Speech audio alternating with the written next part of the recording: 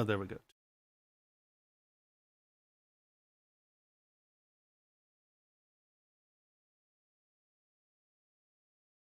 Okay. All right. So that should be it. We should have all our channels now. Have I connected? I see no viewers. Is Oh, there we go. 8 viewers. All right. Woohoo! Tried that again, and it seems to have worked. Seems. There's YouTube. All right. Just have to re-sign in, everyone. Hello, kind and gentle folk, for the first stream of the new year. Woo! Sorry it took me so long. Like I said, moving is a nightmare, and trying to reset everything up was a nightmare. Always a joy. The joy of moving. Love it. Not moving for years now. Done. Okay. So, tonight we are doing some critiquing. Hope you all will, yeah, get critiqued. Okay. So, is there, I guess we'll just start here. Now, it's always so funny when they bake in texture. Like did we ever figure out how to get that unbaked, or does it?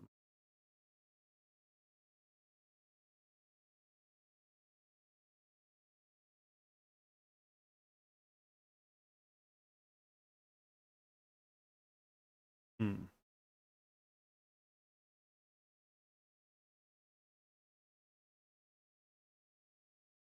UV master. Oh, UV.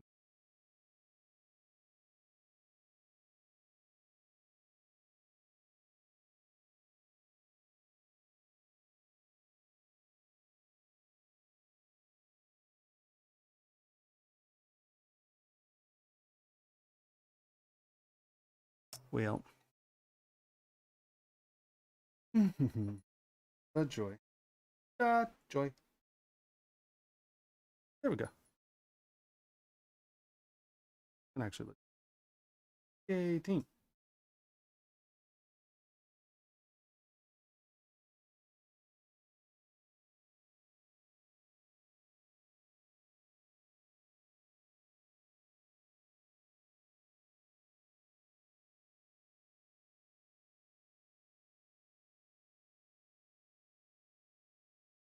Honestly, he looks great.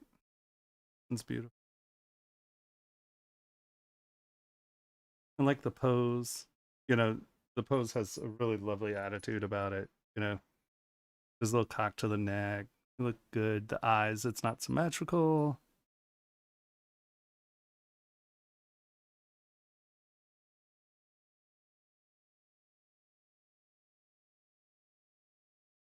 See the motion in that turn.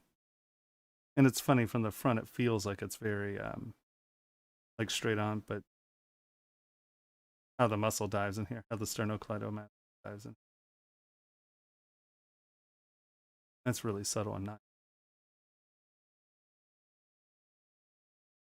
He didn't leave anything to hide.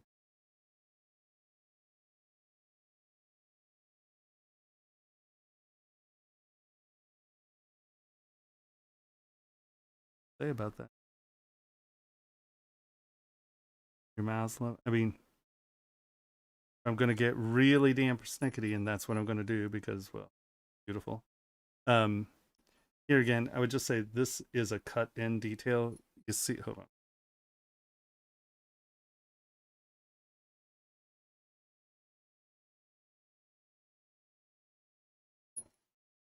There it is.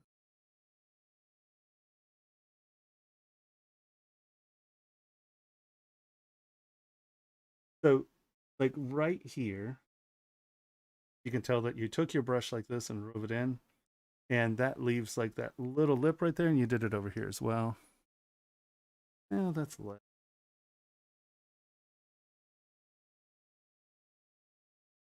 Just the, but over here, it really, see how you have this reflective line and this reflective line.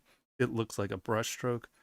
Literally all you need to do, take flatten or H polish or something, and just come in here and just knock that reflection just a little. And then it'll feel like it's going up and inside that instead of it being a lip. And I know I crashed your texture. But just that little bit. And this is going to texture.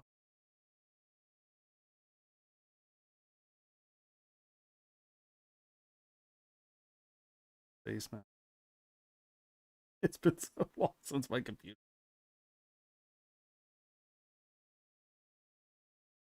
Does that make sense? I think that.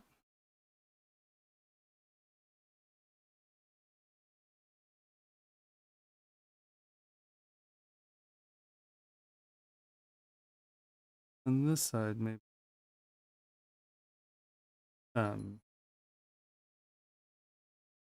Instead of these being, just knock that little lip off in there. And that once again makes them feel like wrinkles instead of cut in lines. Because this under here would be a max.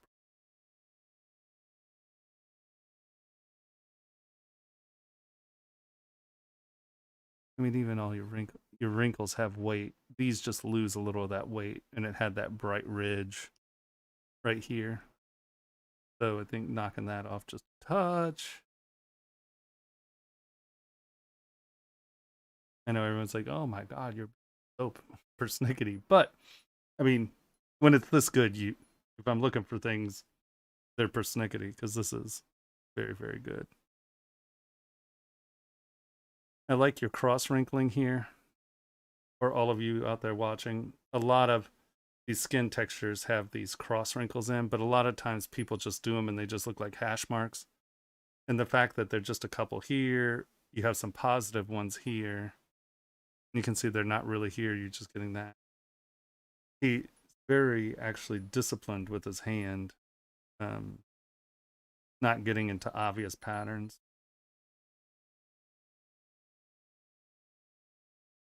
No, it's a great, great sculpt.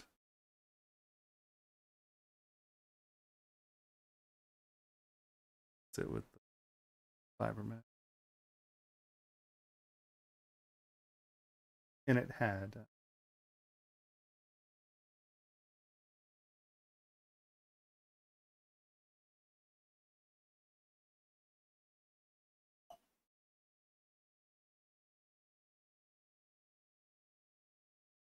no, that's fantastic. Like I said, you got your symmetry and stuff down, the motion and the neck, beautiful. That's fantastic. Very, very, very, very good. I mean, like I said, if I were being ultimately persnickety, those little things with the wrinkles, so you're just not, you do so well with the gravity here, getting some of the gravity on this. When you just come in with, a crack like you did here, if it has this bright side here, it just doesn't read as a crack as much. So I would say think about that. That's the only thing. Just make sure they still feel like this, where they're folding over each other, and not just like, because these down here are pretty big and they have meat. That's the only thing. Really, it's gorgeous. What are you thinking? Yeah. Yeah, no, you can really see the expression and stuff without the hair. This neck stuff is very subtle. How this fat roll's coming, the sternocleidomastoid under. You can see that flex. That is some grade A sculpting. Beautiful. Cool. Hey, Juan. Hi, Carmeet. Hey, Raytheon.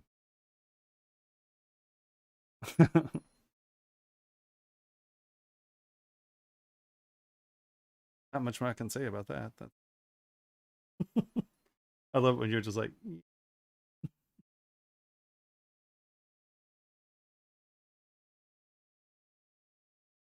Ragnar.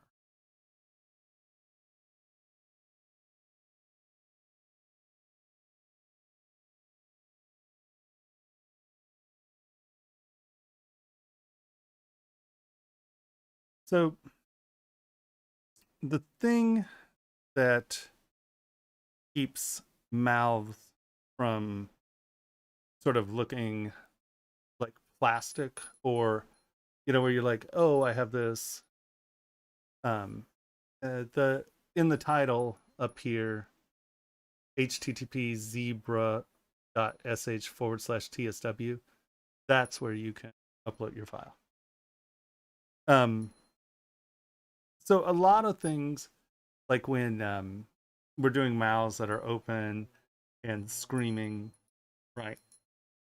What makes them look sort of like that sex doll mouth, or like it's just an oval opening as opposed to a mouth opening and stretching, is you got to remember that your jaw is a hinge, right? And so if we open Daisy and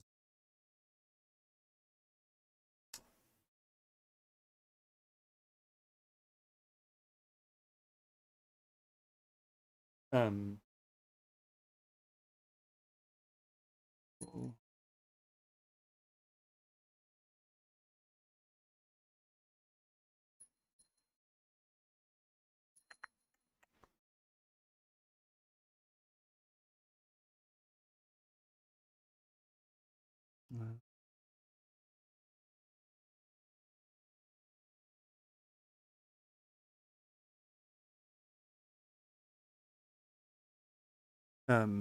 boop, boop, boom.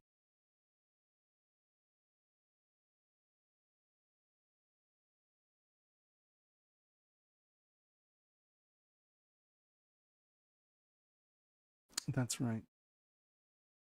Okay. Can you hear me?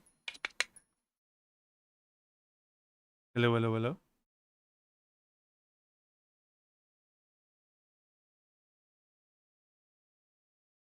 No one's responded. Can you hear me? Hello, hello, hello, hello, hello, hello. Oh, okay. All right. Okay. Okay.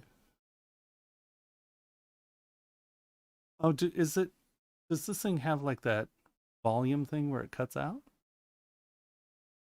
Or is it just me turning, hold on, blah, blah, blah, blah, blah, blah, blah, blah, blah. Is it just the directionality of the mic? Because I start to mumble. It might be a mic set that somehow got moving.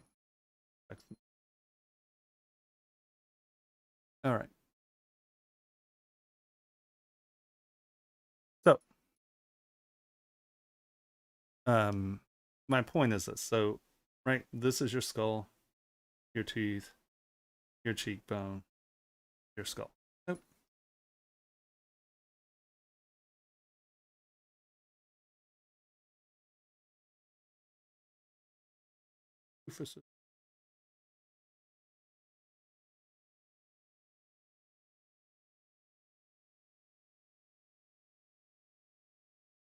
And so then your jaw, when it's closed, is doing like that, right? So this is your pivot point, and you got to draw a circle from there. And obviously, this circle is probably. But you have to remember that's your pivot point. This comes back to here, and then this comes like that. And you can see that, right? Your jaw isn't going to go past that. And so the first thing that makes a lot of things, like I said, sort of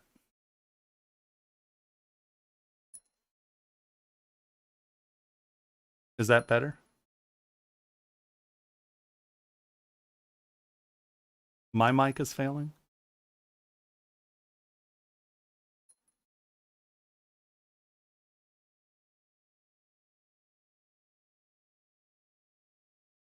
So is that volume okay? Am I blowing everyone out?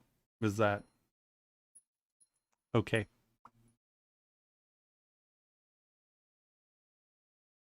I might be quiet.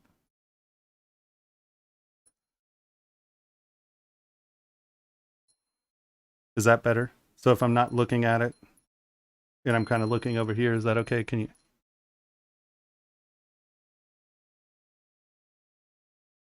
Yeah, well, my mic's really good directionally, so if I'm not talking, you might not pick up a lot of noise, so it might sound silent. But keep me informed. Is okay, so is this okay? Are we good?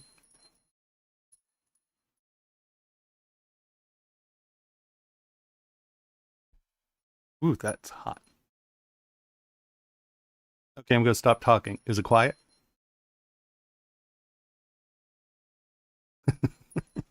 All right. So you can see that, your jaw doesn't move. Yes, Maxon and Pixologic have merged. I don't know who. I'm sure. I don't know exactly. I think it's a merger, right? Isn't that what they? I think that's a technical. I don't want to say the wrong technical word. Yes, they purchased it, but I think they called it a merger. Um. So that keeps it from looking like that weird sex doll mouth where it's just round. Oh, I can't round. My camera's on. Mm.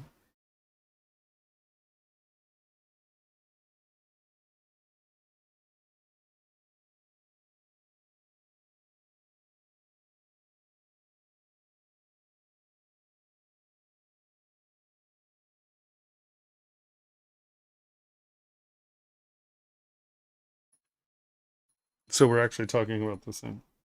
Mm. Ah, yeah. Well, here we go. Here, let's see if this will work.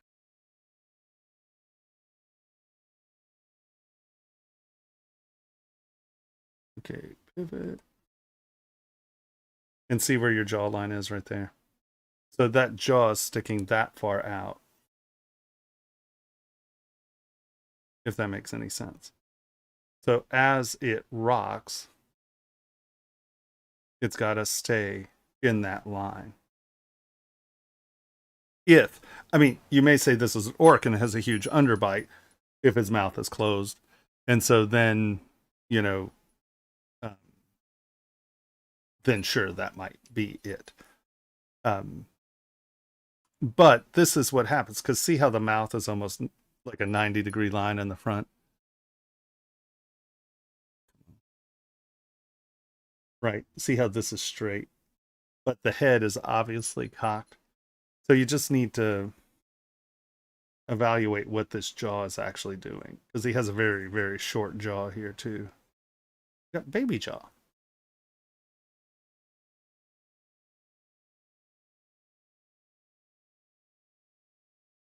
Yeah. No, no, no. We're not. The whole point is to make you better, not. I'm not mean. Well, I mean to some people, but a lot of that is just humor between us because we've known each other for years.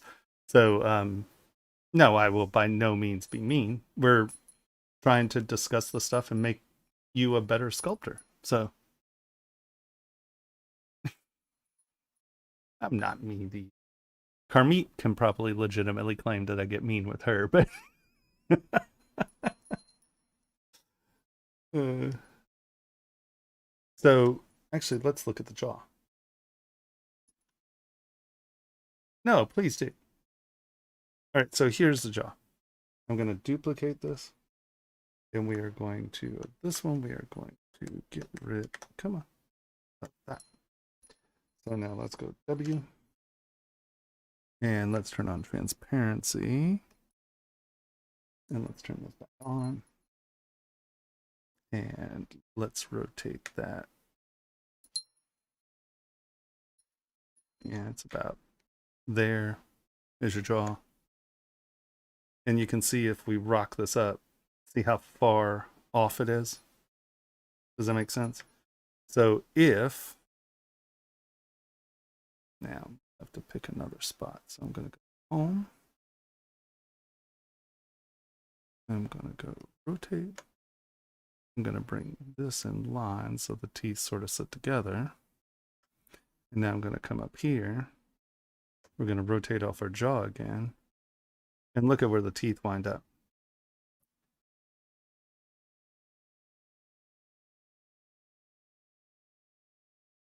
Are they here? Henry, are you saying this person's here? Oh. Oh, I thought this person was here saying, oh, I have this other thing over here. Okay, I see. So I think, does that make sense? So you need to decide what your jaw is and if the teeth are lining up. Because if the teeth are lining up, one, your teeth are at the wrong angle.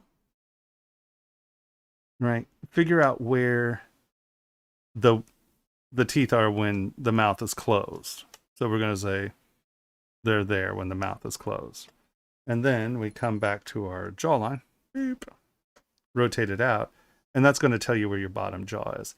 And see how you're getting all of this depth in here, and you're probably like, oh, that's so thick. Well, it's because it's way far out. So let's grab Move Elastic and this, and push this back. Ooh. Move Infinite Depth. No.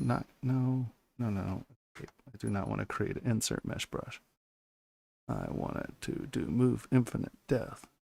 X, I'm assuming. Yes. Move Infinite Depth X. Boom. Brush a little bit bigger.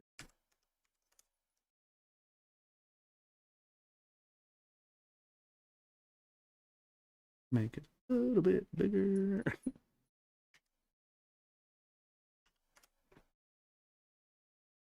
Yeah.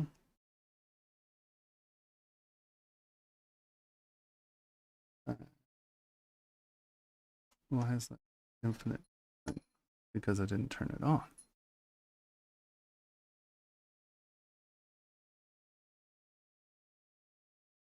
And do you see how that feels a little bit more realistic?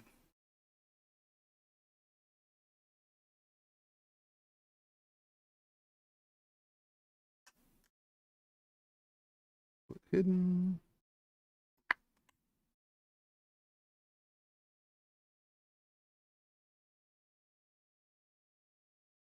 So your teeth are in your mouth.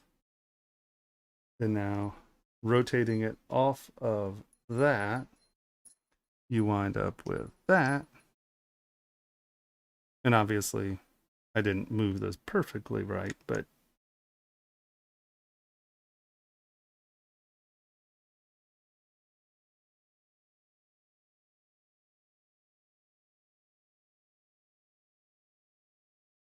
it also gives you some of the directionality on this jaw and this stuff inside here.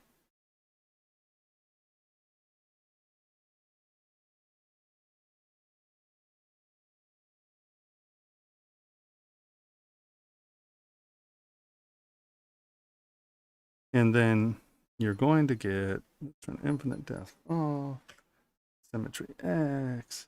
You're going to get a little bit of the pinch in there.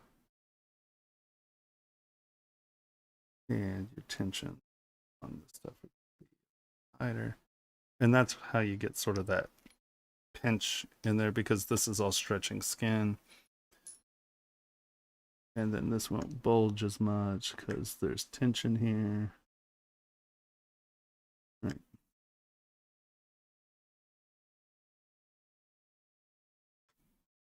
Stretching.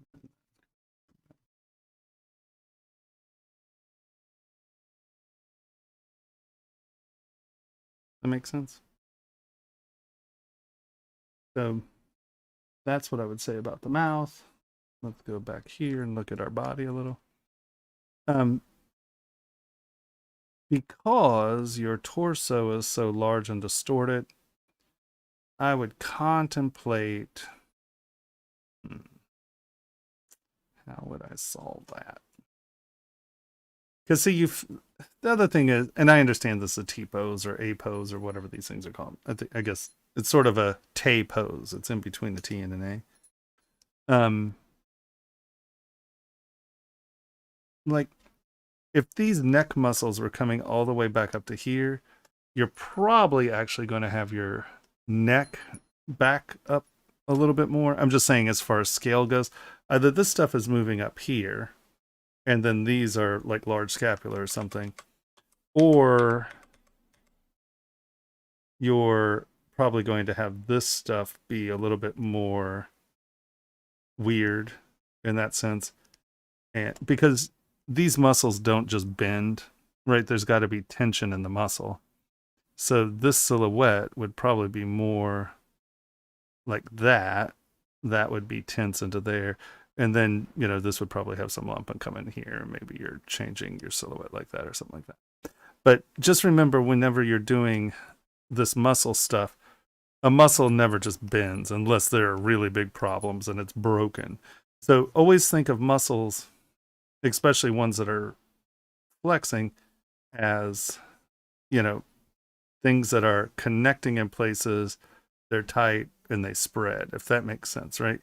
These are under tension. That's bulking, so that's flexing.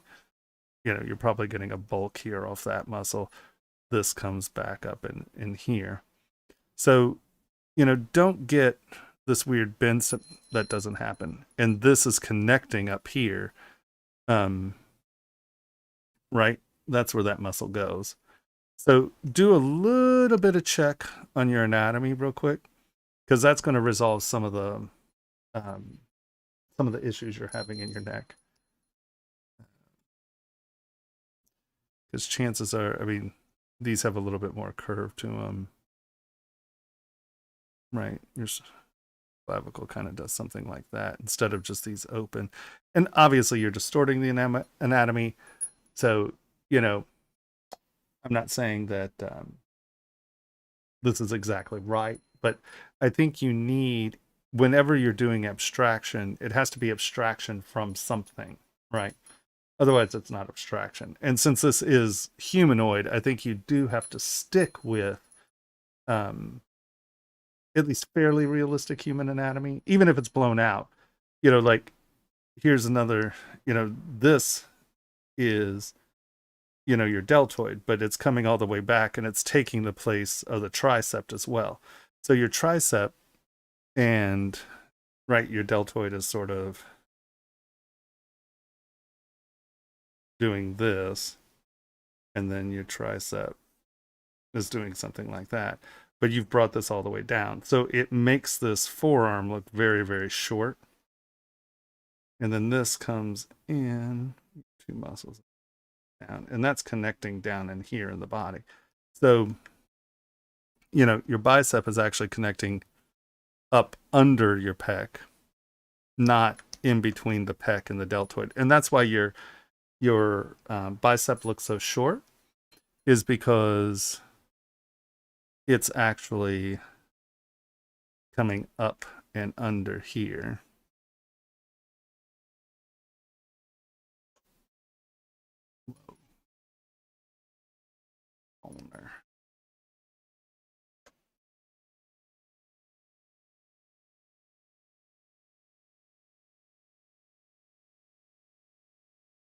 And right, you see how, and this is actually connecting in here. Your arms twisted oddly, like your anatomy is not following the pose. And so that,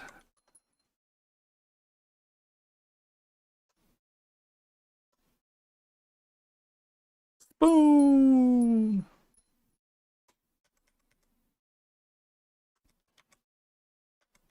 All right, let's.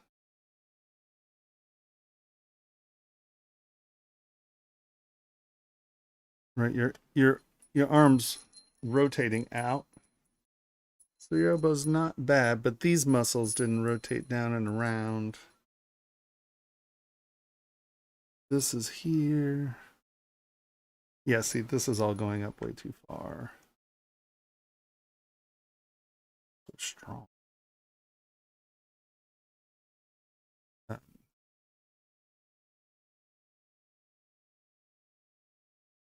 This is splitting. Yeah.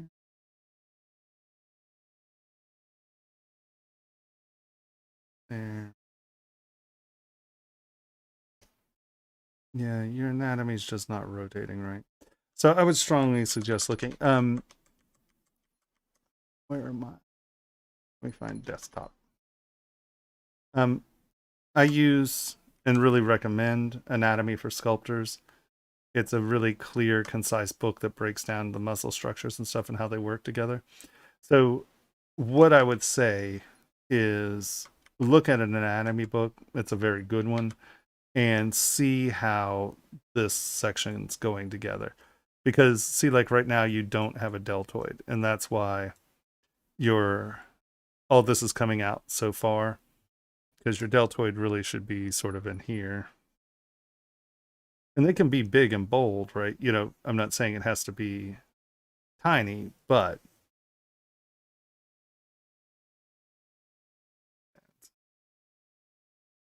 tricep would be kind of rotating around a little bit more. Your bicep would be cutting under.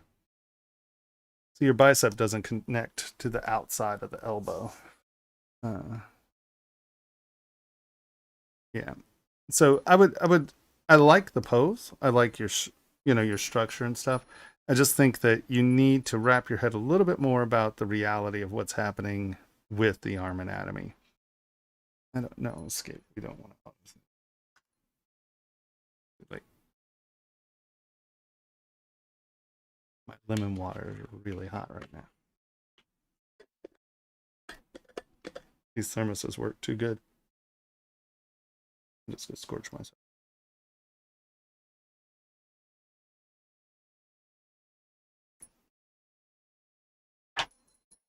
I haven't talked this long in a long time, so I'm just preparing. Because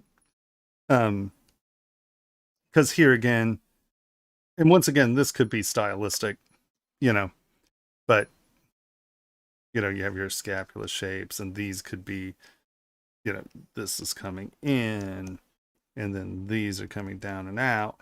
And, once again, if you're trying to do this, that's fine. But I still think that your intersection with your arms and stuff should be a little bit more realistic so you have the feeling that these muscles are going. Let's look at your legs. Yeah, your legs are fairly solid. I mean, you haven't done a whole ton of sculpting in them, so you're pretty good there. Your knees rolling out a little. Right. You're crossing over.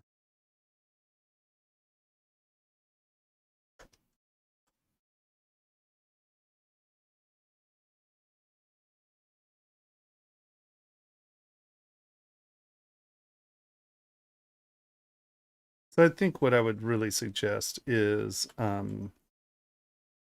digging into a little bit more anatomy. Because you can blow the anatomy out, right? You can make it weird and distort it. But you just have to think of all of this as a machine.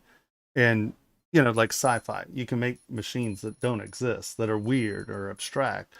But if it's good design, you've got to make sure that it's working as if it were a real machine. So I would say, because your forms and shapes are fun, I would just work on the idea of getting your anatomy a little bit tighter because this is all stretching out, but this is going pretty straight. Because your rib cage would probably be something a little bit more like that.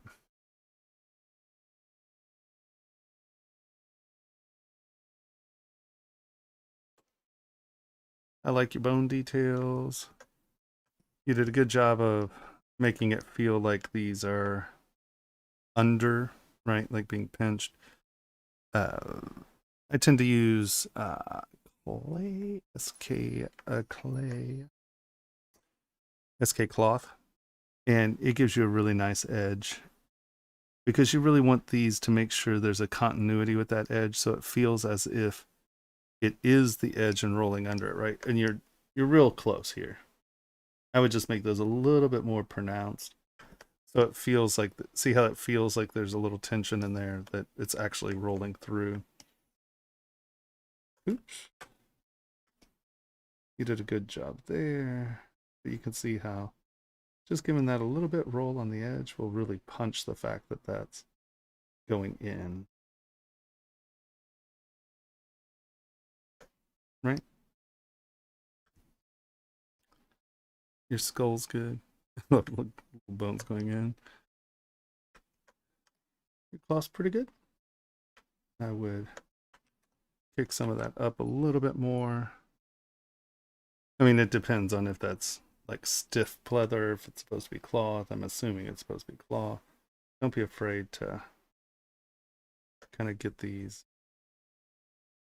going.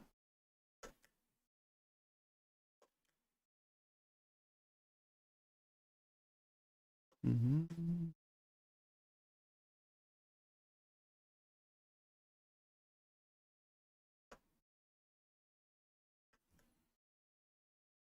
Right.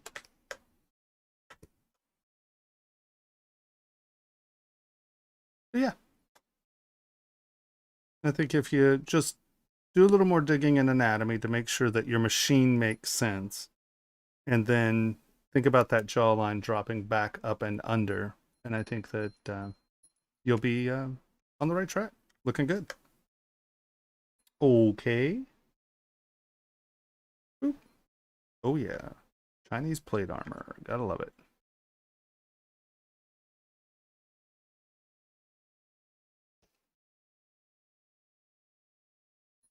Okay.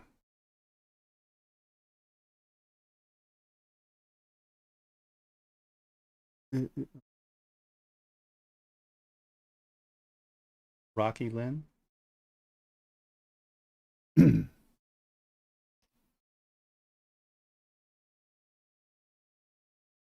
Doesn't. Let me see if I can find.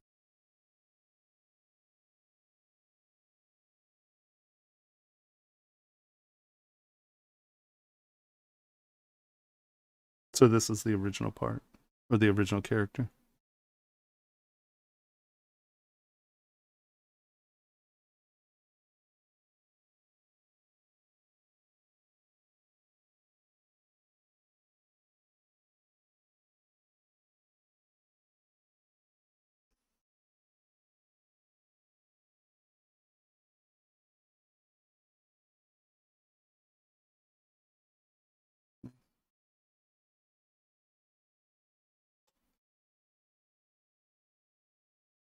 This lion right here.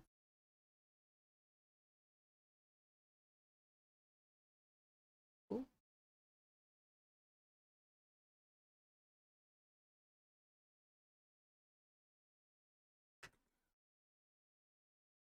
Yeah.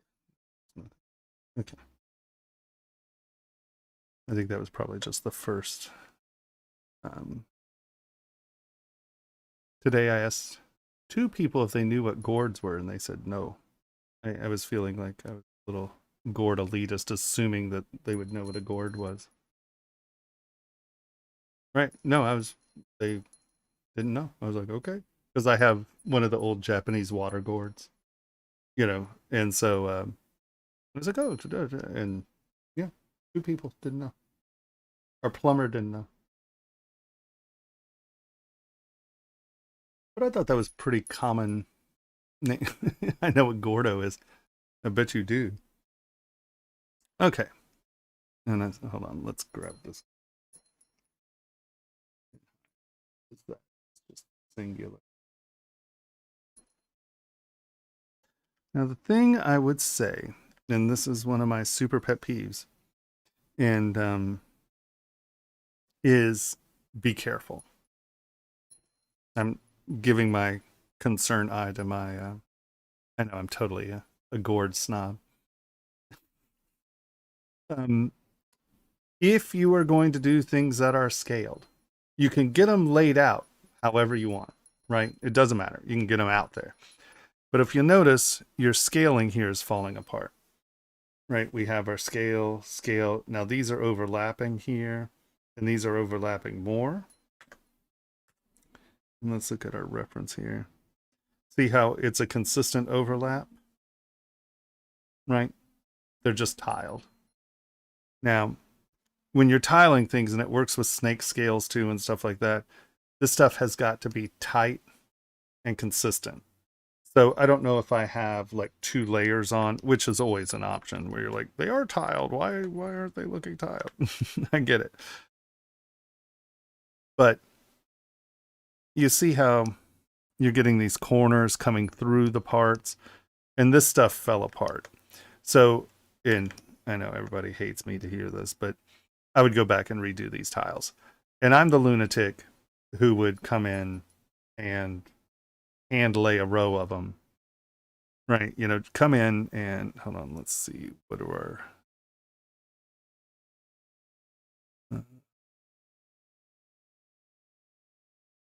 why am I not seeing my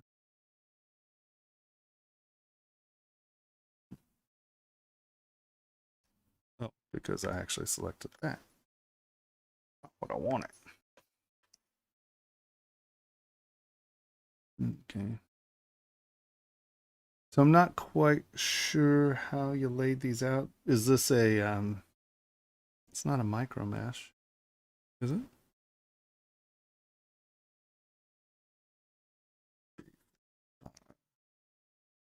Nine. 1, 2, 1, 2, 4, 5. No, I don't think it's a micro mesh. Maybe it's multiple nano meshes. I'm not sure. So what I probably would have done, hold on, let's look at this. What is something? Because these aren't registering as object. So this is a nano mesh or a micro mesh or something. You see what I mean? This is the only active thing, not these. So those are, yeah, it's a nano mesh. Wow, how are you getting that many overlaps? Are there...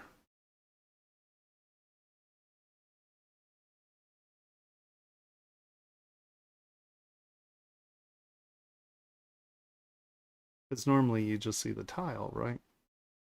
Or you just see the mesh. You know what I mean? Normally you just see the one in the preview, you just see the scale, not the whole thing. I'm not quite sure what you did here. Because you only have the one scale. Then why would that fall apart like that?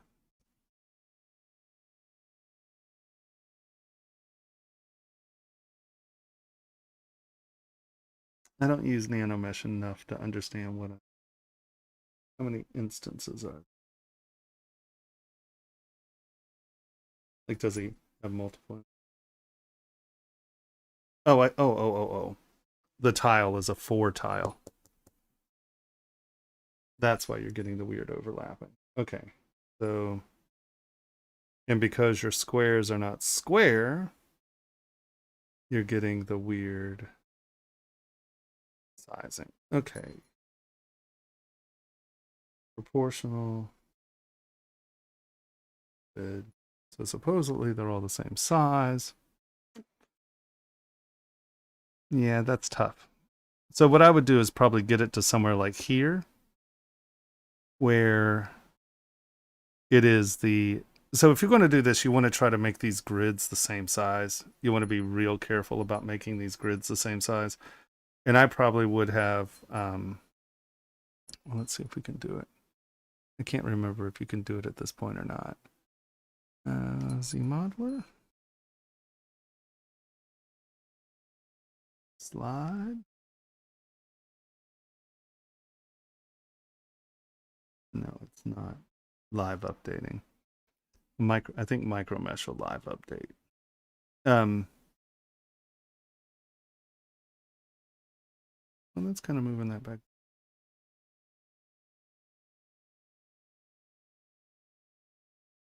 you know, maybe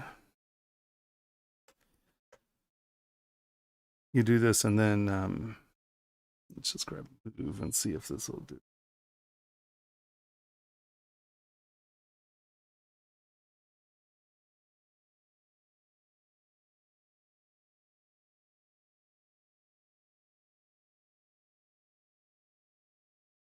Let's see, I have space there.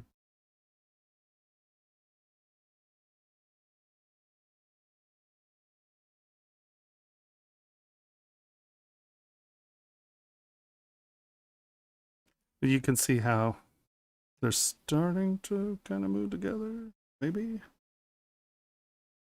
Oh, well, you can see the top there.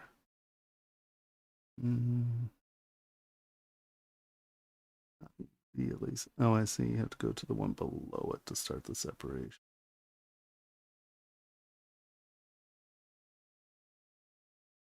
But you can see how by making them a little bit more even, you're winding up with a nicer dispersion.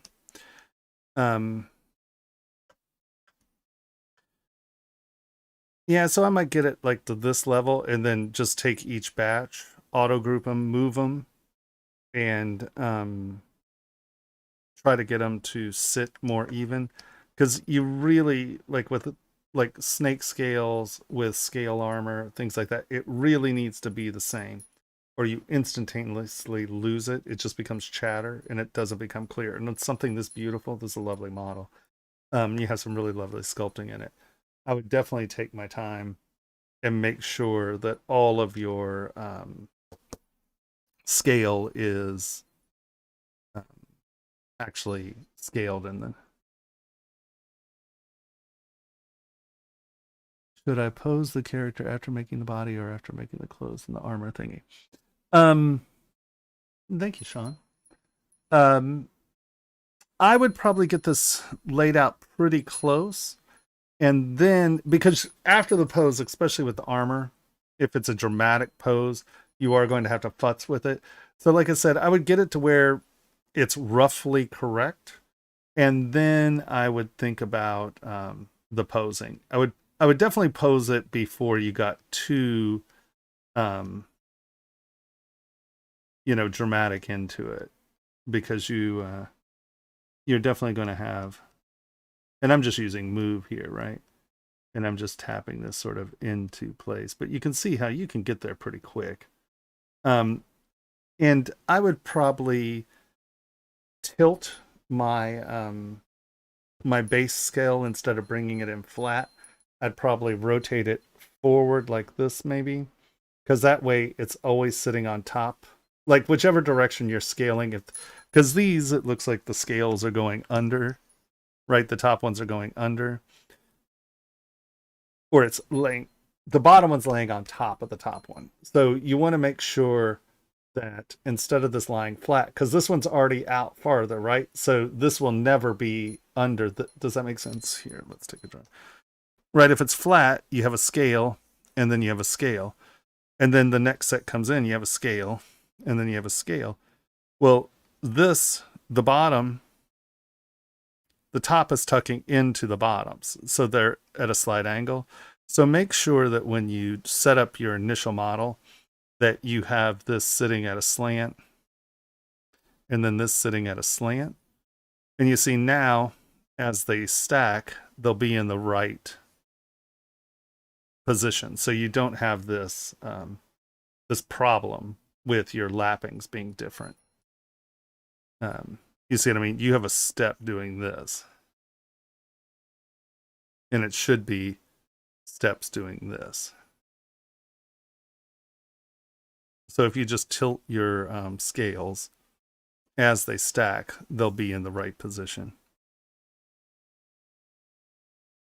So I would work with that a little. Just work about getting these shapes or these sizes more consistent. I'm mangling this just by moving it from the front, so ignore that part. Because everything else looks really good. Right? I mean, all this stuff, your leather stuff, this feels like it's leather. You know, your little details are really nice.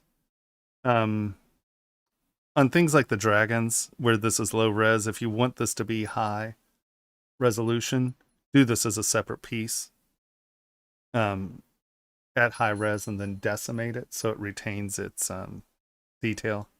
Because when you have details this nice, you know, where these are going to look crisp and sharp, um, do this at a high res and then decimate it low and then use the decimated parts in these, and you're going to wind up with a better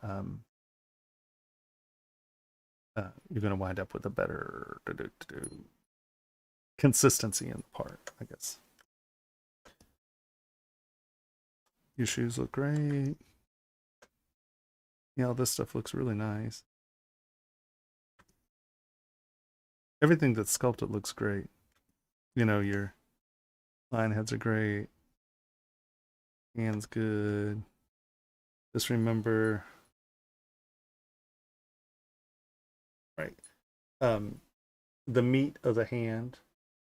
There's these fins where here you have this kind of lump. So, you know, remember that this is a series of folds, if that makes sense. It's not the dent there, like it comes from one point.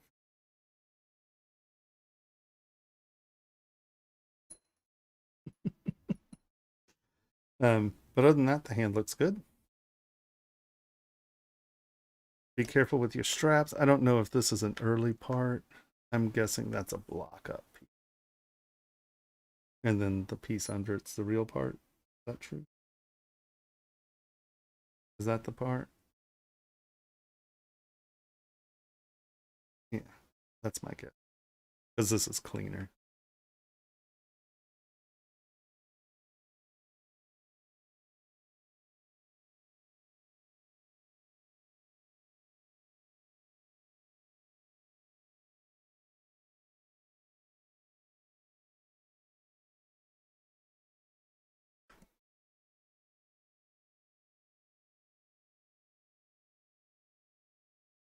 Here again with the hair.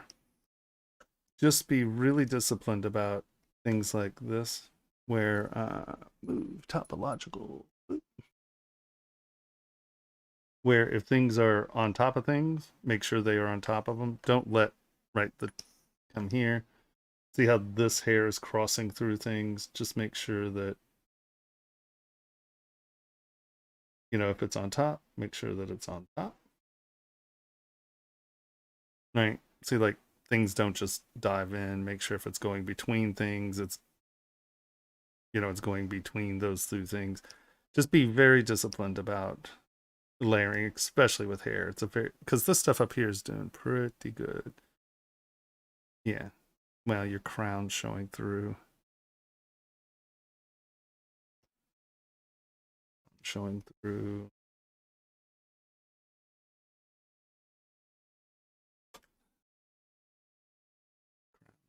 Through. See, like that. That's probably underneath this stuff. So, oops. You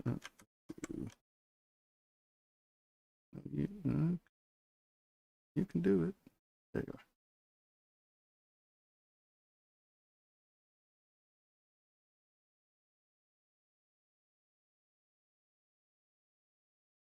If that makes sense. Mm.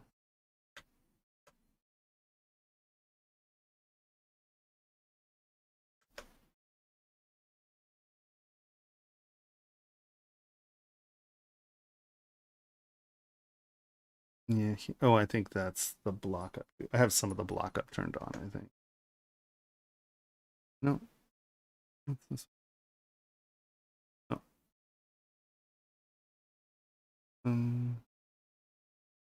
So this one?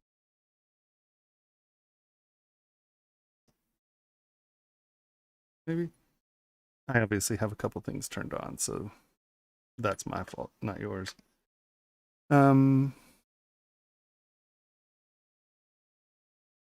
Yeah, that's okay. With all of these turned on, this is standing too far out away from the body. But that makes more sense if that's not turned on. That actually looks like it's crimping in. Just make sure that your belt is crimping in, not that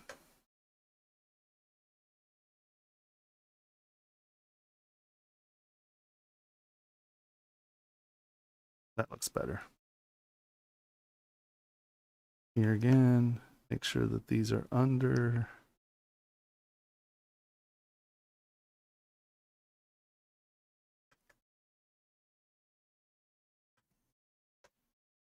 Here's our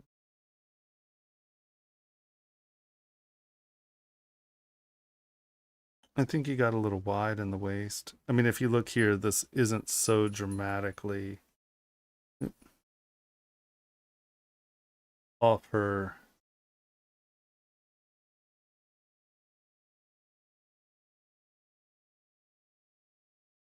I know this is fat, but if you notice, she still has, this is inside her hips, right? So she still has a feminine curve line. Not that far off. I think you might just want to accent this. Just, you can see all I didn't even move that stuff in. I just brought the belt in a little bit more, and see how that accentuates the waist a little bit more. Oh, sorry.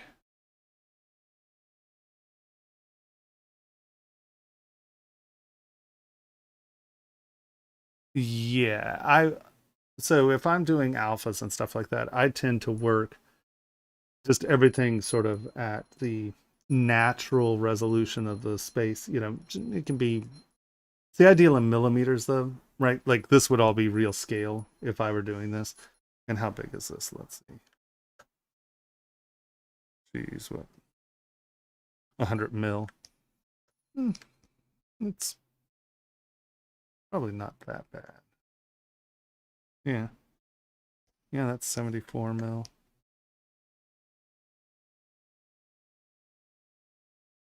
Yeah, I mean, that's 185 mil long. But you only have 416 active points. Okay, hold on. You're what I'm looking for.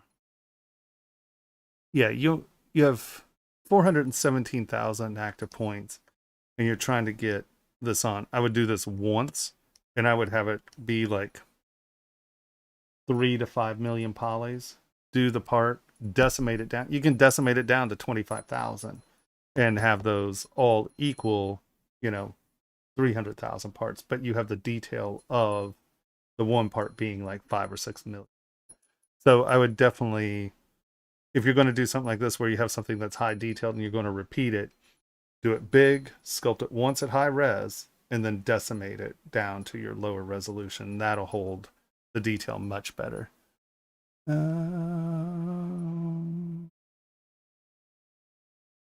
Yeah, exactly. Alpha where it could adjust quality per brush size.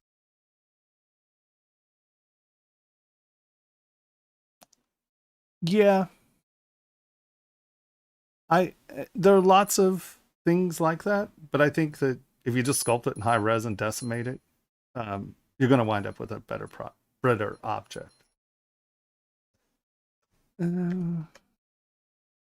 Yeah, I think that's the only issue. Make sure to do those where there's enough resolution to get it done. Here, so how much? That has 3 million polys. And so I don't know if this is also something else. I don't know if you wanted this to fade out, but that fade out is your focal shift. Isn't that what it's called? Yeah, focal shift. I have that moto brain. It's fall off to me. I have a problem with that. This fading on the side is because you have focal shift on, and the focal shift makes it a round object. But if you take your focal shift to 0 and then do the projection, it'll come out square, or you'll have the detail you won't get the fading. It's not going to be a round alpha. It's going to be whatever the alpha is, if that makes sense. So you may have one at this fade off, and that's fine. But that fade off is caused by your focal shift. Are these from, there's that really good Chinese alpha site for all the woodworking stuff. They have some great alphas. But you can, unless you buy them, they always have like a little bit of fuzz texture to them because they're lower res. But they're really good. They're great use of textures. But the other thing is when you do a block up like this.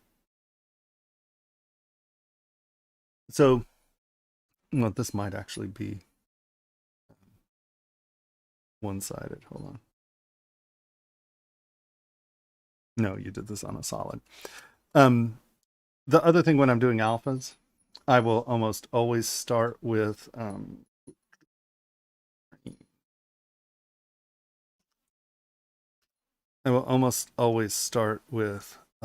plane.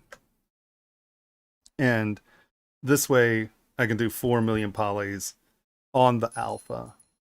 And then I can come back and add the frame and then just boolean them together, or just thicken this with dynamic.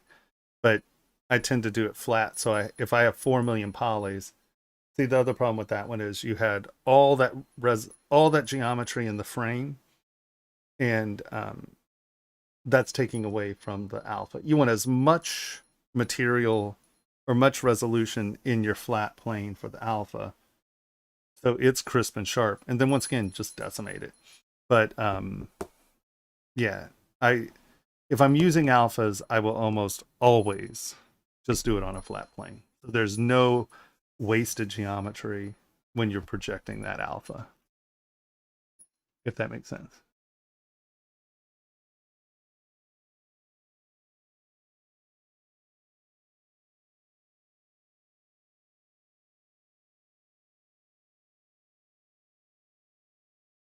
Yeah, that's where it gets tricky. There is, yeah, transpose master, you can do it. You bend it, and I don't use it enough to really be able to demo it. There's some very good videos about how to do it, and what you do is you take it and you do the one subtool, and then you push hit, and it bends everything to the subtool.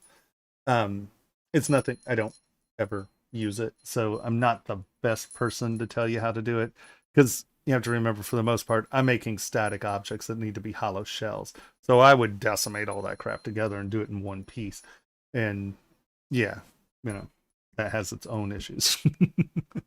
But I'm designing everything for printing, not, character design for games and stuff. So there are definitely some far more informed people out here who can really tell you how to do that. But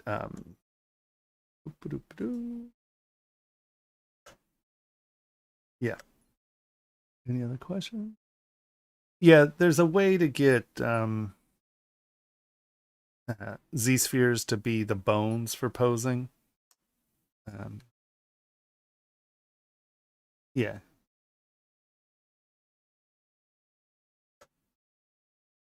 Yeah, exactly. There's some good ones out there. And so there's a way to just pose the one side and then it'll do it.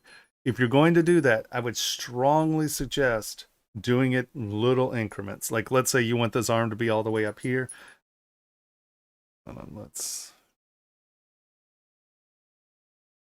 like, if you want this arm to be all the way up here, I would do it here and let it transpose everything to it. I would do it there, let it transpose everything up to it. Do it there and let it transpose everything up to it. Because then you can wiggle it and push it and tune it as it's going. Because, they never get these fabric curves right. And so you have to go in and just tap it.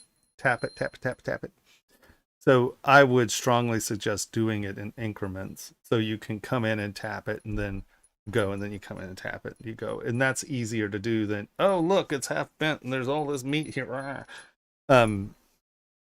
So I would look at those videos and I would very much do it in like 4 moves instead of 1 move, and that'll really, really, really help you retain control over the distortion and the pinching.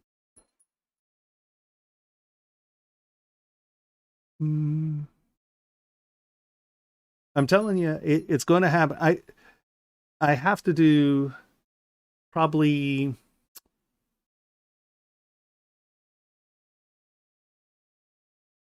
at least another 30 videos, 30 or 40 videos until we have that base bit done for the education platform.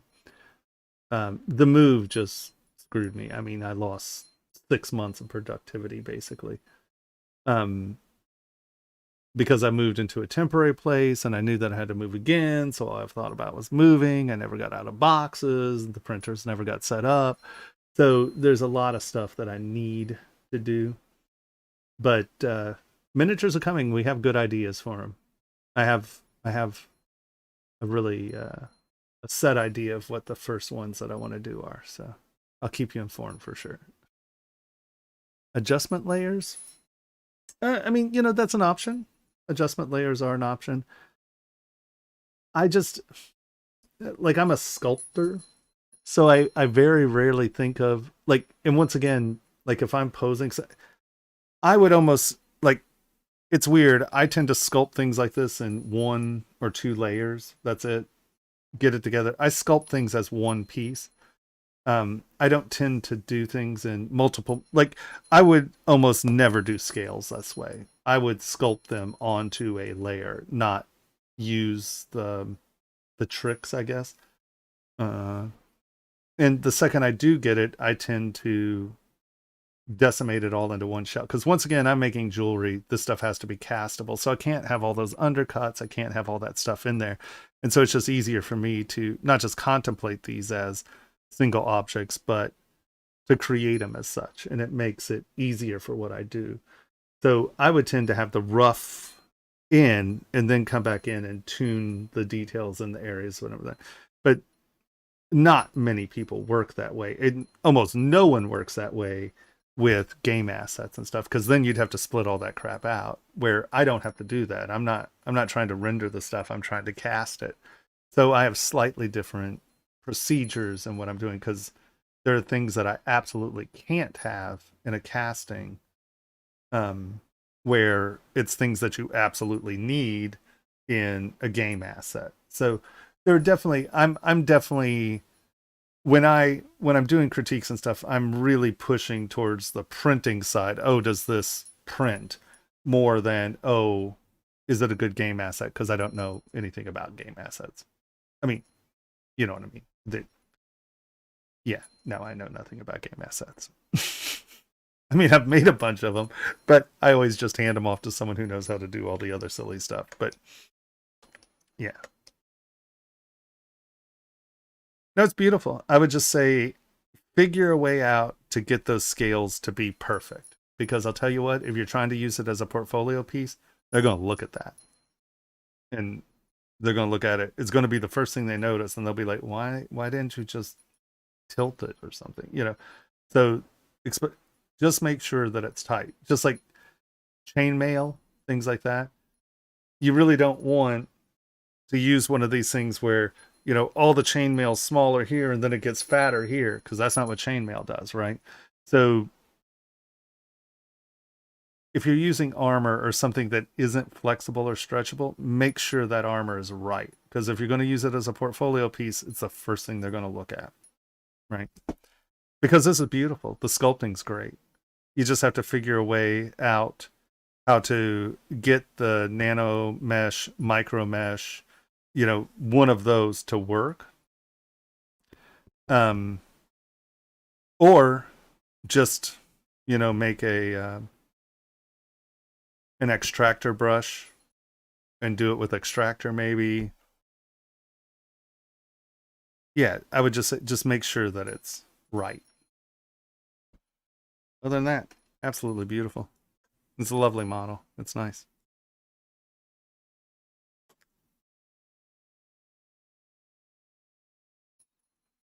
2 thumbs up. Any questions about that one?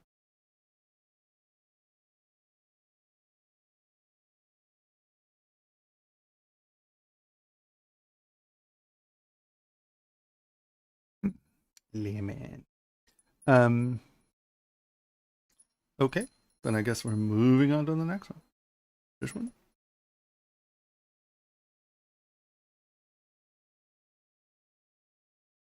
Interesting.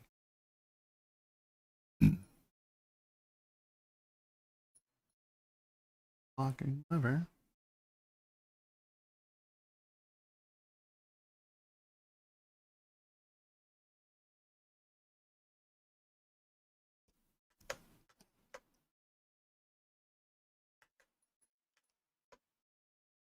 I know, right?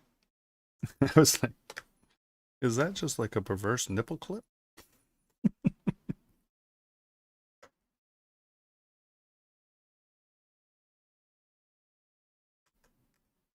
Is this person here by any chance? I see we go to the same club. So for now, I compose first and then make armor pieces and copy it together. Yeah, I think that's probably going to be your best bet. And then that'll also give you a chance to have control over the armor pieces. You may want to make these were hollow, but you may want to make a sculpted piece. I'm trying to think if it would be easier to do it with it cut halfway through the scales, because that way you'd always have at least an anchor. Where you sculpt it flat, and then you have your, like, you've made it. You have your scales in a block. You may want to try thickening it so it has the, well, you don't need thickness. I don't know what I'm talking about. You might want to make it where it is, instead of doing this, you're cutting it in half here, and then you're cutting it at half here, so you get half of this scale up here, and then half of the scale here. And then that way, you're actually just trying to get this straight line to merge instead of trying to get the things to cut up and under. So you're trying to merge flat surfaces as opposed to making sure this is going under and over. And that way your intersections between the top and bottom don't get altered. And then if you're posing it, you can just get those down, and then you can kind of push it and shove it. And then you can merge that together as one part. That might work.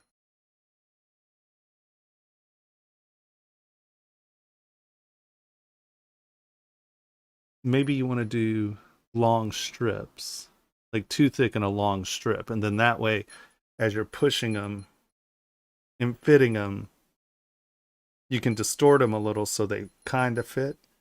But then it's a never, you're trying to get it to where whatever you're doing, you're not changing the relationship of the scales. You might squish the scales to be a little smaller to get in there or whatever.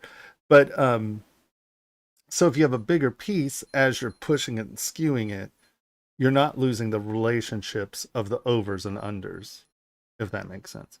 That might be a way of trying it. Yeah, it's tricky. It's hard. I mean, that's why people get paid a lot of money to make really good usable armor assets. Chainmail.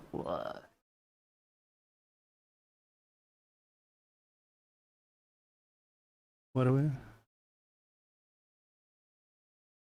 Oh, a caliper? That'd be a rough caliper. So it looks nice. I mean, I think that if you're trying to make it look, see, it's like, are you trying to make it look like a machined part? Is that an issue? Like, what is the, are you going to print it out and try to get it to work? Because if you're trying to get it to look, I also don't, how'd you block this out? This, oh, hold on. That's a, what is that? Is that a Dynamesh? Looks like a Dynamesh. Because I probably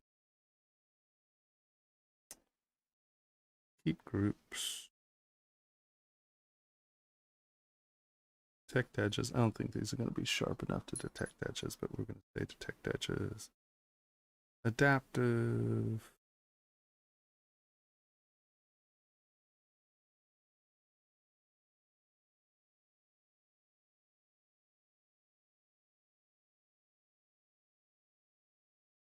Because if you're trying to get it to be a machined part, I would definitely go back to standard Z modeler, like a quad model instead of the mesh model. Because, you know, all you have to do is crease an edge and you can get it to be sharp. So if you're trying to get it to look machined, I would go to this point and then ZBrush.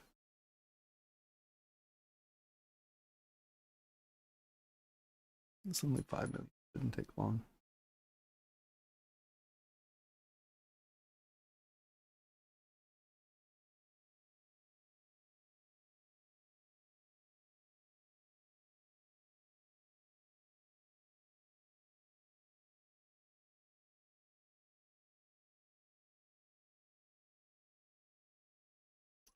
Dun, dun, dun, dun.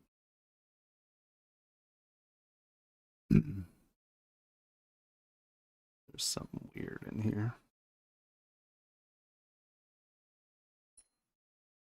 It's gone.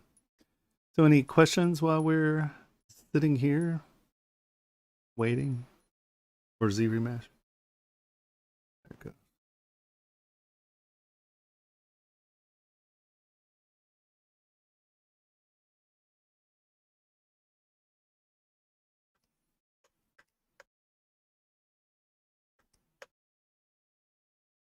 See if we can get her.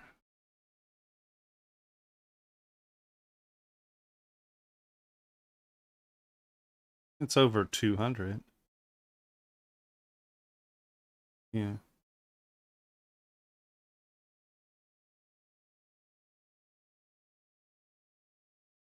Yeah, I don't know. But we were like a, yeah, yeah. And so when I say I need to make like 30 videos, the video I'm in the process of making right now is going to be hours long. And then we break those videos up into 12-minute to 20-minute segments. So you can learn the little bit and then go to the next bit. And so it's not like these long things. So that could be another, you know, a 4-hour, 5-hour video could turn into a lot of videos, you know, but each one is a easy learning sort of little segment that should make sense. We try to keep them sort of smaller videos and larger concept. How would you phrase that? There we go. Thank you. I'm like, well, you know, I mean, let's face it. If you get more than 20 minutes into a video and then you try to go back and remember something from 30, you're never going to do that. And we don't have the capacity to index videos yet. I mean, there's just, I don't even see how we could ever do that. I don't know.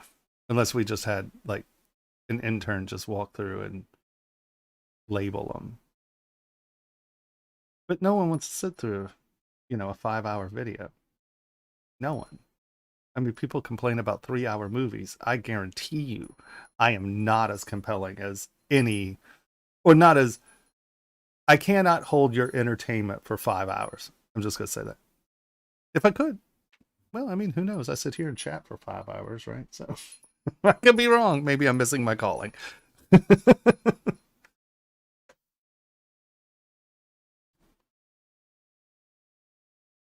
Why, when I want to sculpt a finger or a hand, the shape becomes concave from the opposite? Oh.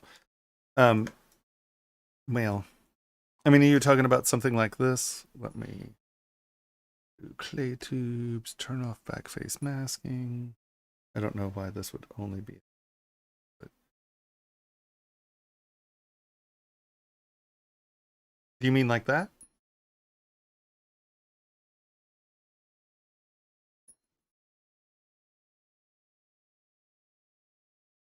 Who is this? Art. Is that what you mean? What's my 1, 2, 5? About 8 seconds. Art. Is this what you're talking about? Concave. So there's this button. Where is it? It's in masking. It's backface masking. And so if you go into under your brush palette, there's a thing down here called auto masking. Boop. And backface masking is right here. Turn it on. And that will prevent that from happening.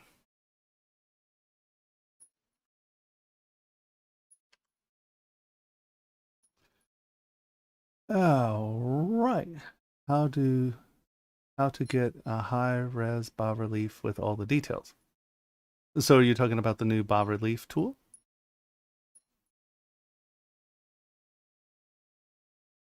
We could demo that here. I think we only have one.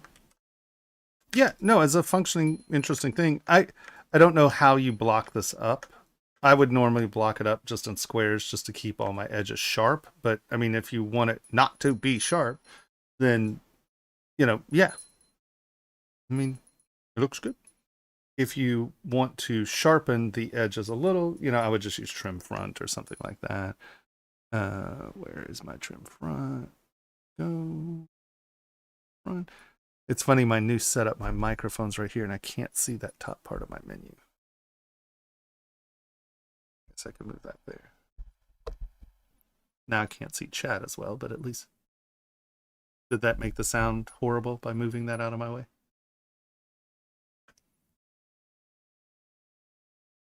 Front. You can always trim front. Yep. And you can see that I'll sharpen some of that up if you want.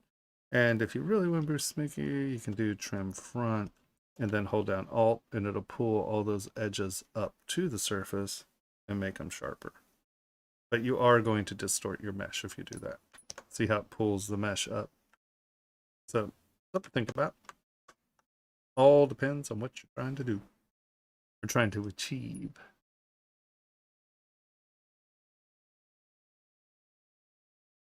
Move this up.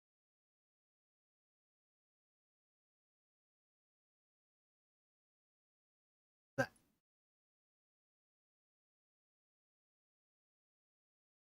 Okay.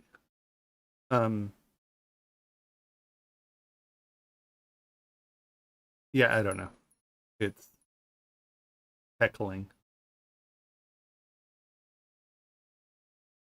Yes, it is normal to have a lot of cleanup after extreme poses because it's just nothing smart enough to do that yet really well. So you have to harass it. Yeah. That's why I would say it's easier to do it and readjust the pose, do it, readjust the pose, do it, readjust the pose in 3 or 4 moves, because that way you can at least start to get things in the right areas. And then when you're doing it, you're only doing the super clean, detailed cleanup there at the end.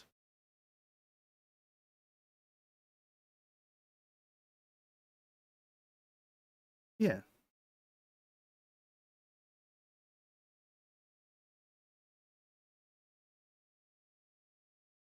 Oh, I know these, but it's not better for a high detail model. Okay, so 1 sec, David. We have one more model. Before I do the next download, we'll take a look at what you're asking. Let's turn to white just so we can look at the paint job before I do it.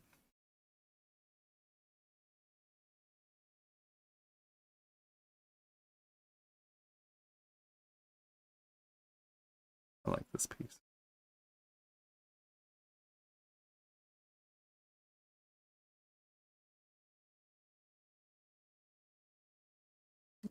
Let's turn blue and texture.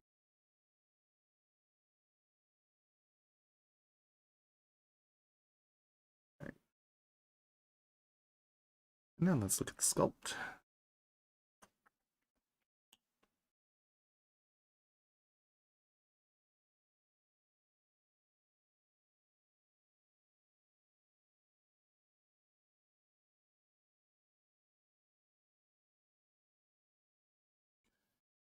So first things first, I think that obviously he's sculpted in symmetry. And what I think you probably need to do is at least get that symmetry off. Once you're done with your pose, or once you're done getting your sculpt done, I would come in and just make sure that you're breaking symmetry a little. And I know that I'm taking no care in this, so don't say put your root in the model. Hmm.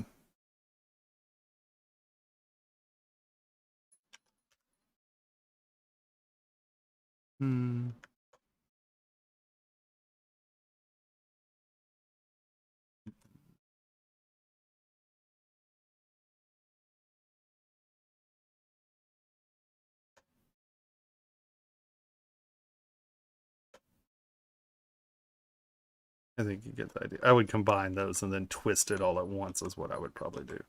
And then you can always break it back up into parts. Let's see. So we're in character. Oops.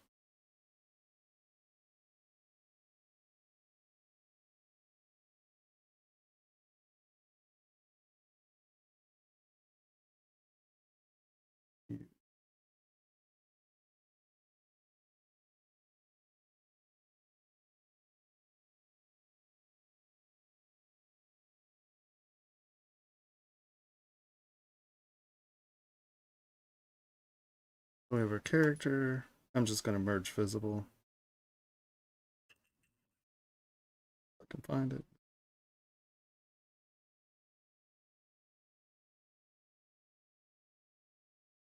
Where'd it go?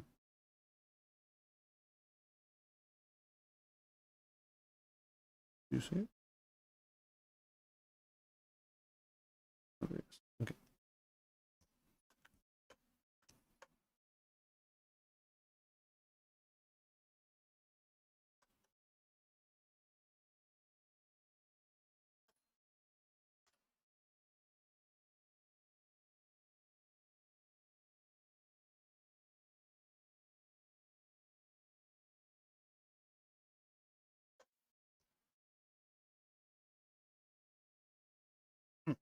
That.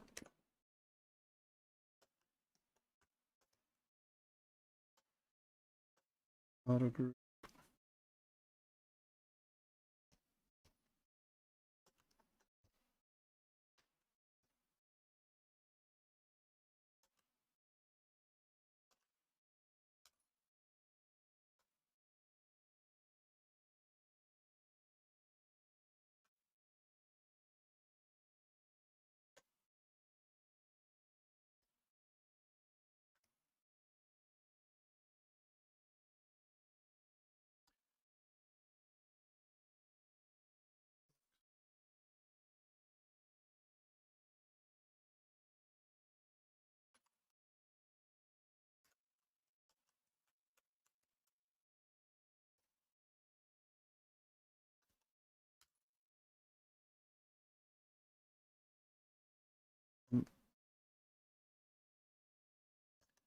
Just where you're getting a little bit more play in that. Let's go center.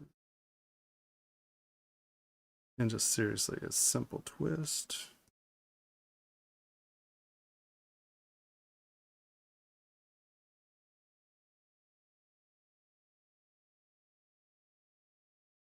And I know this distorts some of that, but just get a little motion in that bad boy.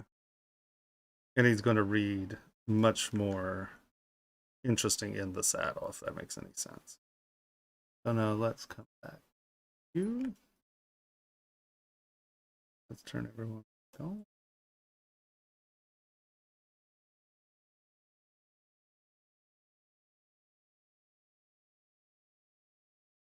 Because everything's just so forward, right? Your turtle is perfectly square. Once again, I would come in, and I know this is probably your T pose, right? But get in and get these, just sort of moved around just a touch. Just break the symmetry on this a little bit. Because, you know, this has broken symmetry, right? It's all good. Now, speak of the devil, there's a gourd.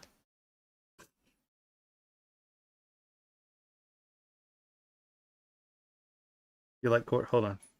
I'll show you something cool. This is cool.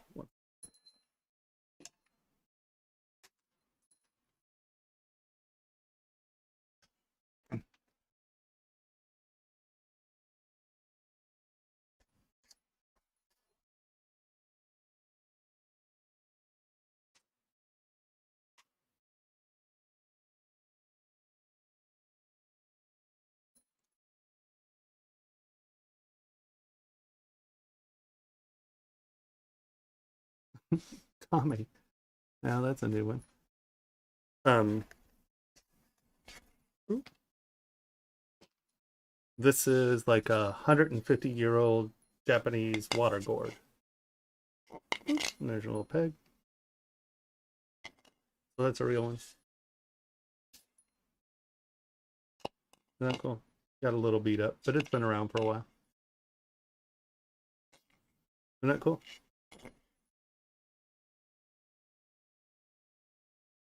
It is. It's super fragile. Well, I mean, it's actually it's pretty robust, but that's why they. Yeah, no, I mean they're not. I mean, like it was 150 something years old, and I mean there are a couple dings in it, right? Ding, ding, ding. But they didn't punch through. And then this is the temperature control version. Throw it in a leather sack.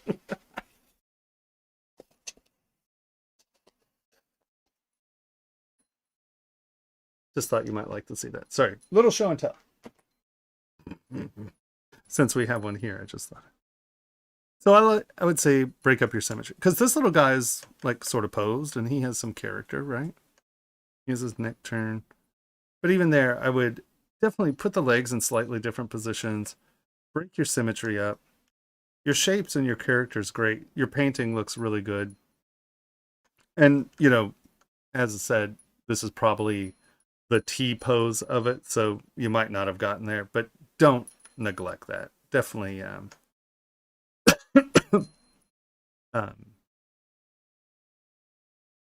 yeah. Yeah, it has a resin on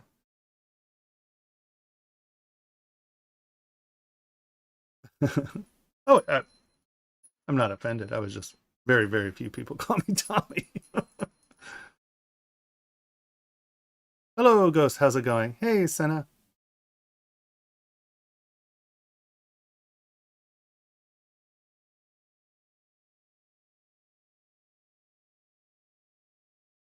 Yeah, it's real gourd.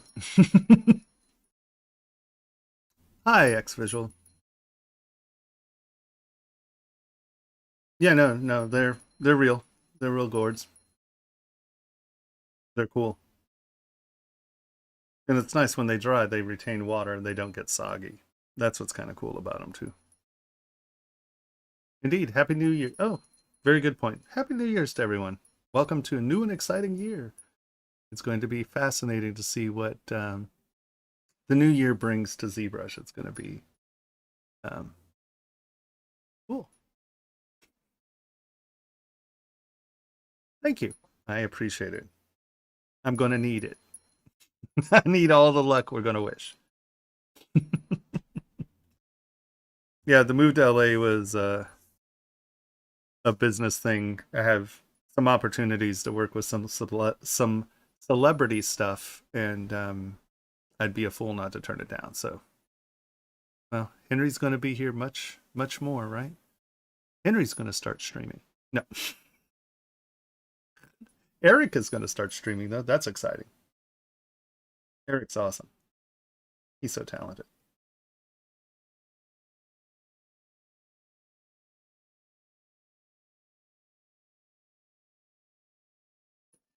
Hmm. My Apple Watch battery charged, it seems. Oh, I have. Woo! I need a star. Uh,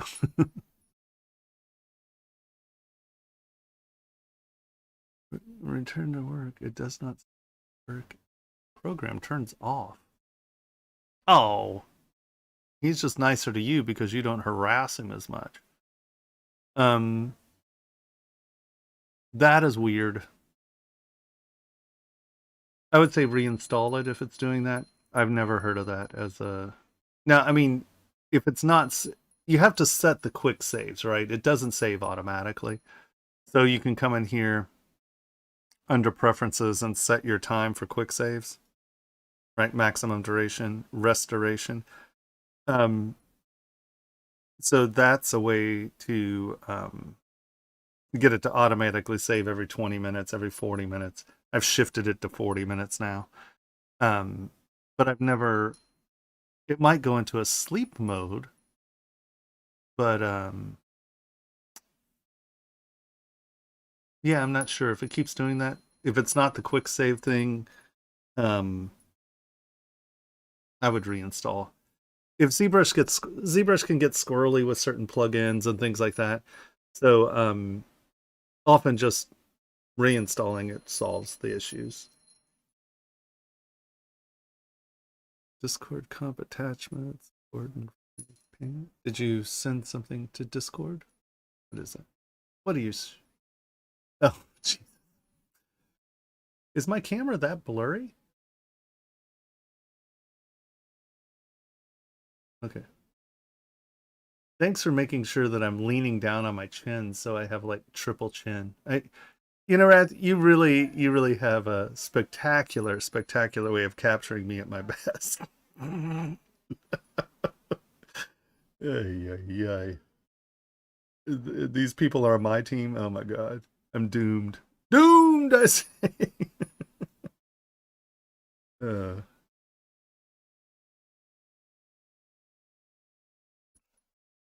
all right, so I guess there's a whole series that I haven't downloaded yet. Many.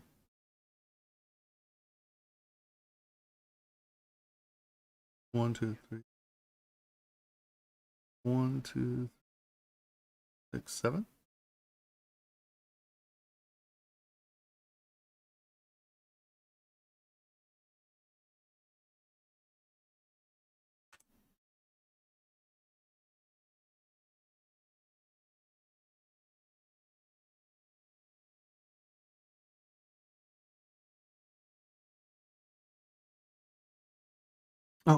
STL. I'm sorry.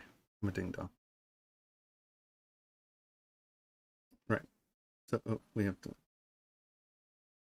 I didn't see Chris Jurgensen. Did I miss?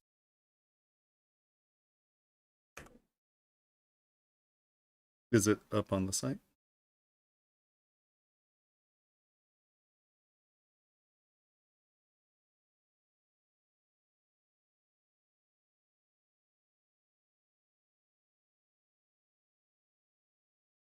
I don't see a Christoph here.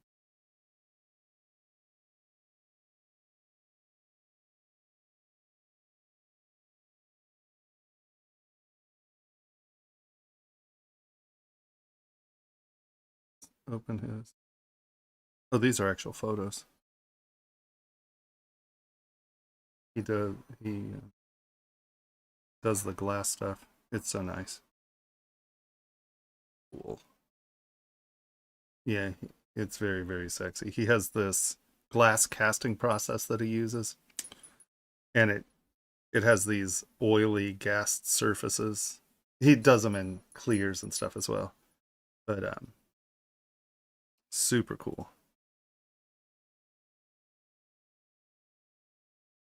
So we need to go to go to star, go to import. Okie dokie.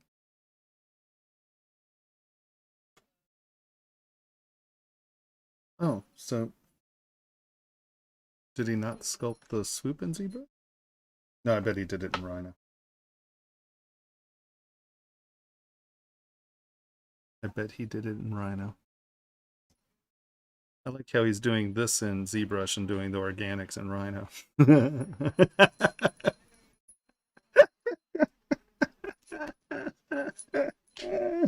That's beautiful.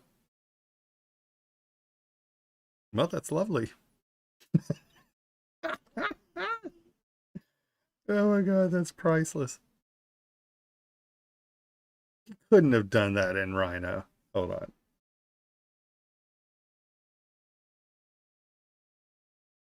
Oh, that could be it as well. Because that doesn't look. Yeah, it does. That must be what's going on. Because you can see in this one. This is, if you look, this is just paint or plating, right? So he plated the glass. That's not sitting separately. I bet you're right. I bet that's what he did.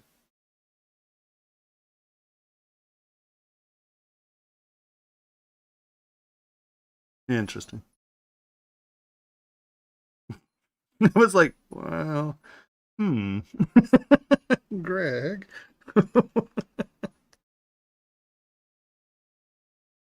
Fascinating.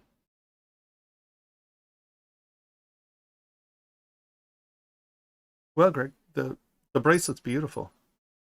And we still have to have a few ideas for the the glass. All right, what's going on? BT6, good rest of the stream. Oh, good night, Wrath. Uh, I know you totally would.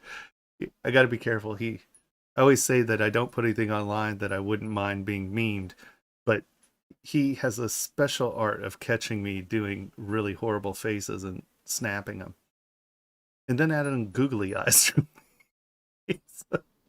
Googly eye. Oh, I wish I could go into my kitchen. My rice cooker has googly eyes, and my hot water spout has googly eyes. My ex roommate, she ran around and googly eyed everything there a little while ago. God, so funny. Okay, so what else is being said here? It's been a month. No, I sent one today. Okay, so we can delete all of these, right?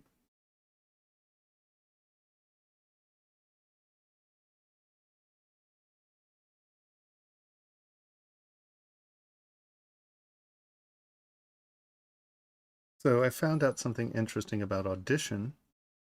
Did you know that you should delete all of the blank multi-tracks when you record? And just, if you're only recording one track, to only have one track in the multi-track thing, not like all 12 that they put there? Oh, oh use Premiere. Hmm. Yeah. I guess that can create weird things. That was one of the things that I was gonna. Hey, how are you doing tonight? Well, we're just critiquing away. I have to download more as we speak.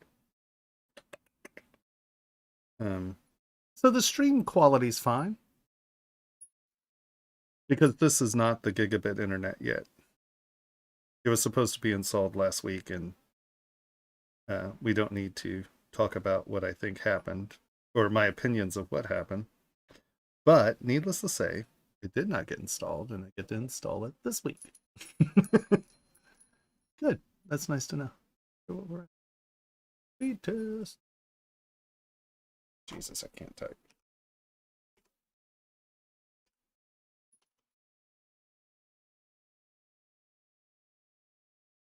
Wow, actually, we're getting 458 downloads.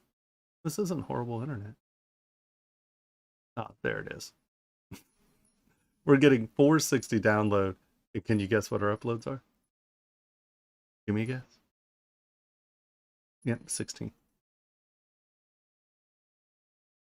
Okay. So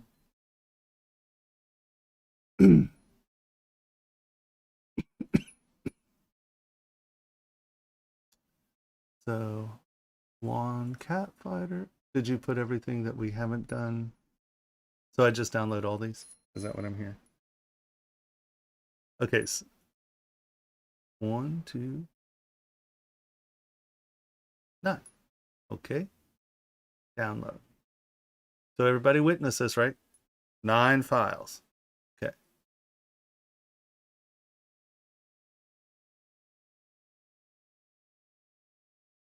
No, this should go into its own thing. I know, sometimes it doesn't it? What's up with that? How do I just push download? How am I messing that up? I don't even know. That sounds like crazy talk to me. Crazy talk.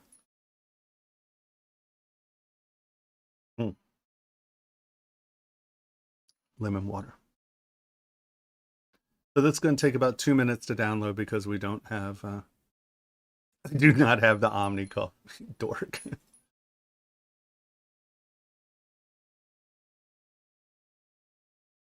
Oh. Good point. New tool. Okay, let's use the turtle since it is so complex.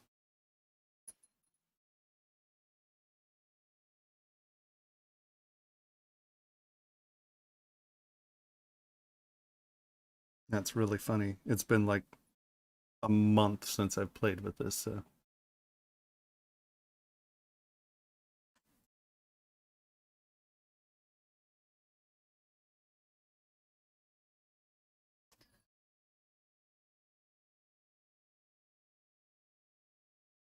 Okay. And now we are going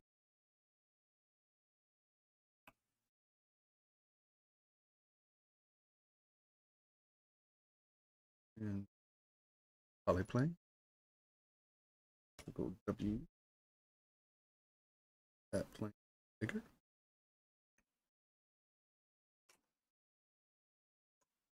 Make that bigger.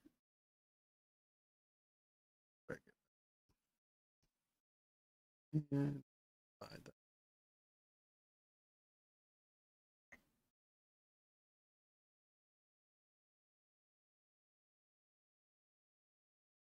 Okay. I don't need 67. I got to remember when I use the thing on my mouse, it double clicks it. So we'll lower res 1. Delete higher.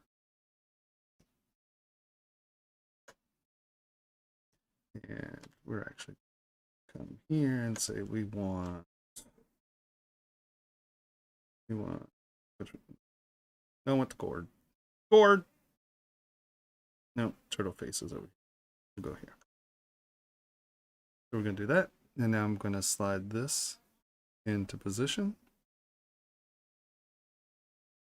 Make sure it covers the view that I want. And then I'm going to come over here. And I believe my second button is new tools, bas relief. And no, we're not projecting. We're making bas relief. Make bas relief.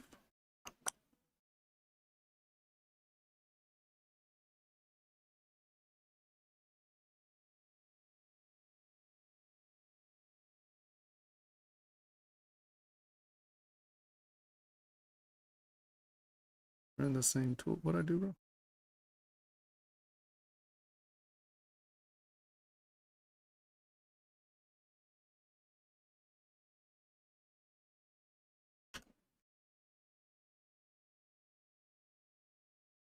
Okay, we're there. Are my buttons messed up?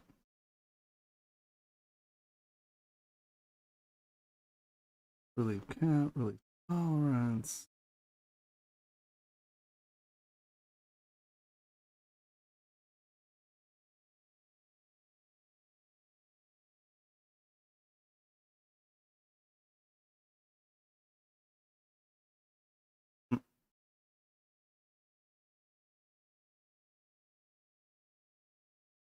And so that just takes it in the order. You can see that it has a lot of detail. Now, once again, you know, you are going to get some of the anti-aliasing, but that right there is so much easier now to go back in and fiddle futz with. You know, you have your bas relief sorted out, And there are all kinds of settings you can get it to drop back farther. See how we have this pool out here? You can get it to wrap a little more. Once again, guys, I haven't opened ZBrush in like a month, so me trying to remember things. Everyone's like, "Oh, you've done it so long." Yeah, if I don't do it, I can't remember anything. But that is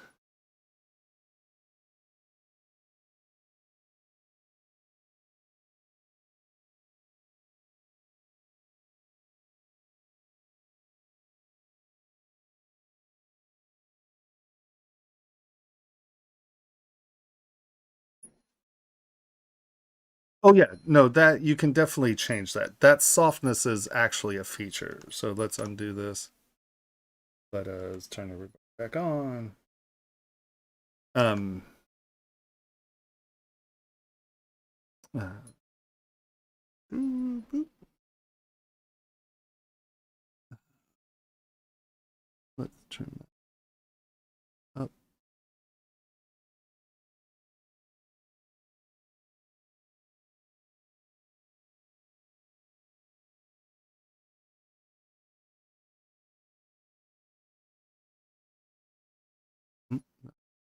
I can't remember which one gets rid of. Wow. You mean how it gets weird?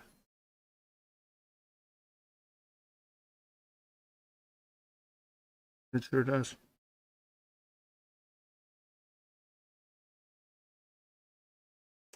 Well, now that is interesting. I wonder if that have you tried all the settings? Like to slide?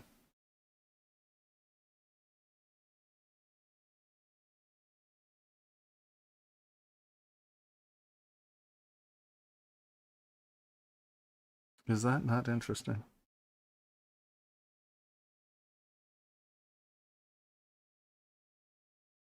My honest argument would be just round it out. Come on. Because let's face it, how much work did you save by doing this? But I get it. I'm not new tools often have things.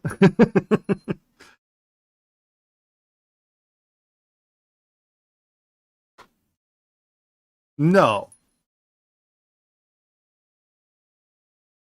Yeah, I would say that you because it also does some tessimating, right? Is that adding geometry? Where sometimes like it'll add some of this stuff, some of the squareness that isn't there actually in the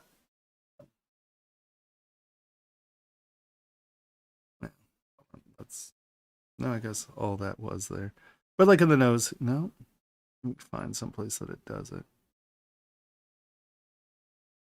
Like it'll make things facety that aren't necessarily facety sometimes. But like you said, once again, and there's a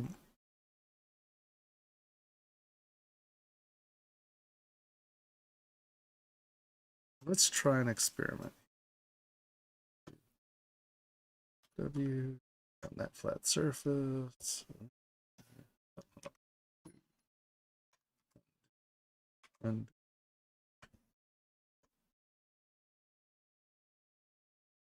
let's go to center now.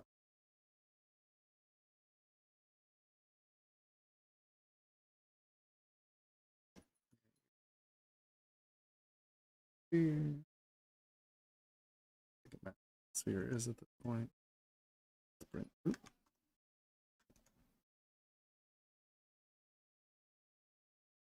Where it go? Am I moving the thing?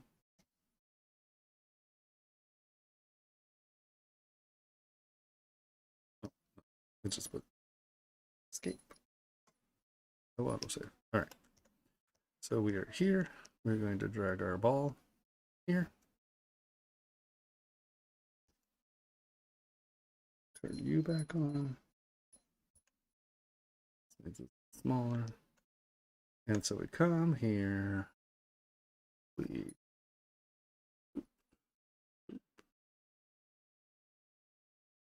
leave contrast relief blur rate. blur radius, I think, is the one that is that edge project. Yeah. All right, so we turn this off, and it has done our pancake thing. So now let us do that. Let's lock this down. Come on. Go right. Let us trim front.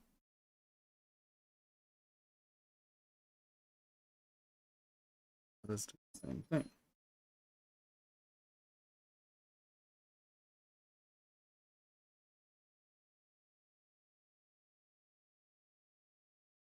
Oops. My bad. We need to have that turned on. Like, what happened there? Oh, I know what happened there. Very bad.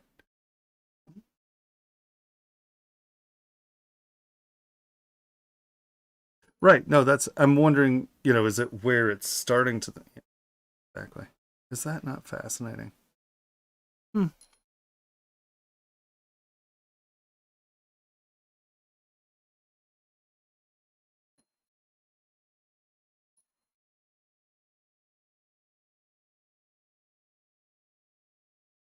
Mm.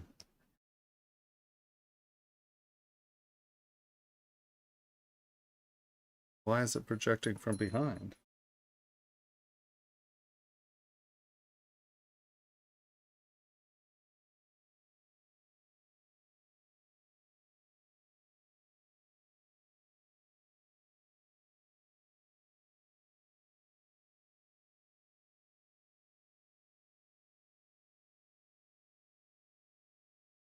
Subtool doesn't matter. That's fascinating.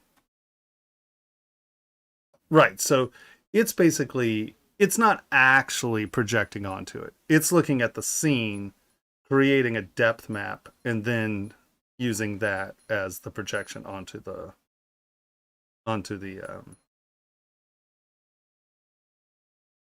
projection plane or whatever you're projecting to. And that's very interesting. Very interesting.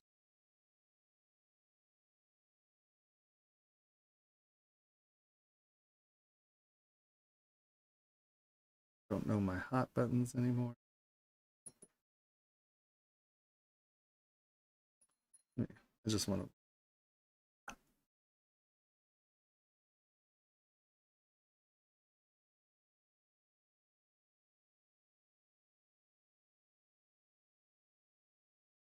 Oh.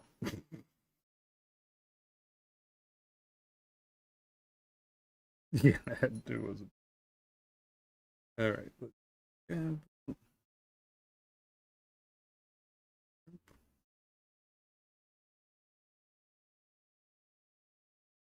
Fascinating.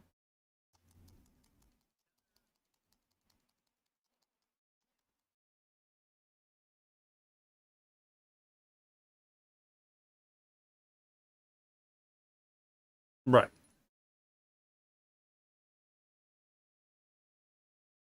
Right. You just do it from the front and you can see it.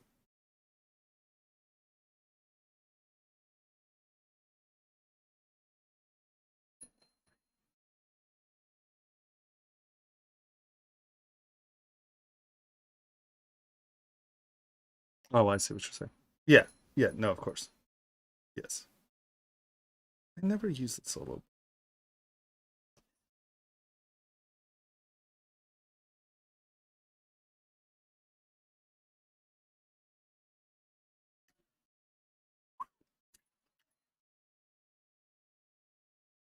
Oh, did you go back and project that?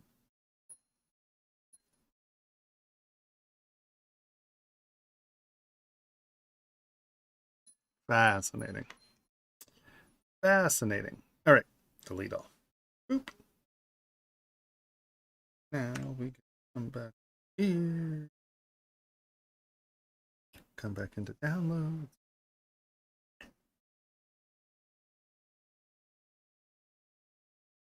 Extract.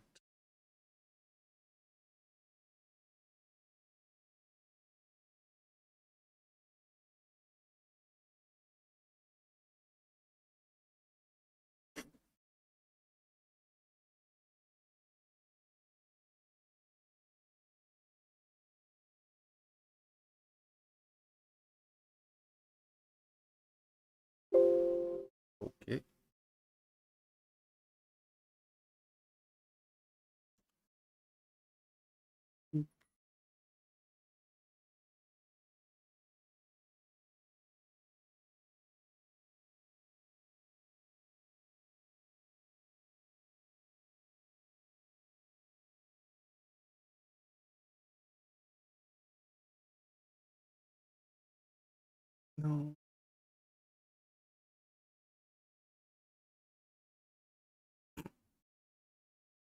You be quiet out there. It's hard to watch, isn't it?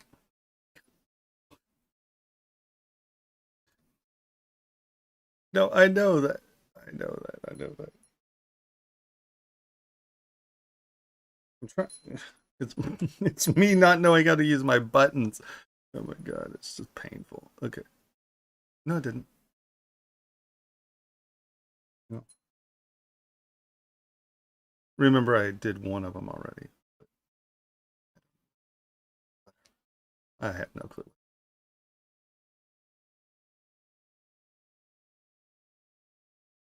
If I didn't get it, then I'll just do it again.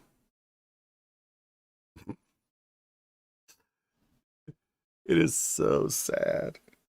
I mean, literally, me trying to remember where my buttons and stuff are. It just some of the most absurdly pathetic things I've ever seen in my life. Okay, so we have 1, 2, 3, 4, 5, 6.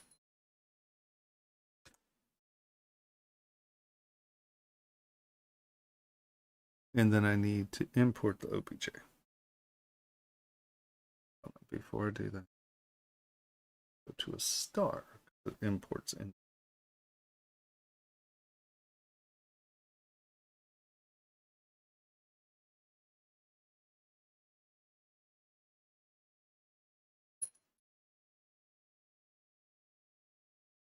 But wasn't that an STL already? I'm looking for an OBJ. Is that a? Oh, because I'm in the wrong folder.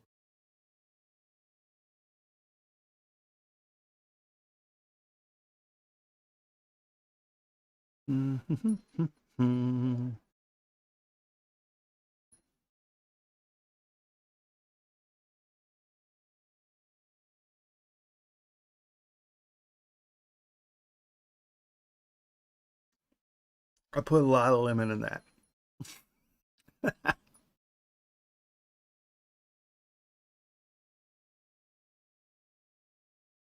Wow, a little relief talk. We lost a lot of viewers.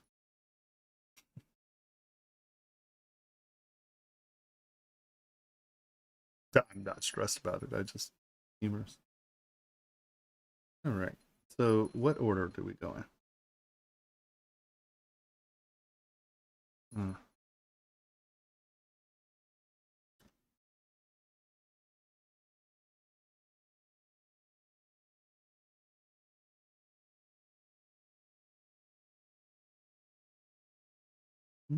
Okay.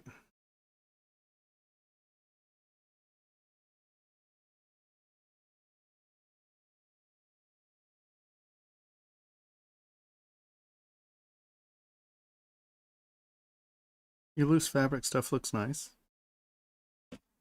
Your scarf. Oh, it's over there. Um, we'll go over the issues with the scarf here because it doesn't look like it's bearing weight. Weight bearing scarf. Um, and once again, this is your A pose. So, but I would come back in and just push these back into the surfaces so they're not just floating in space, right? That's just a persnickety thing. Your scarf. It is. It is. It's just super thin. Your vest looks good. Your buckles look good. Your belt looks good. Hands are okay, except for once again here. You gotta remember. Everybody, stop it.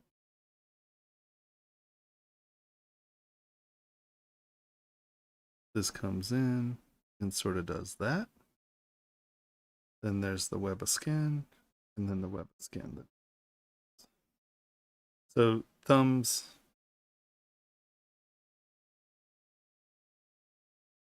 Right. You have this thing. You don't have this, right? Even when it's down, this is going up, so this meat displaces up, not down. So you very rarely will ever see anyone who has a thumb that's doing that. This can displace and come up in here. That can come up in there, and then that comes up in there. It's sort of a trifold there. So this isn't empty.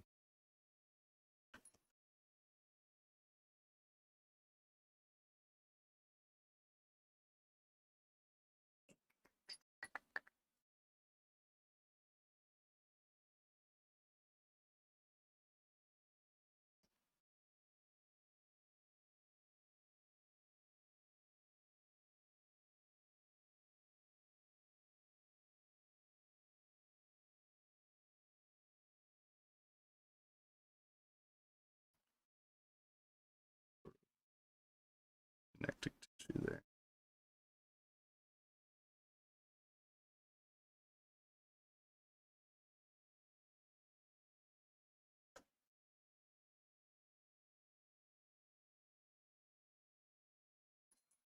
Smooth stronger.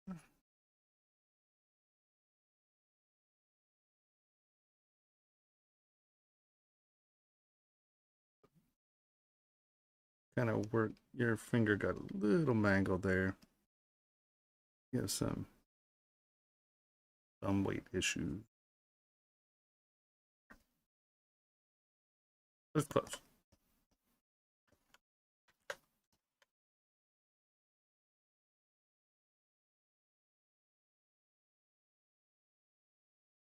Thank you. Oh.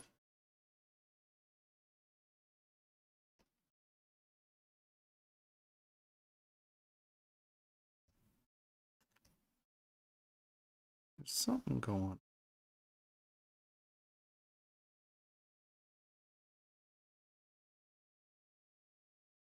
Maybe.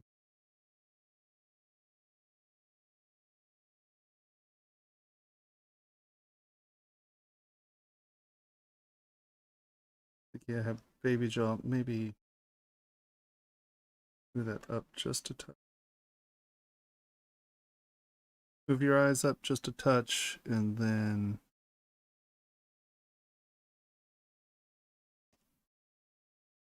see how small your jaw is in proportion to the face. Normally, you're going to want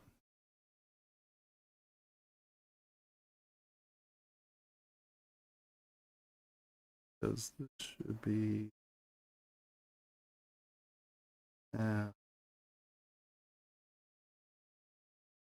everything's in the right position. I think there's just something odd about the jawline because I pulled it down a little because it was just looking a little squished in there. Check your proportions of your face just a touch.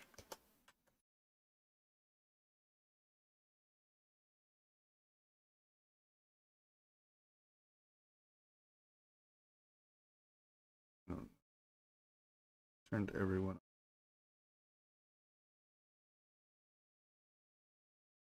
Nice joint. You're like, I didn't mean to show that one. Sorry.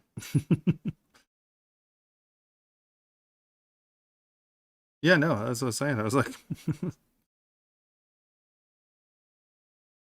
the other thing, let's go to our pants here. Come on.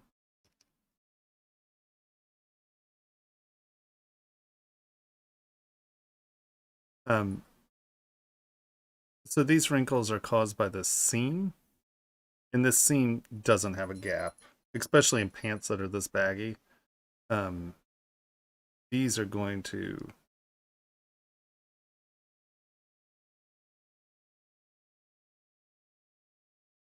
connect there. I mean, and I'm not saying you're not going to get that going, but you're not going to have that huge gap with pants this baggy. That makes any sense.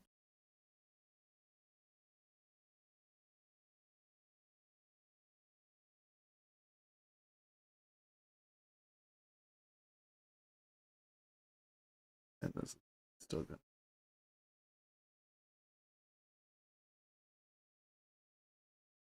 Right? See how that looks more like the pant. And that corrects that line a little.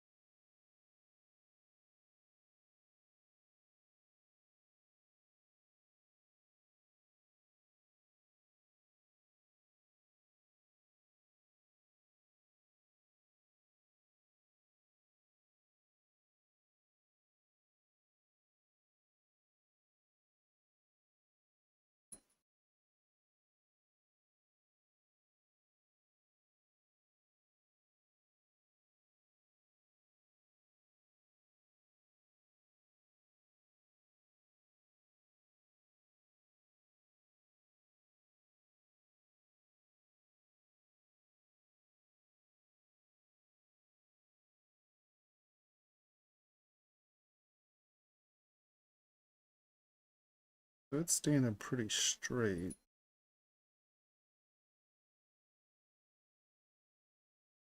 See where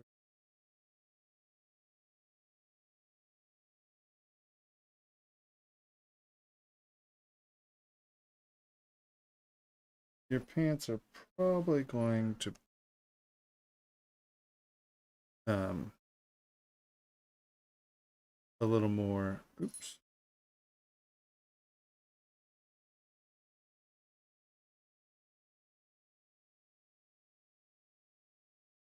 Right, because these are hanging. They're not going to hang out and away from the body. And then that's better. That corrects that oddness in that pose. Yeah. See how that changes? It now looks like it's standing up straight.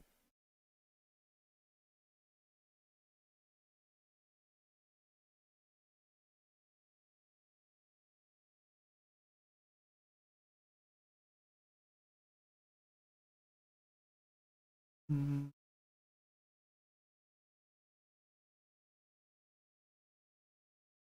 okay.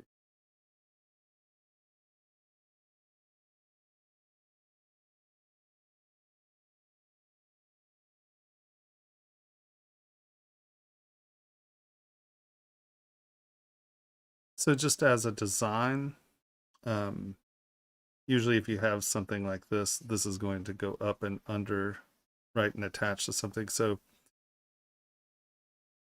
to make this like not confusing, you may want one of these to draft over. If these are part of this piece, then just as a designer, I'm curious what it's doing, right? Because normally when you have like skirts under bodices, it's that this is longer, right? It would be part of this garment, right? You'd have your,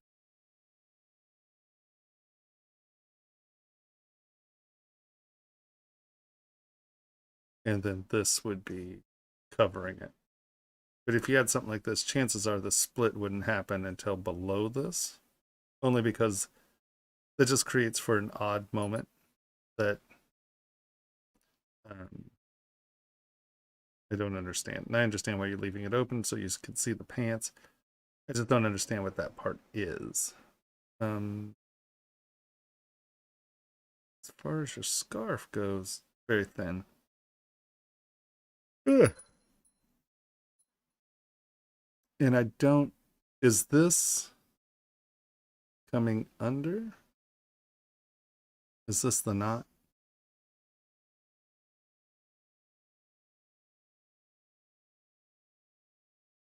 Then where's. You see what I'm saying? What you have here is this is coming around like this, maybe? But there's nothing. This is just coming out. This isn't attached to anything. And if this is the knot,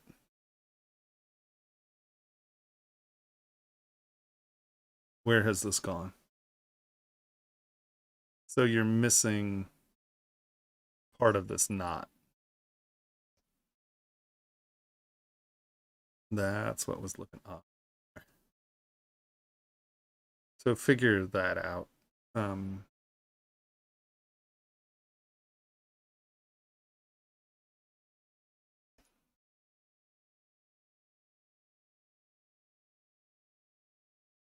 These are nice, but I would tend to still SK twist and get this to be, oh,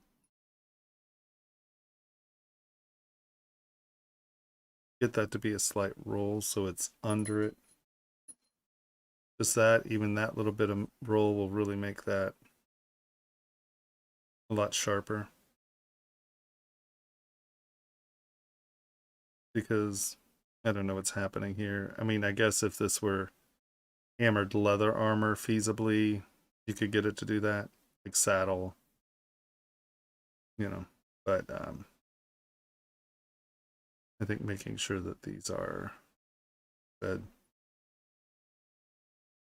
you know, going over and under. Right.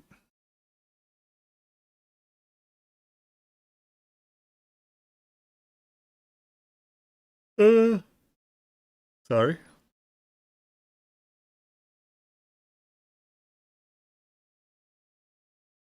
Here, this feels like a drawn on detail. Because you have these pinches and stuff, actually make it sort of doing what it wants to be doing, and that is, you know, you have these pinches in. Don't be afraid to actually think, okay, this is a dent, and these are those tension from the dent. And now when you come in and put your button in,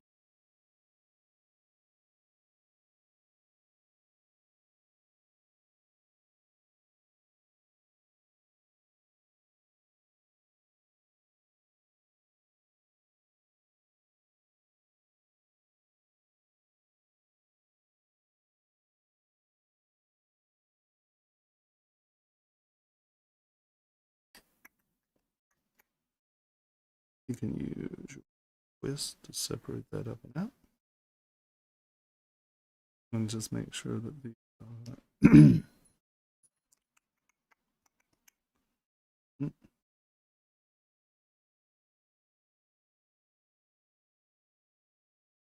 you can see that feels like that button is pinching in on that as opposed to the button just being drawn in on the surface. And of course you can, you know, really spend a little bit more time and get that to look right. But this is actually pretty good. Punch that a little so it doesn't look drawn on, but like it looks like it's going for that.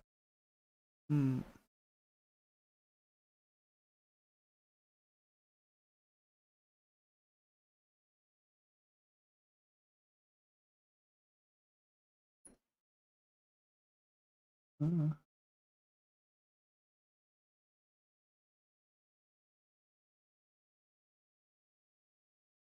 yeah. Energatron. Hold on. Well, actually, it's the Wacom one. One sec. You're gonna love this. I actually.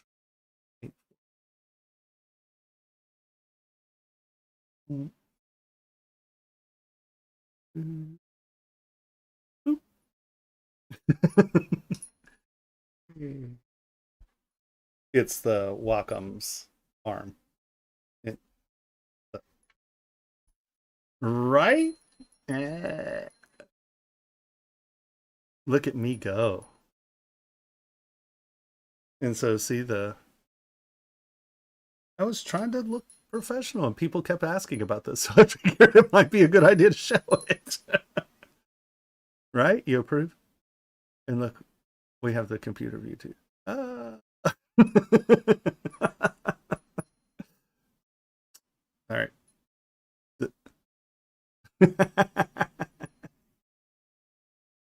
What? Everybody needs computer view. uh, how much RAM do I have? Okay, one more second. Wait, count.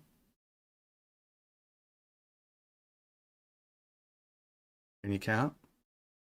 No, we're not there. There it is.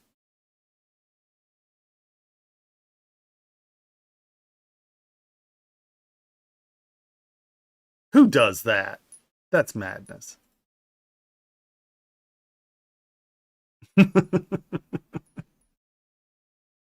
Yeah, I know it's a lot of RAM. Yay, RAM. RAM's really good for what we're doing here. Get as much RAM as you can. That's my story. Only, and the other thing is that I have like a billion other things open all the time. So it's look at me. See, I had all those webcams, so I figured I would use them.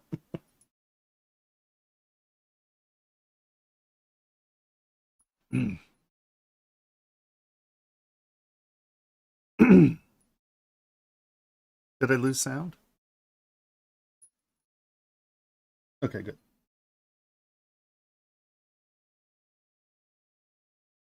My mom's texting.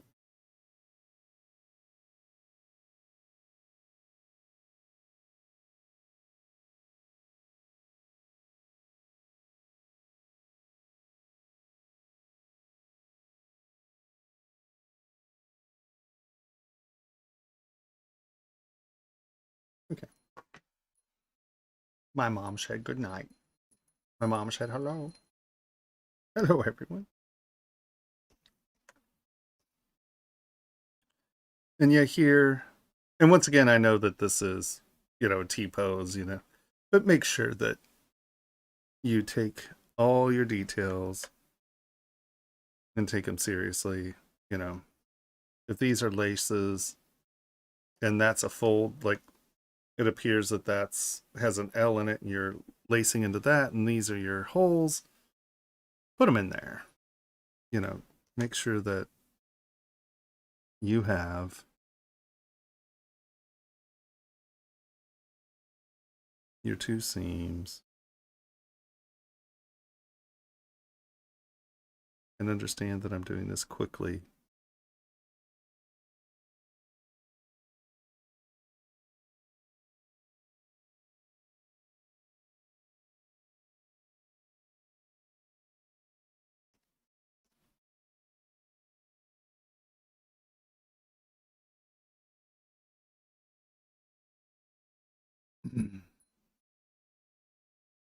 Mm-hmm.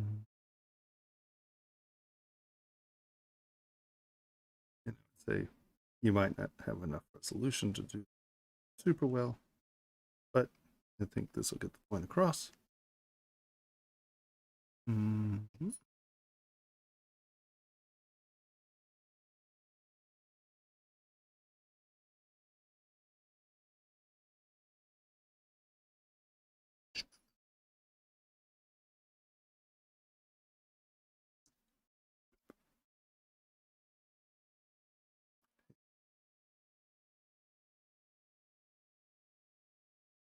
That off. Flip.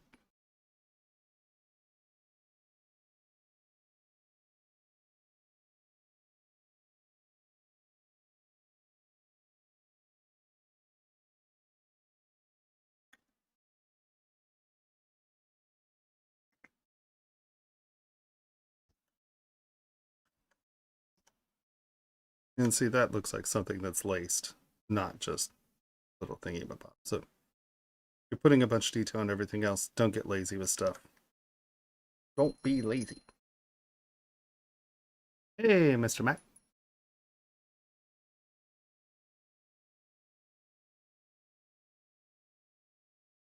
Well, I know that when they were saying that, gaming PCs were outlawed in California, I don't know that I should have posted that because now they're going to come for me because my computer is exactly what they were saying shouldn't be built.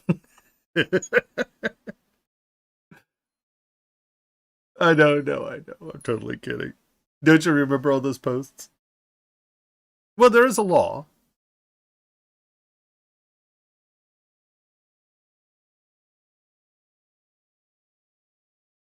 Oh, yes. Here again, look out for these places or these spots. You have thickness here, but then you let this come over. Just make sure that you retain your wall thicknesses, right? Because now it looks like that's sitting on there, not diving into the sleeve. Um, Yeah, I would say that probably covers it. Looking good. Who's next?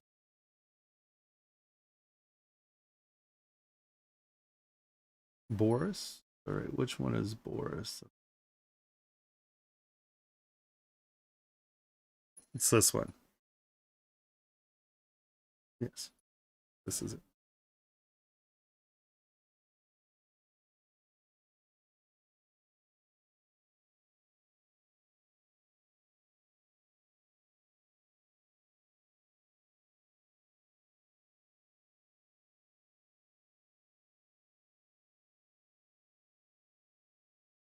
Looks awesome. I like you're doing it in and out, so it does push that engraving feeling. Or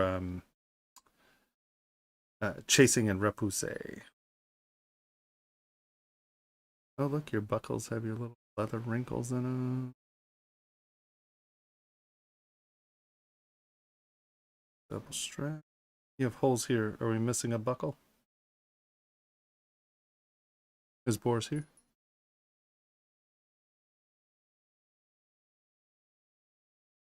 I'm sorry, Boris. I wouldn't know. That one is the same thing. It's just the. Hey, Boris. Are these missing buckles, or is this just a punch piece of leather? Oh, okay. Okay. Well, then I won't say, why'd you put holes in something? Um, now, chainmail is awesome. Did you use, is this the micro mesh chainmail?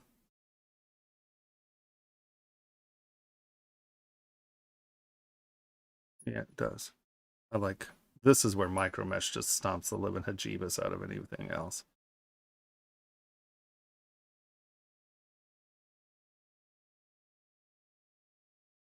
Oh, yeah, that's the one. Thank you.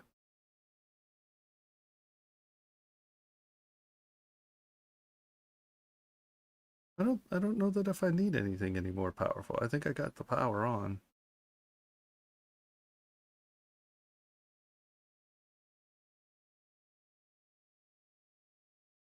Right.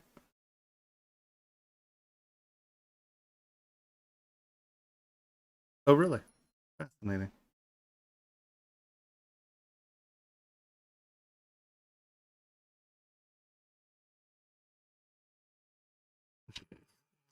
Three more times. uh, I know I'm gonna get turned in. I'm gonna give a critical review. People will be like, "Oh no, you're fired." So I think that come on. Oh no, alt ding dong. I think that this piece got a little soft, and I know it's beat up, but I still feel that this might just be a touch soft. SK trim polish. Um, I think just doing.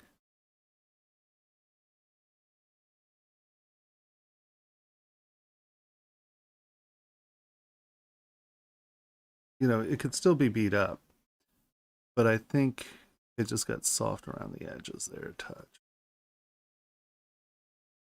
Like here.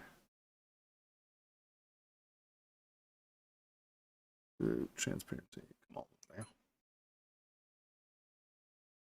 Solo. Here's a place where solo works. That's another usage for solo.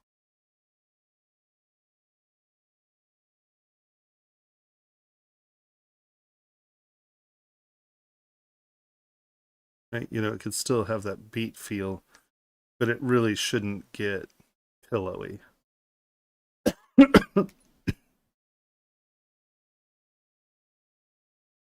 It's not Omicron, it's me talking for hours again. I'm out of practice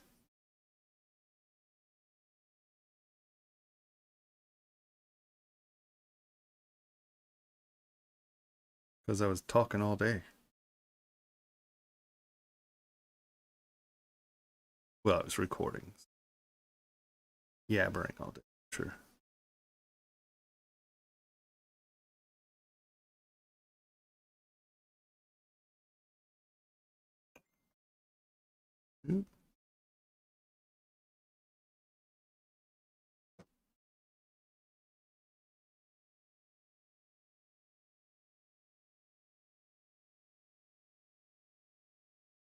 Okay.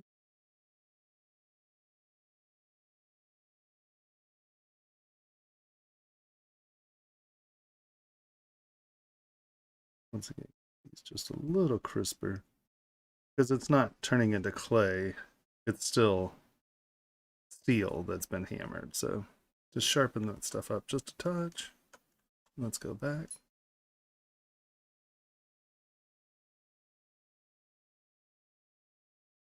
And see how that feels a little bit more like armor as opposed to getting it soft like clay. And I would say you might want to do that just a touch with this base area too, because I get the beading, but you know, it doesn't get that soft.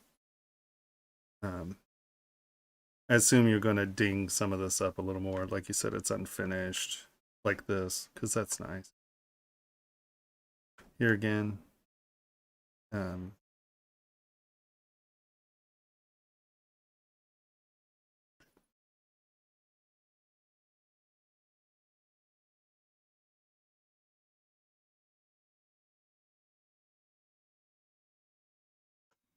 when you're doing these dents and stuff, I would make sure that they still have a little bit more crispness.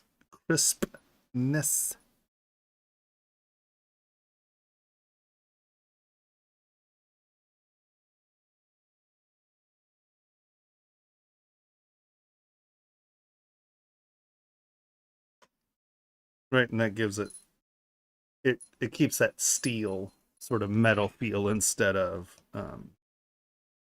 just getting soft. These probably I would probably just a simple SK trim there.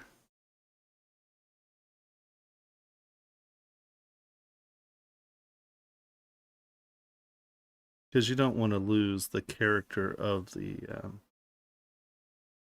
armor. And just retaining that ridge, once again, keeps that a hard surface. And it's not dramatic, right? That's just smoothing those two out.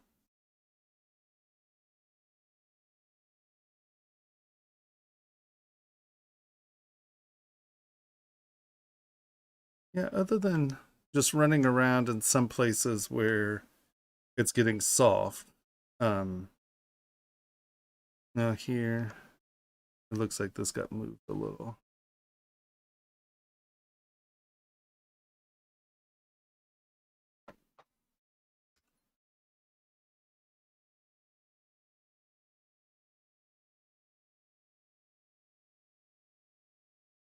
Don't let those surfaces cross into each other. Make sure that you retain the same wall thickness. I know I just moved this out of the way, but I want you to just see it here, right?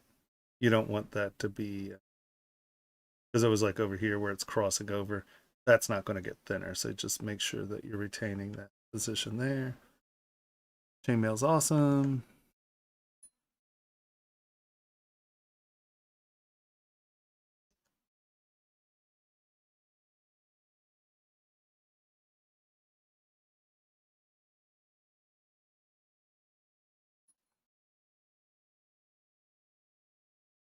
Hand position's good. Your little dingly dangly thing's good. Make sure that it is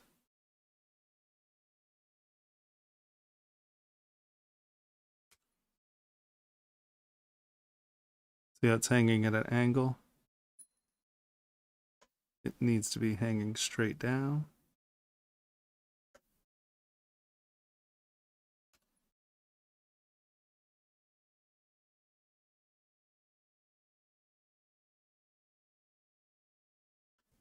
Anything that you have loose and hanging, make sure your gravity makes sense. Because little things like that are, you might not catch it, but it's something that's like, what is that? Bother me. And see here, you want to make sure that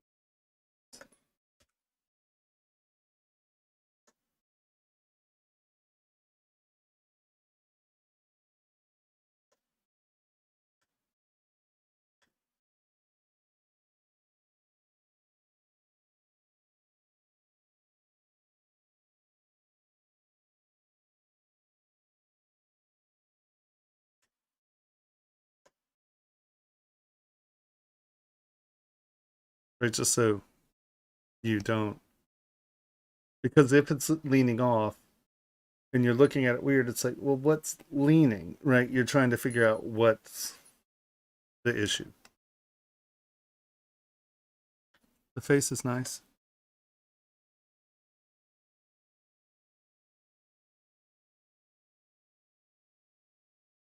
Yeah.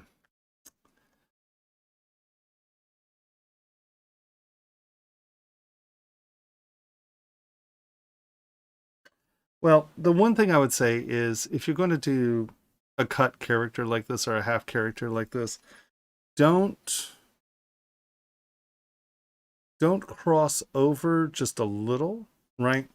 So at this point it looks like he's kind of standing in a well, right? You have this organic and then you have this big around. I don't know. I think I would probably do something a little more abstract and maybe make it um because if you're trying to make it like he's incorporated into it, um they're going to be like, okay, what's he standing in, right? Where if you make it something that's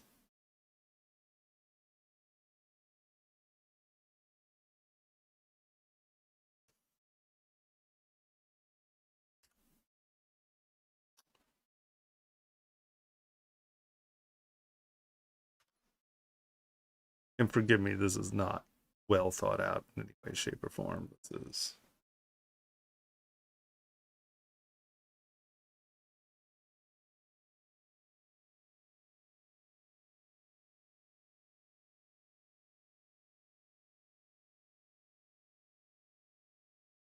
where it's sort of, let's say, a mimicking of the armor plate or something, where it's not something where it's real world, where it has absolutely nothing to do with the model itself. You're pulling some sort of architectural element out of it, or, you know, something in that vein.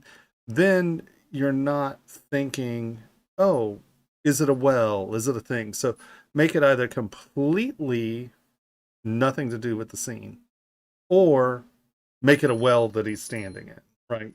Oh, it's, have like a tar bucket on it or whatever, right? Because the second you're trying to reference it, then they're going to be like, well, what's the reference? You see what I mean? So be careful about that. That's a tough one, actually.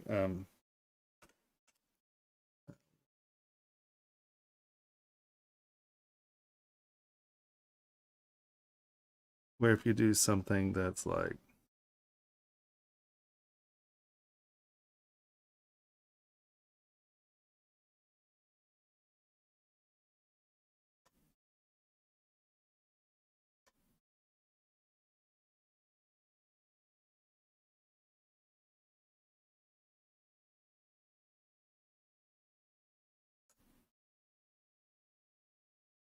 oh, that's so long.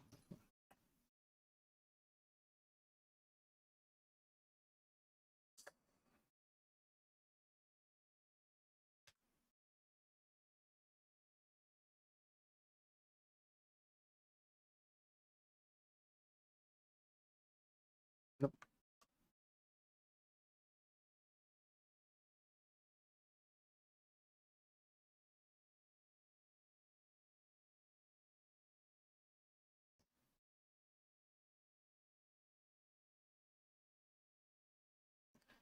Not turning off. But if you make it something that where, it is a stand and then it just has some sort of thing, then it appears to be a half figure. Where if you're going to incorporate it into the stand, you can make it swirling clouds out of it, or, water or whatever. But for a guy in a suit and armor, what is that transitional thing? And you just want to be careful because you put little rocks in it and then it's sort of so why is this guy standing in a well was the first thing I heard. Yeah, I mean, so I think that's probably where I would go with it. Something a little more formalized and abstract. All in all, though, looks great. Beautiful sculpt. Very nice.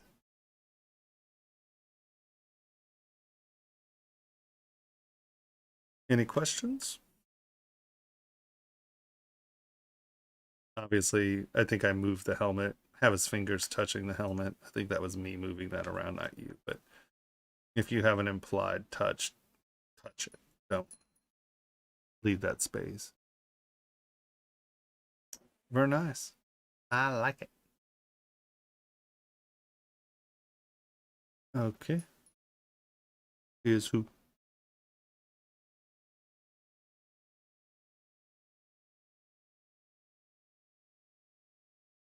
Christopher. This one? Hmm? That one?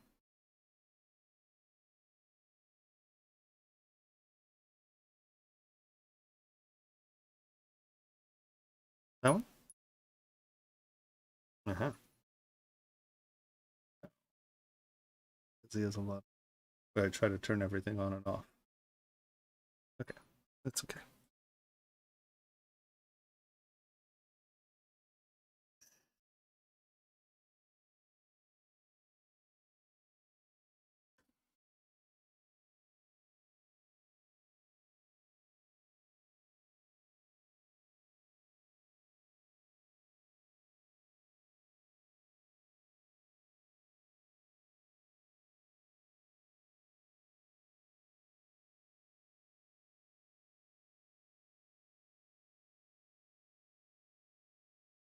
Okay. All in all, looks good. It's nice. Your shoes are a little odd, and your hood isn't touching the head. And once again, this could be within process, so take it as it you know, take it for what it is, I guess. I mean, because your fabric pinchings are actually quite nice. This stuff is looking good. I think that's a little hard. But I mean, once again, that's come say, come saw. But I think here, so a woman's shoe is going to be, it's gonna come back more because you actually have to have, right, the ball of the foot. You have just a base figure in here. Okay. Because the foot, let's just illustrate. Well, here, actually, let's start with this up here first. So you have your foot.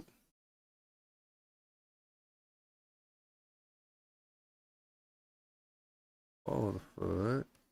Arch. No. Uh-huh. Now you'll notice that you cut into her leg here and here. So you want to make sure that you're adding those things as opposed to carving them in. That's real important because you definitely, let me see if I can do this with one line. So it's,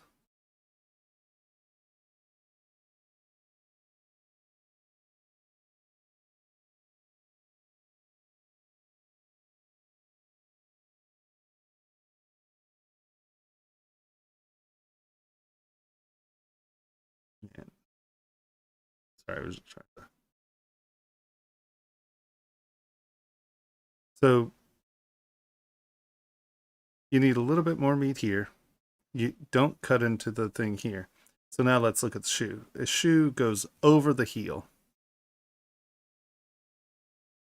and is under the center of gravity. So your heel's not going to be that far out in the back. Mm-mm-mm. It's going to come down and then in. So you can see that you don't quite have enough shoe down here. Does this make sense?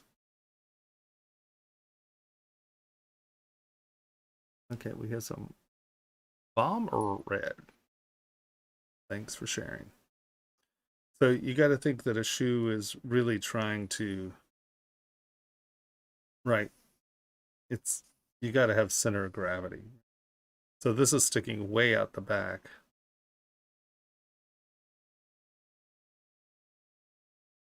Does that make sense?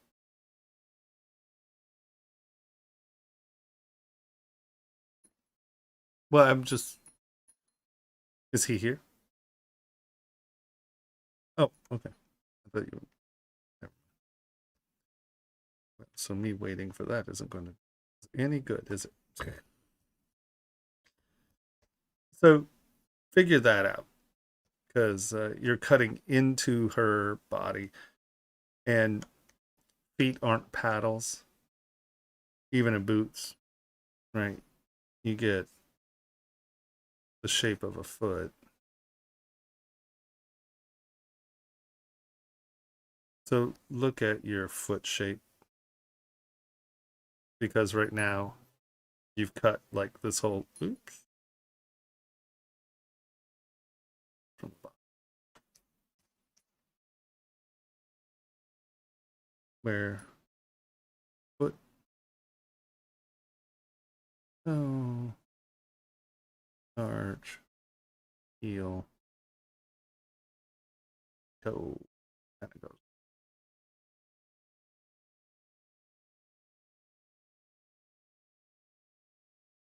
So what I would probably do is uh, let's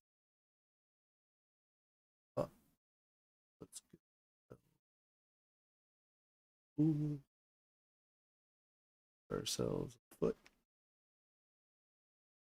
We'll use Julie, good old Julie.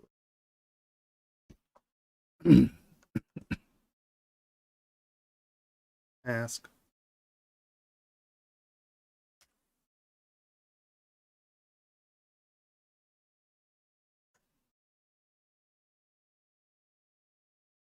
We got to figure this is what's happening, right? That's bending at the ankle, and then you're sort of bending at the toe.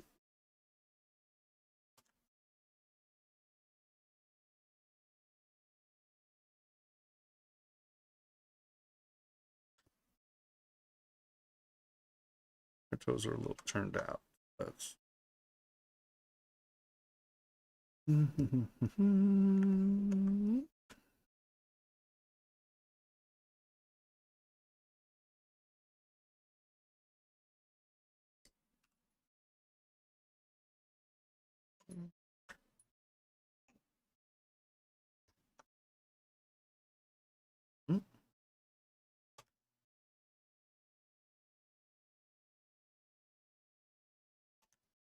I know this is not a great, but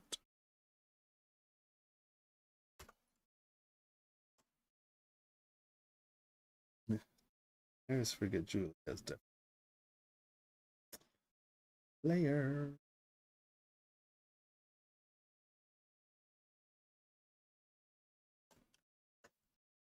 Right, so you see how the ankle comes in, the heel goes out.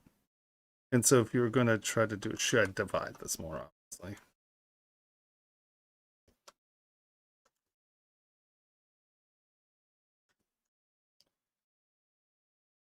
Hidden.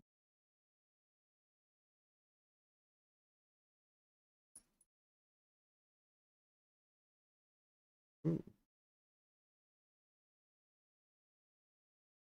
Didn't like that at all, did it?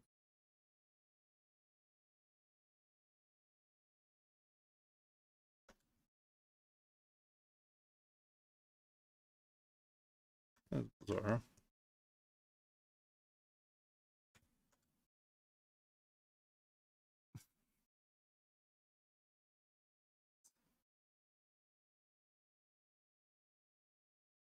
W.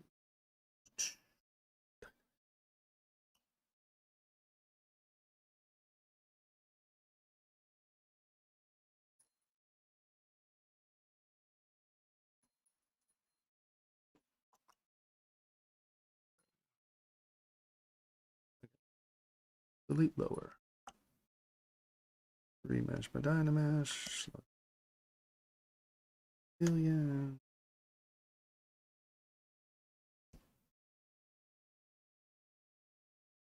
Step.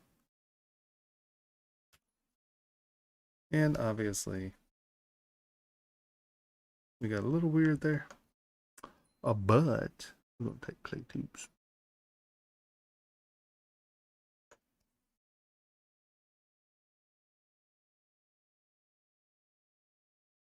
And this is not the best way to do this. I'm just trying to give you an ear trim front.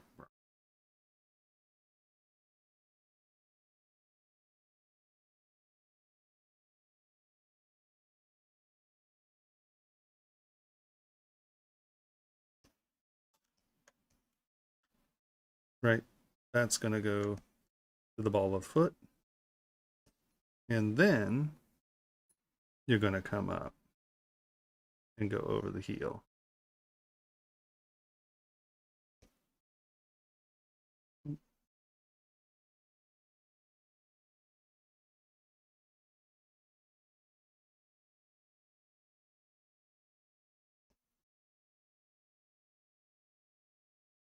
Mm-hmm.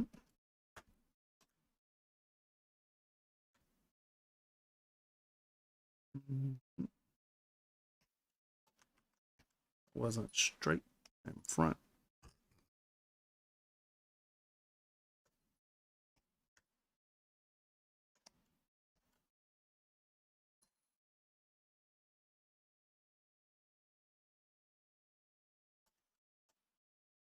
Oop.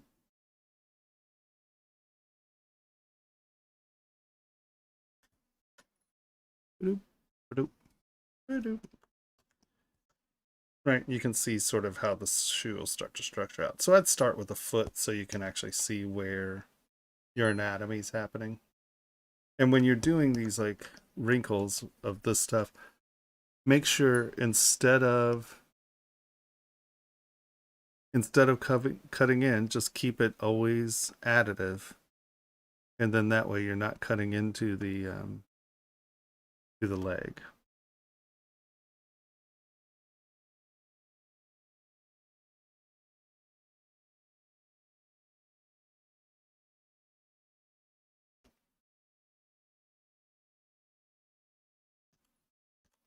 Right, and then that way it's not, you're not eating into your torso. I know that's sloppy, but it should give you an idea.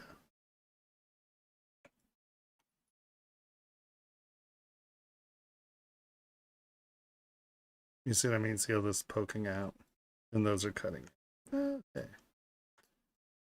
Honestly, other than that, and the hood not draping off of the head, but I'm assuming you're just not there yet. Because there's no sculpting on that. I mean, there's fabric and stuff, but your distinct wrinkles will come from falling off the head.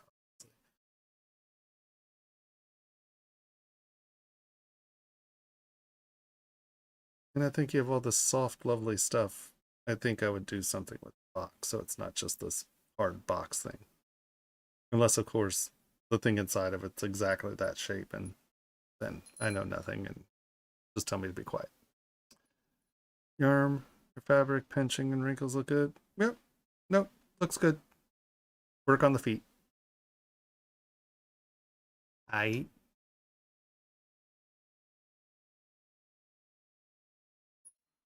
What's next?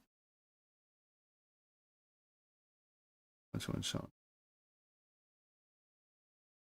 This guy? He looks like an ant. Wouldn't you say? Is there anything else that looks like an ant? That's not an ant.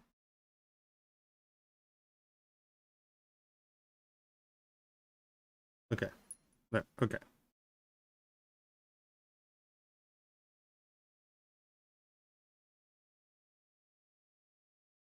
So this is one of the hardest things in the world to do. And that is, if you're doing machine stuff, keep your circles the same size. And I understand you stretch this out and it's hard, but it makes a big difference. If these are supposed to be hard eyelets, they can't stretch. And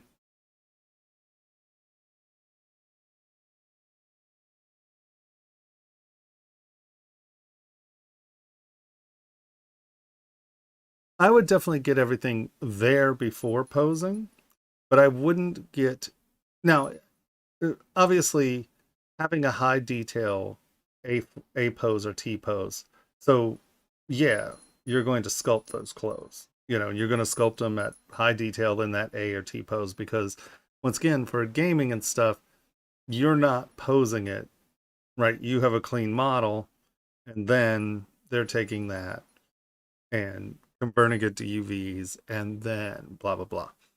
Now, for something like this, or I would have all that, but I would make sure to have it all my subdivision levels. So I'm going to drop all the way down to my low subs and start moving things around. And like I said, it really comes down to moving things around in small steps. So see, and this is where it's funny because that's a quad model.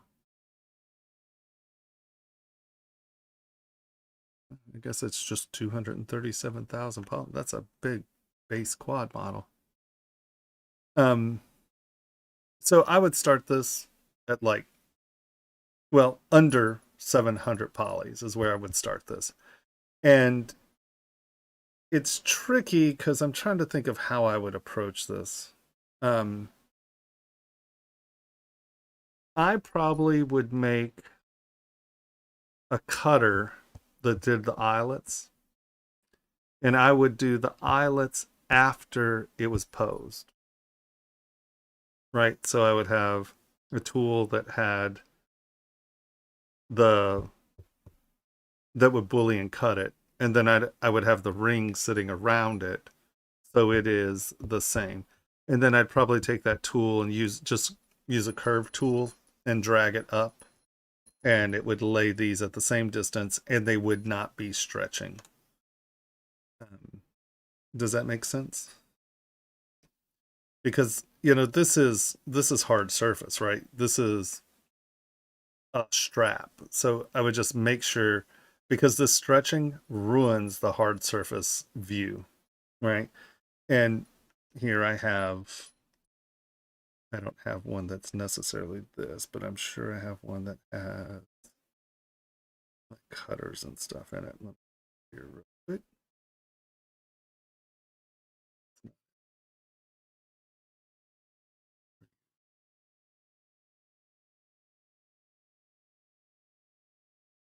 And these are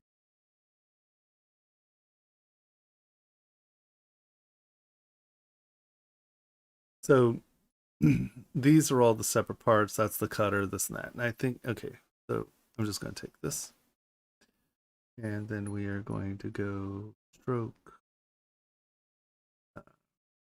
curve mode, curve step, blah, blah, blah. I'm just going to drag it out here. And, oh,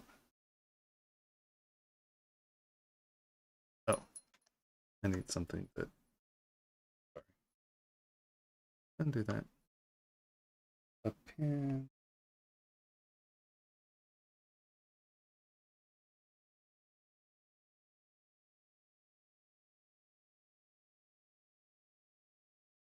Sorry, here.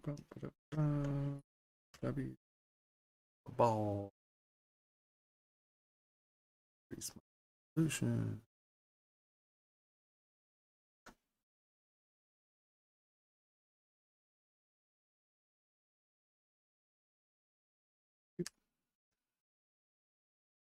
Mm-hmm.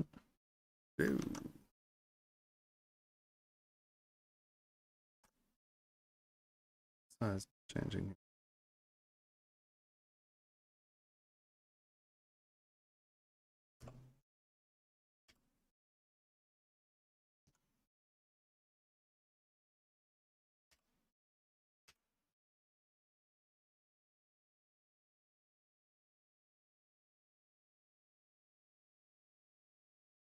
Okay. What is going on? Stroke.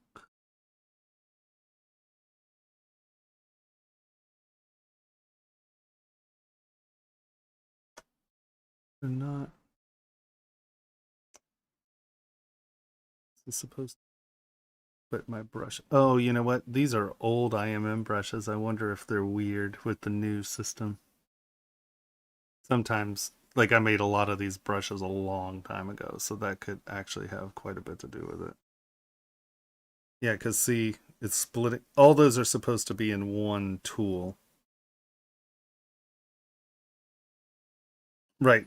You can see that it's all in one thing, but somehow it's splitting them up along the curve. Oh, it's acting like it's a oh, interesting. Hold on. Let's turn off try. Nope.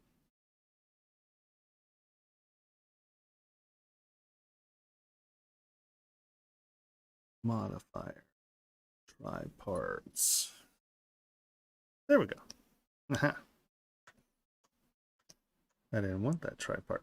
So this is designed for setting stones, but I think you could see how it's applicable for eyelets. So, all right, so that means we come back here and turn that back.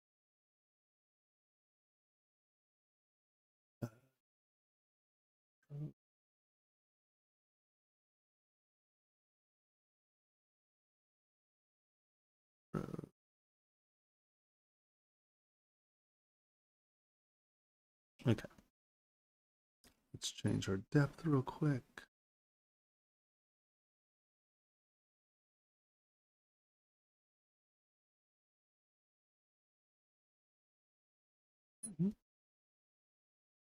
Okay. So, well, yeah. So that's your belt, right? It probably needs to be better than that. Whatever. You'll get the idea. So now we go back to our mover brush here. We're going to do it. And so because of how I built these, the stone is in here. We need that.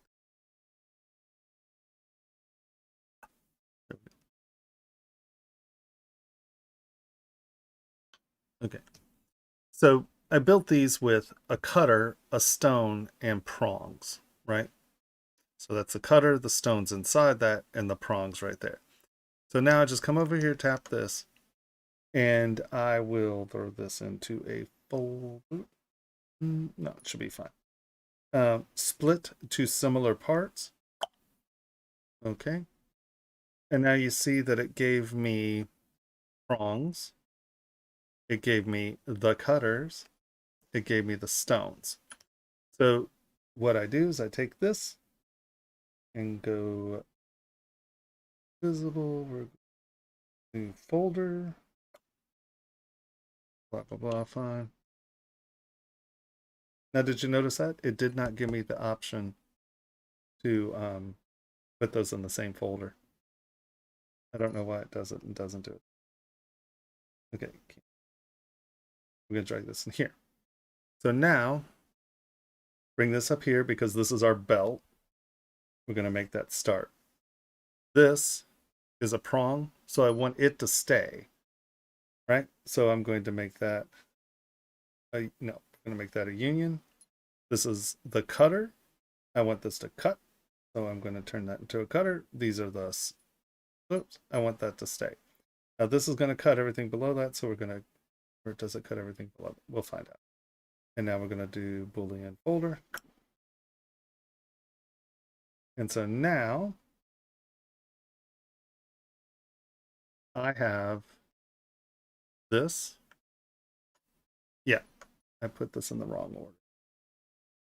But you can see it added the prongs, it cut the hole. And so if that were a ring, per se, you could have your eyelets and they wouldn't stretch and it would cut the hole. It would cut the Boolean hole. Now, if you notice, I put the gemstones up here. It needs to go on up. Right, because it's cutting this out and then it's adding that. The order of this is important. So we're going to go Boolean folder. Oh, I didn't have anything turned on.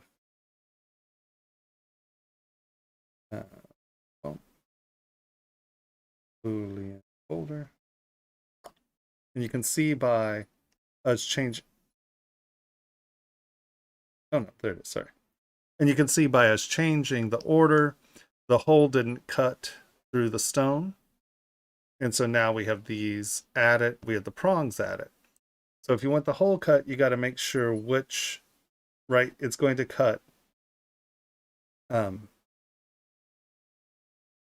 in order, right? Because here's the cutter, we drag it back down here, we put that in front of that. And now we're going to take this and drag this under that. It does it procedurally. So we come here, we turn everything back on, and then we boolean folder. And now we have this guy, and you can see that it has not cut into the prong, but it has cut the folder. Here, you can see that it did cut into the prong. See what I mean? How the stone cut into the prong. So the order you put them in is the order that they're going to be cut and or added. So you can add it and then cut something at the end, or, you know, whatever. But I would say that's the best way of doing a belt with eyelets. You do your belts and stuff, you come in with a curve tool, lay it in, and then that stays mechanically accurate.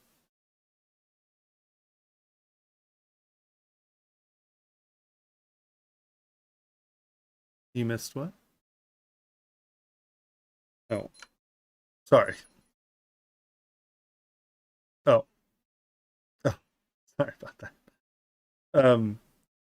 So I would say that's the best way to keep things like belts and, you know, sci-fi stuff. Sci-fi is to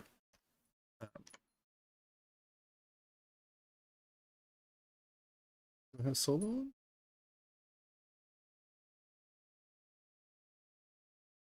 I go. Oh.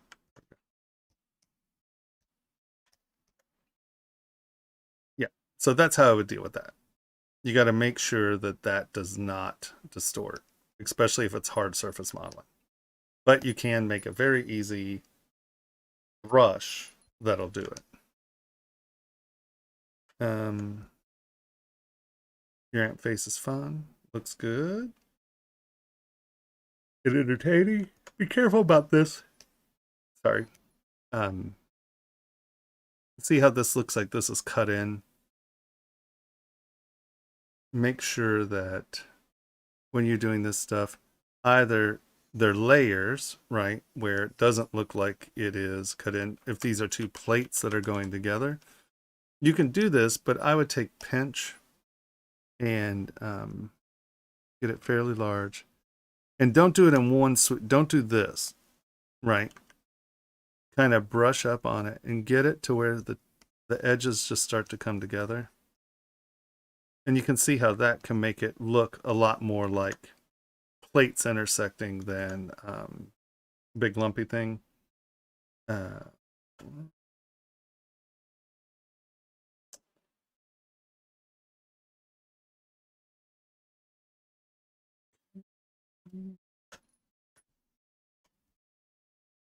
I find that it works really well for things like this as well. You come back in and pinch this stuff. It pinches this, and once again, you have to do it light.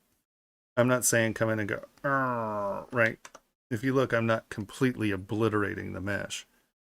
I'm just coming in and tapping it until it pulls the two surfaces together a little more. And see how that makes it feel a little bit more of the mechanical.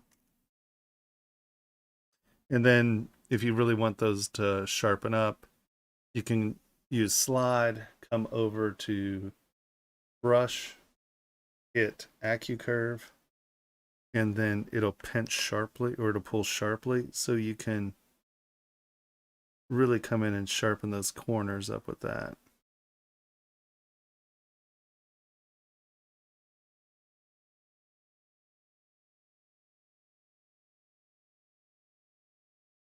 Right.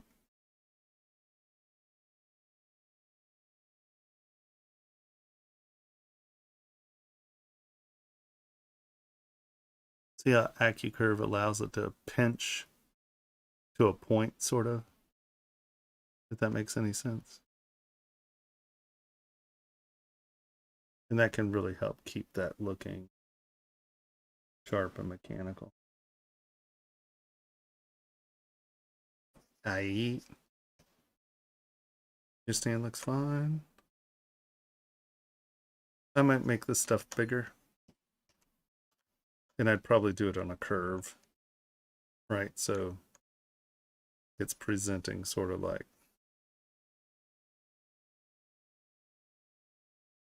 And then something in that vein. Or, I mean, you know, you could, depending on how it is, curve that way.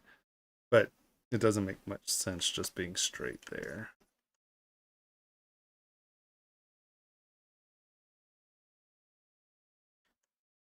Slide. I just was using slide here. You get it big and see how it pulls into a point. So all I'm doing is tuning that point up, moving it that way, moving it this way, coming in and just kind of sharpening those up.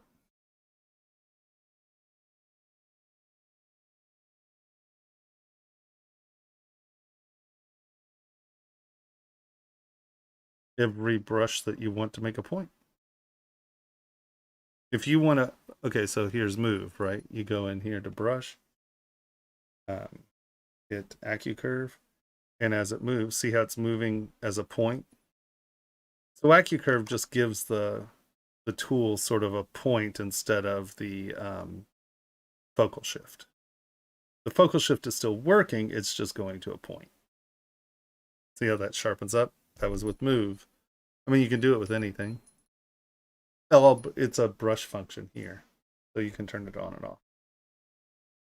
Oh, that's one of the things that I added to my, hold on, we got to do this. Preferences, config, enable customization, brush, AccuCurve. Drag you over here. I knew I did this and didn't save my interface at some point, so that's something I need to pull out because I use that quite a bit.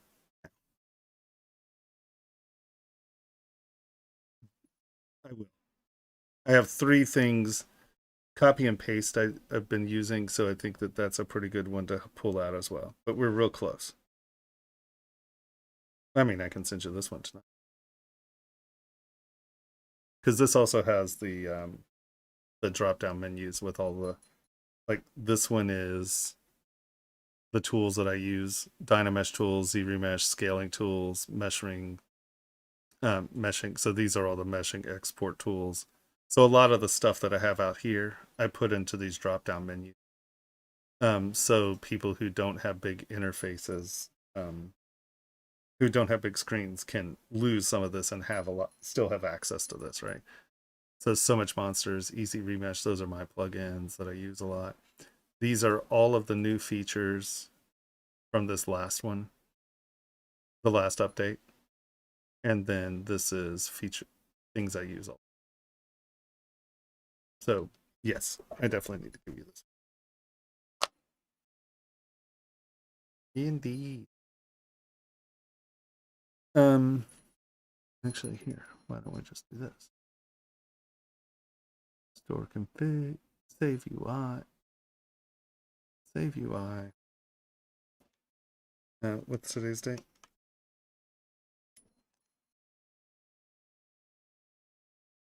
How did we list it ZBJW first? Okay.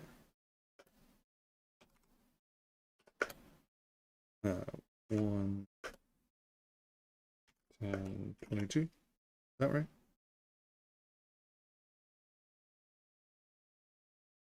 Oh no, I need to save it to this Dropbox. I'm just gonna drop it right here. Just in the main Dropbox. Okay. Boom, there it is. We'll have a few more changes. There's some things that I need to put up, but all right. Hopefully that made sense. Looks good.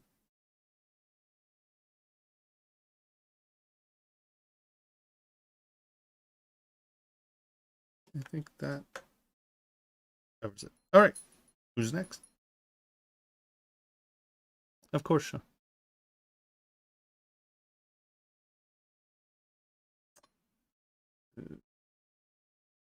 Let's do it. Do we know?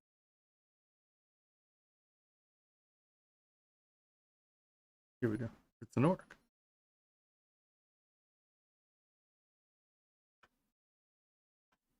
Or a space marine. That's green.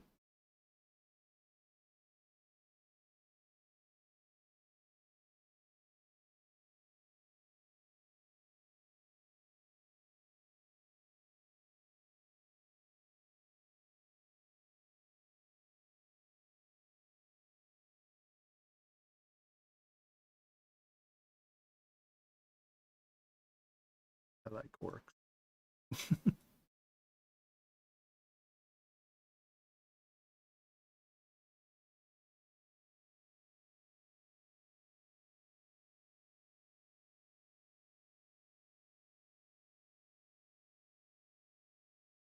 Bernard?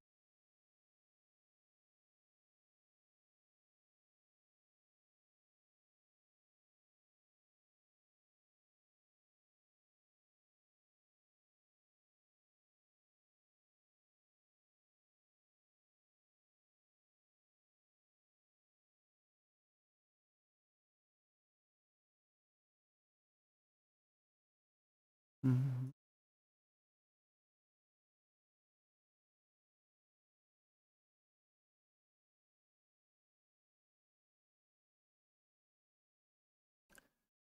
This is a nice technique for making the skin on top, but I would still suggest using either twist or one of your cutting tools just to make sure that these are actually separating from the back surface.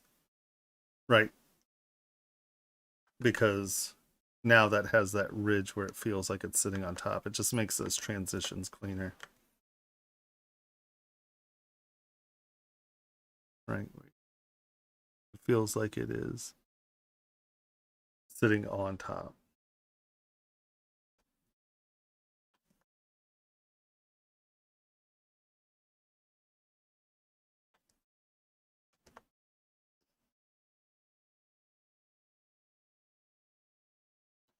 The veins in the arms look mechanical. Oh, really nice.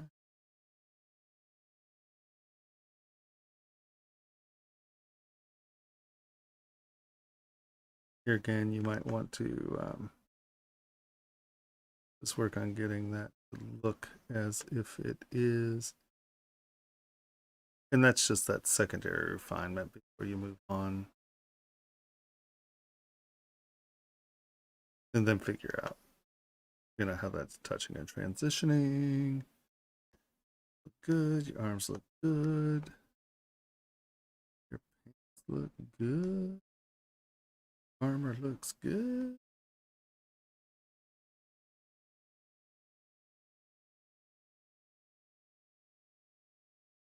Mm.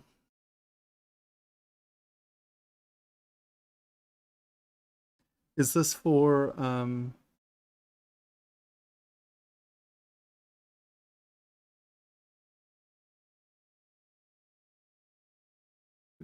are they here? Oh.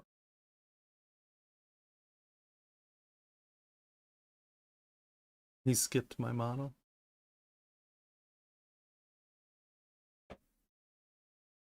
Oh, okay. Right. Um, so my question is this for printing or is this a character asset?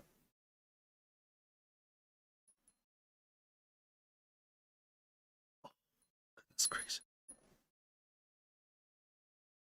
I started exercising, have a lot more residual body pain now. It'll happen.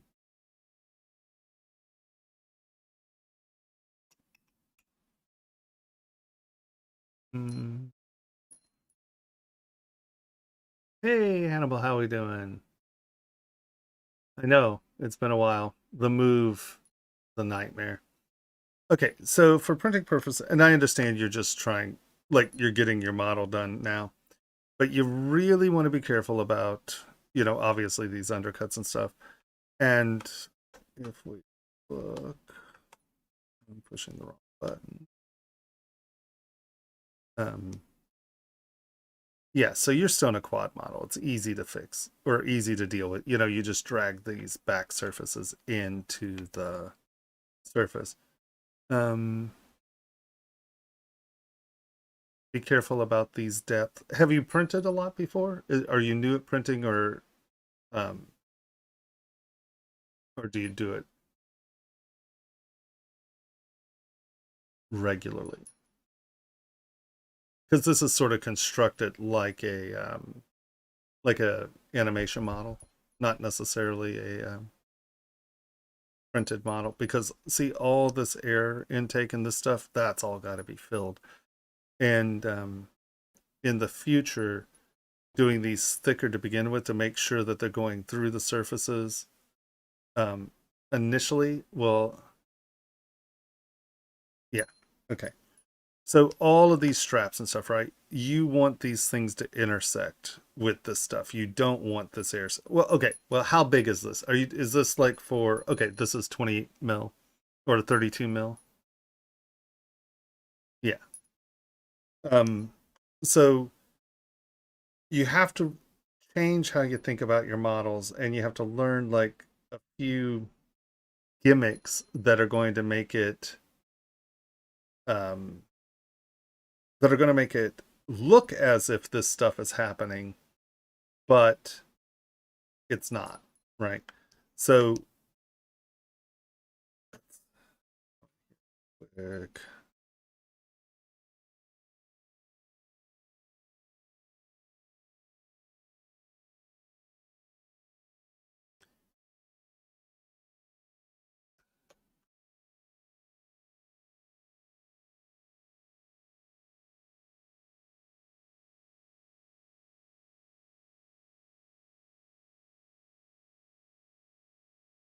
Well, okay. We'll just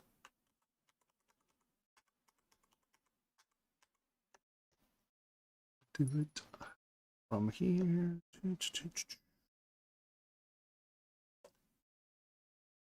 I'm just gonna start at this point, but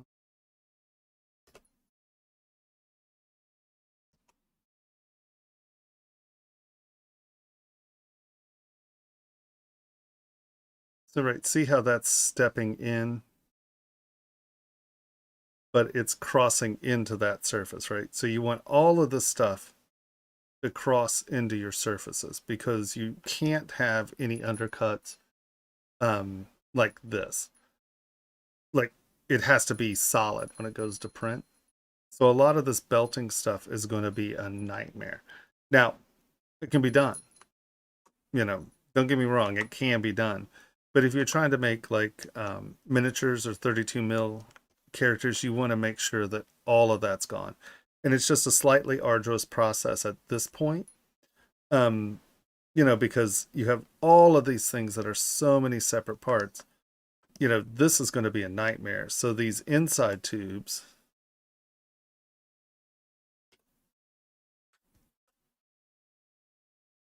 like I would make sure there's no airspace in that core and just have it feel like those cables are there, because you're going to, it's probably going to be a wash, and then you're just going to dry brush the highlights in and then come back in. So you got to make sure that it's a solid shell. And especially if you're printing something this big, do you own a printer?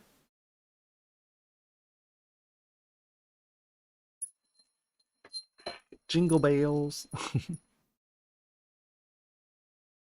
So, I mean, the model looks fantastic. I'm just saying that because of all the straps and stuff, it's going to be a wee bit of a nightmare to prep for print. And not really. It's going to take you a couple hours. It's not a big, it's not a nightmare, but you're going to want to drag all that in. And then you're going to want to figure out, you're going to have to join them into a shell. And so you have to do one stage, merge it down, boolean it. One stage, merge it down, boolean it.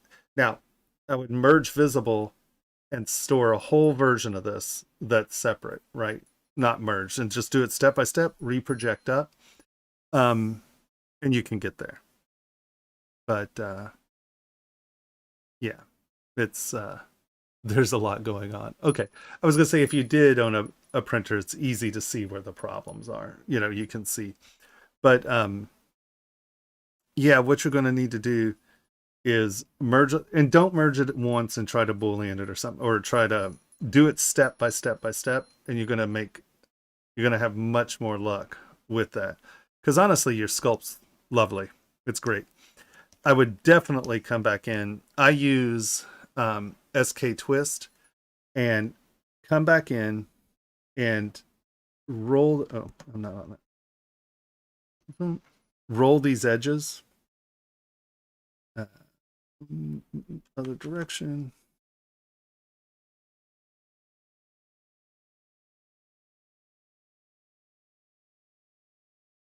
Because if you just have them flat, they really don't appear, you can lose the fact that it's puncturing. And like in here, see how I can just roll that edge there. And now it feels like it's penetrating that surface. Little things like that. Here again.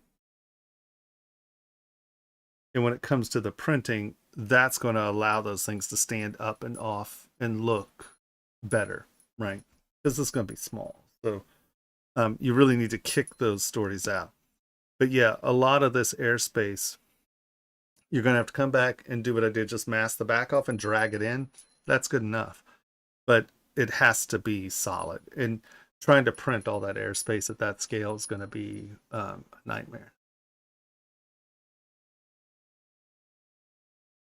We can talk about booleans and actually I can show you on this if you want, sort of the steps through, because they are all separated now, so it's not super hard. But I need to run to the restroom and grab some water. So decide if you understand what I'm talking about dragging this. But what we can do is I can do a little sample in the belts here and then show the boolean as well.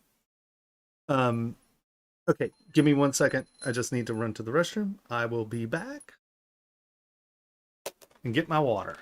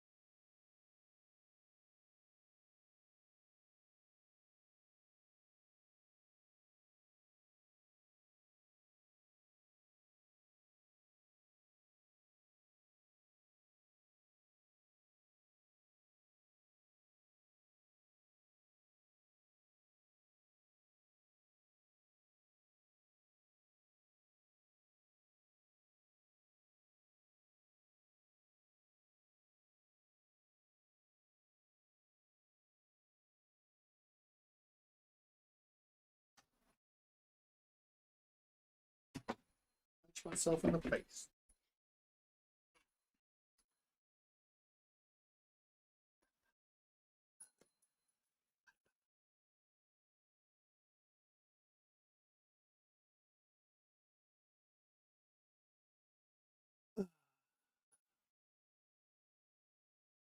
All right. Can you hear me? Can you hear me? I can hear you.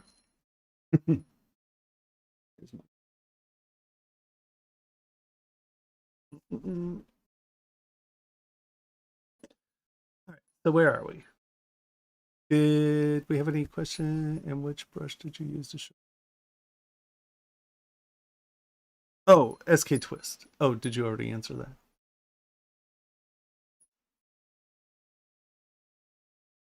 I never use damn. I don't even have damn standard on my machine. Not that I hate it. I just use orb cracks and a few other things. Okay. So how many other... Should we go through the other things and then come back to Booleaning?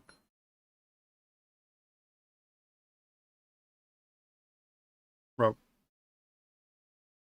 Okay. So we'll be back for Booleaning. If everyone is still here.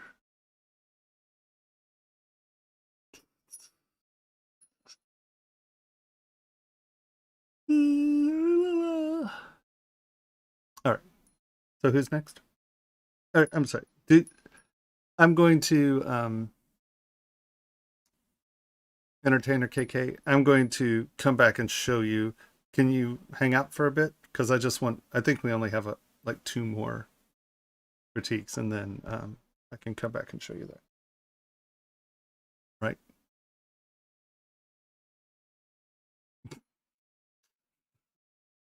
Okay. Hold on. Ragnar's.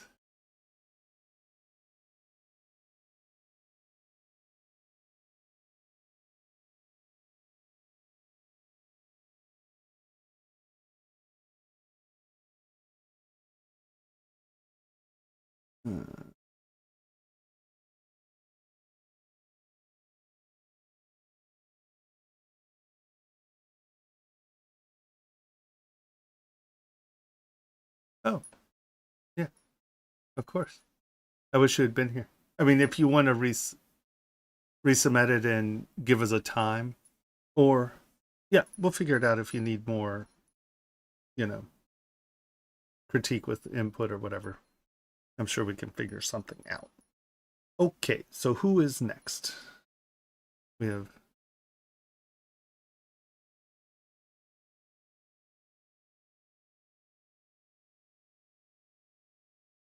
That's one. Is Lewis.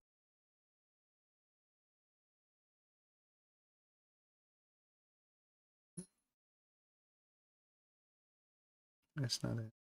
So is it this one? No. This one? No, that's one. Elise? Oh. I thought you said Elite.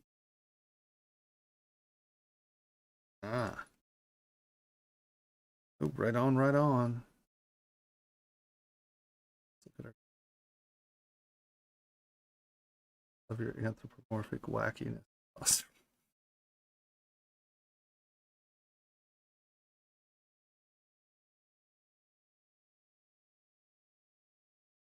Yeah. Sorry. Also, I haven't been staying up super.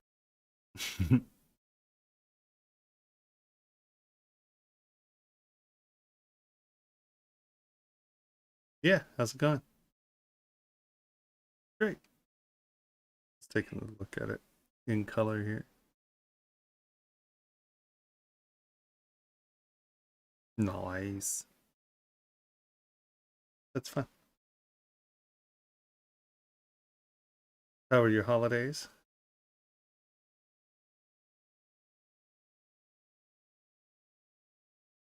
Nice. Good. All right.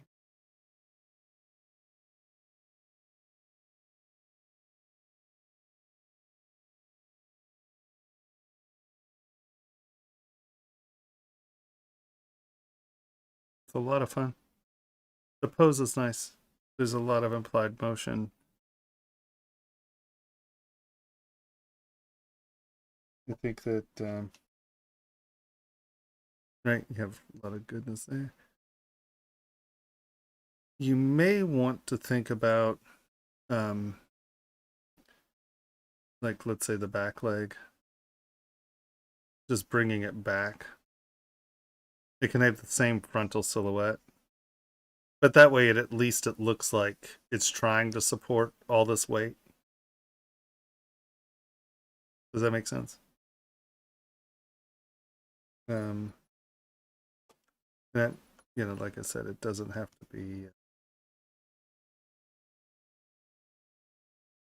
doesn't have to change your silhouette.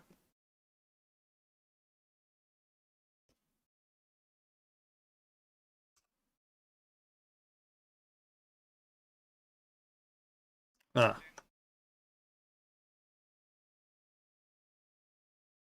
yeah. Yeah, no, it's cool.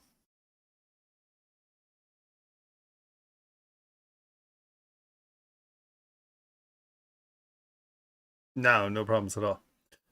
Like I said, the only thing you need to do is something in this vein where you are have all this other stuff not masked. Sorry, I thought I masked it better than that.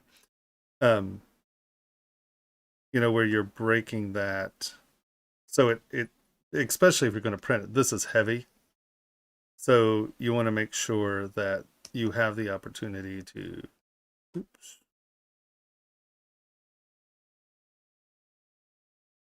Skew it this way a little. Just so the center of gravity is a little bit more centered. As you can see, I mean, obviously obviously I didn't keep the leg in the same position, but you easily can get it there, you know. But I think you just want to make sure that, especially for printing, that you have your center of gravity a little bit more over that. So I would probably spread the legs out just so it's not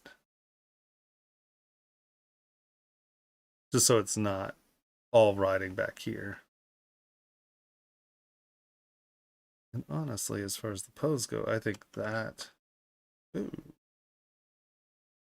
I think that would resolve most of your posing issues. Um,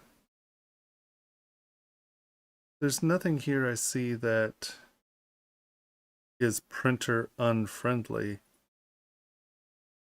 For cleanliness, uh, sorry, you might want to make the arms peg in. And what I mean by cleanliness is that if you do it that way, you can print it in a way that you don't need a billion supports and it's stuff that you have to clean up underneath. This will be much easier to clean up if you do, let's say, the back.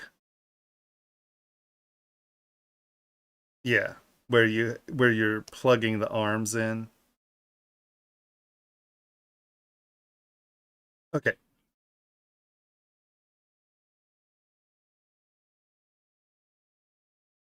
Mm-hmm.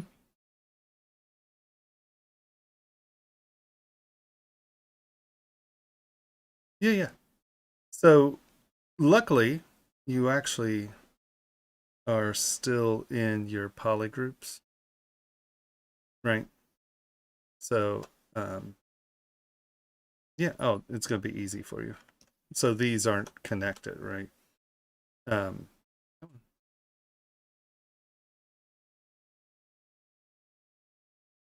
mhm. Yep, split hidden.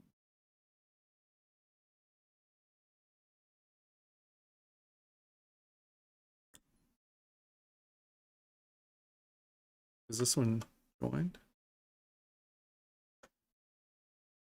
Oh, your legs are in the one piece. That's okay.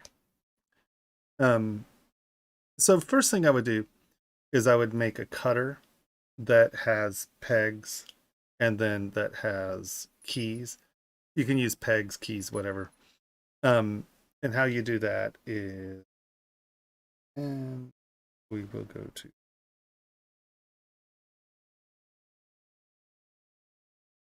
start. And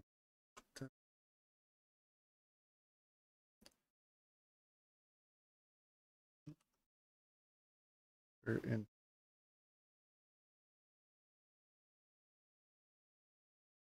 Come on.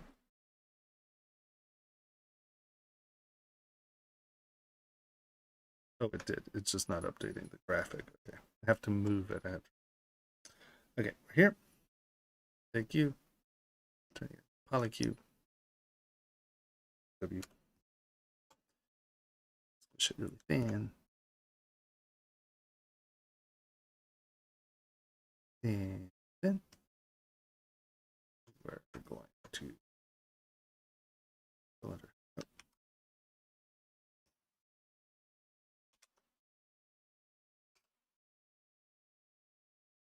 Yeah, turn that to.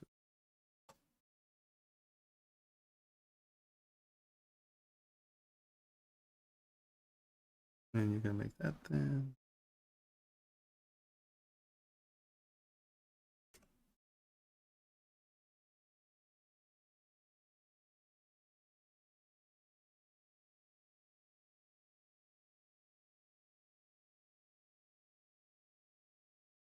And then you are okay.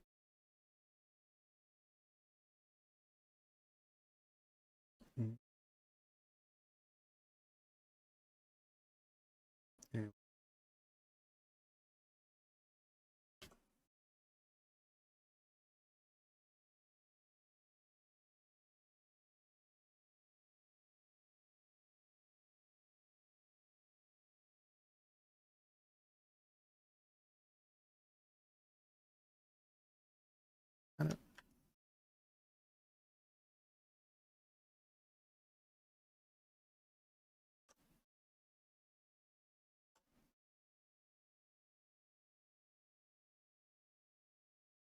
to the inside.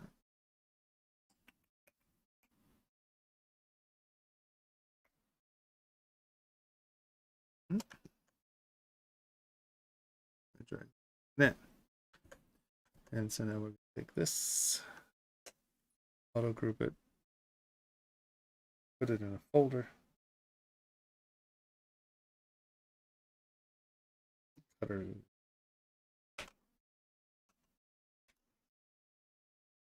I'm just, if you're doing keys, you build a little key. This is just easier for right now because honestly, you're not doing flat things, so it's going to snap in pretty easy. I just want you to get the idea of how to make the cutter. We're then going to come over here and go split two parts. And now we're going to bring this up here, make that start.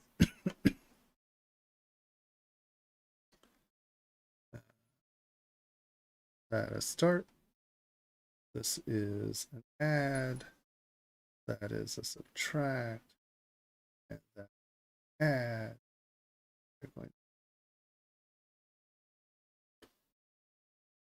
Right. Close. Folder. And so now you have this thing that is doing that, right? And check mesh integrity. Close holes. Metal prices. Okay, so that's solid. And so now you have a cutter. You can do it as a key as well. Like I said, you do the same thing. You just throw it in there. Boolean the one side out, use it, pull it in, and Boolean it out, and that will create your cutter.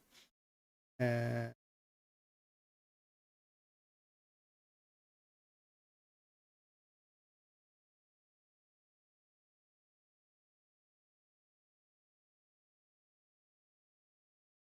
Right here. All right. There. No.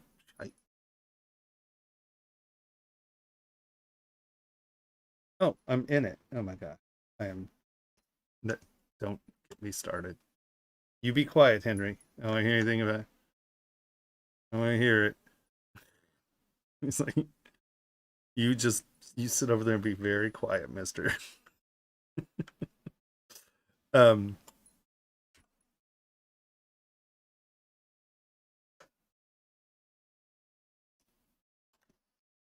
round, and you can take this, put it round, smaller. There's and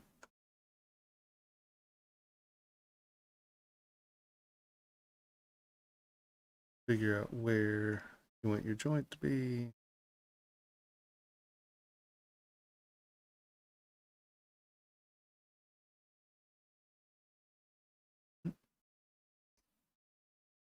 Mm-hmm.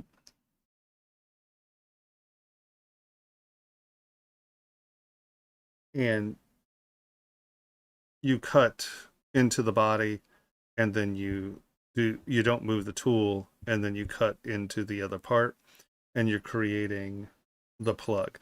I know this is cutting your arm off. I wasn't being very careful, but I'm here. Didn't I just make up? Well,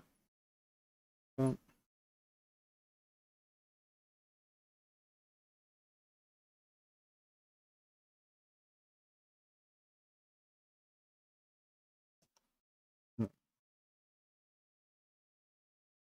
I thought I got all those, but I really just only. Oh no, they're there. I was like, so we need to make this small.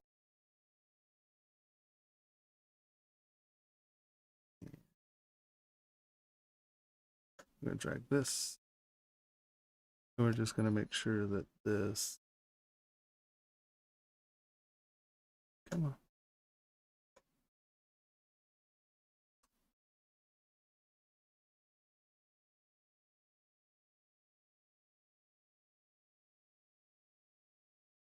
Just make sure that that covers that, because you want to cut that out, right?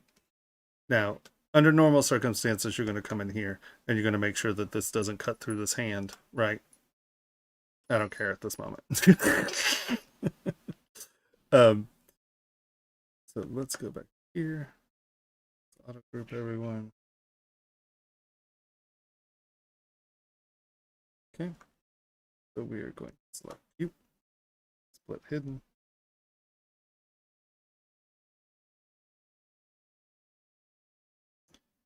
And, you know, like I said, you can come in here and just move this in so you're not cutting that out. And then the other thing that you can do is just kind of drag these out some. And that's creating a key, if that makes any sense. I'm going to go there. Let's double check our mesh integrity. That's fine. And so now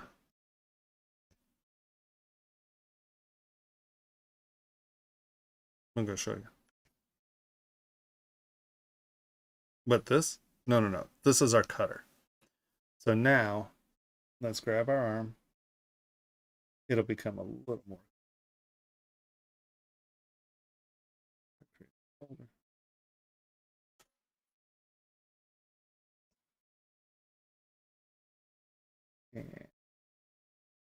And then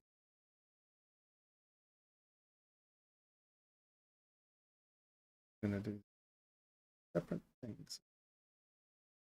Here we're going to make both of them start. We're going to hide this one. I'm going to show that when we come here. So this is going to cut. So, all right.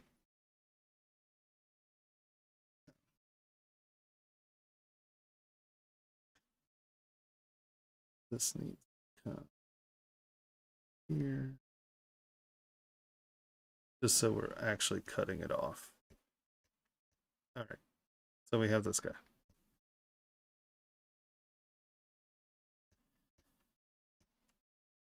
And is that cutting?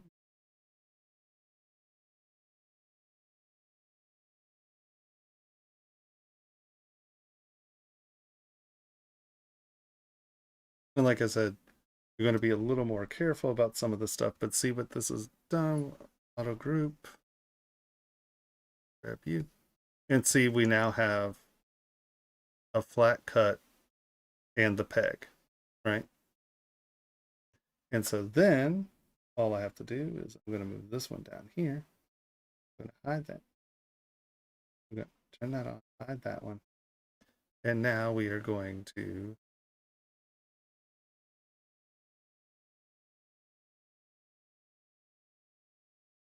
come up here. That's on. Where does this have all the? Did I duplicate that?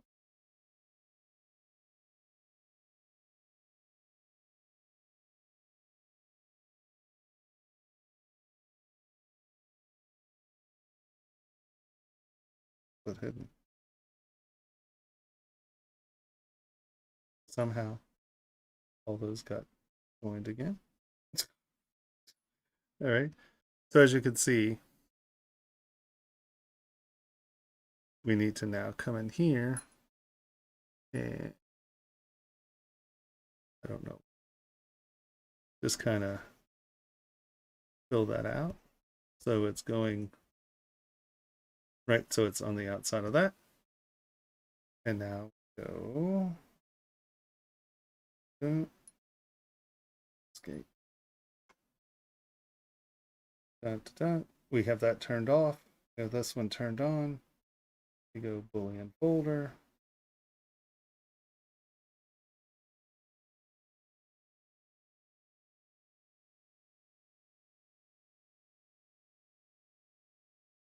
Gonna be, like I said, fast, right? I'm not saying this is necessarily the exact way you want to do this, but auto group, take that, delete hidden.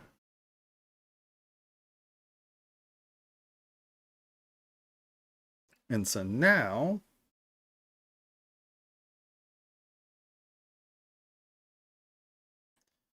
you can see that those two things fit exactly right because one's, see the airspace. Now, obviously, we would have pulled that up and off the surface so it's not cutting into that surface, right? But you can see that that fits exactly. Now, I also left that fairly fat so you can see the airspace, but now that's going to key right in there, right? You see what I mean? There's no need to put keys in it and something like this because you have so much topology out here that it's going to.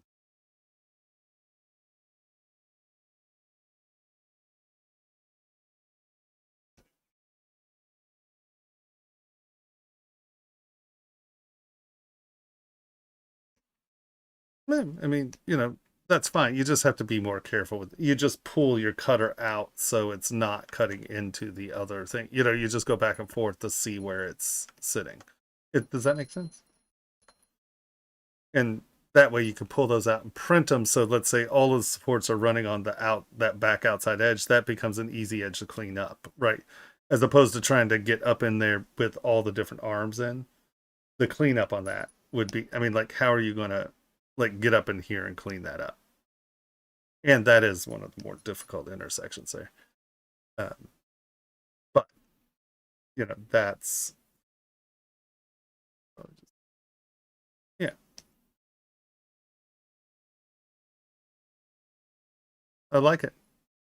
Oh, I think, like I said, the only thing I'm really, I mean, I like your textures. I like how it's going together. I think it looks great. I just think that you need to repose it so it is more centered. Because if you're going to print it, it needs to support its own weight, right? So you have this, you have this. So what's the center of gravity? So you just want to make sure that that's covering the way. Yeah. And you may, yeah, actually, that's pretty close, honestly. I mean, you may want to give it a slightly wider stance, but, you know, that's not, you actually have it pretty good there. And I, imposing that, I ruined, you know, that feeling. You had a nice angular stance there. Just make sure that, you know, the angular stance is probably, I would have it a little bit more over this leg. Just to give it that, you know, you had that nice movement in it. I would say keep that movement. Make sure the head's a little more centered over this leg. And then you can have that cock in the leg. And as long as there's enough spans in there, that should support it. I don't see why it wouldn't. No, it looks great. It's a lot of fun. Because your textures look good. I don't see anything that's really screaming out to me. So when you're printing, you may want to punch some of this stuff. Contrast. And once again, some of this, like if you just go to contrast here and slide it a little, it'll punch some of this stuff, right? Contrast. Do you see how it's making, well, because of how I had that stuff cut, it blew that out. But if you do it before you start chopping, it'll make some of the stuff deeper, and that'll help with the print because some of that stuff's pretty subtle. Oh, it's because the legs aren't attached. That's why that was being weird. Yeah, I would slide contrast up, get a little bit more of that skin stuff that's going to show. How big do you want to print it?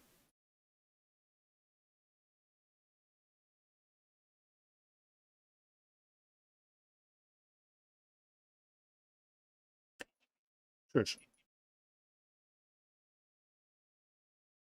Yeah, yeah. Cool. Yeah, yeah. No, that should be fine. You probably want to make it hollow. Yeah. I mean,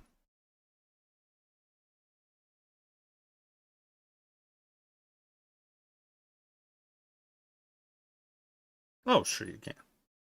I mean, you'd have to do it in ZBrush, but you could make it hollow. Yeah, 15 centimeter. I'm just thinking the ankles are thin, just supporting the weight. I think that if you, here's another, you know, you can make this a shell, and all you need is just a hole so it'll drain, and you can make a plug. Don't fight with that yet. Yeah, print it solid, it'll be fine.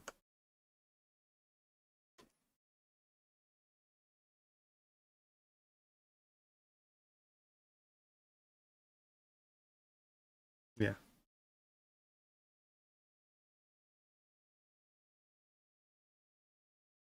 Yeah.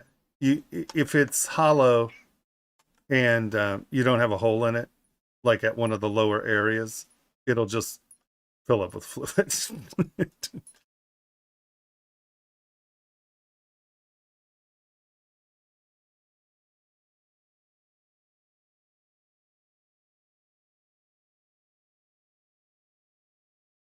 To drain out. Yeah, suction dramatically. Yeah, it keeps it from it becoming a suction cup.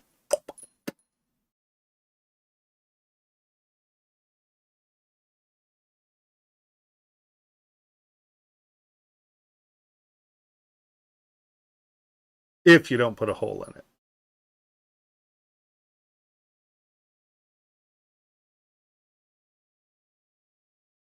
Yeah, it's going to be as deep as your resin tank is. So, if it's 15 centimeters and you have, what, 3 centimeters of resin, you're going to have 3 centimeters of resin sitting in the bottom of the, yeah. Yeah, it's going to torque the living hajibus out of it.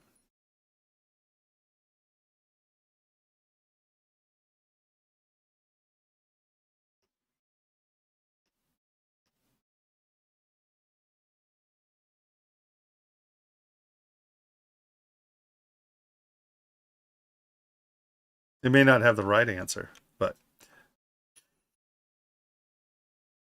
right? There you go. I got you.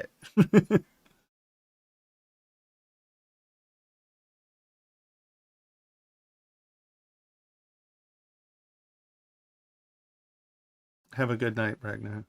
Sorry. Okay.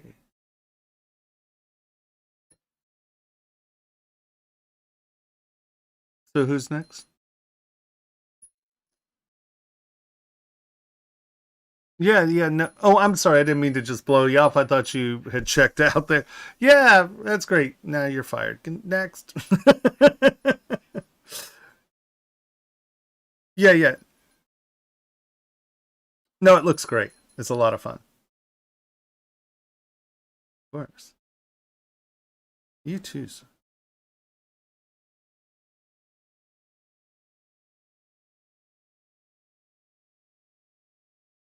Okay.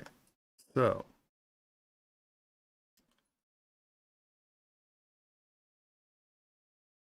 there's one here. Sorry.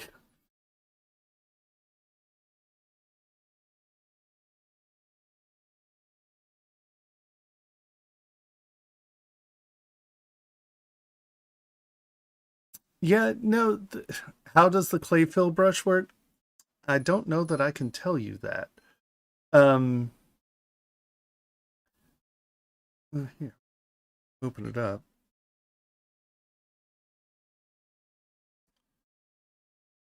I'll show you how I use it, and in turn, sort of how it works.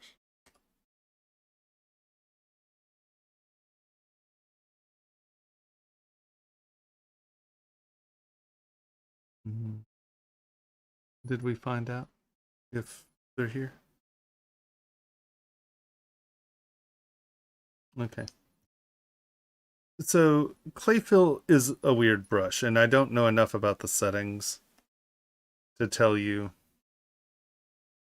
what it does in that context.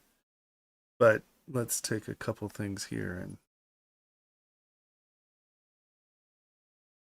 so Clayfill is paying attention to what's there, right?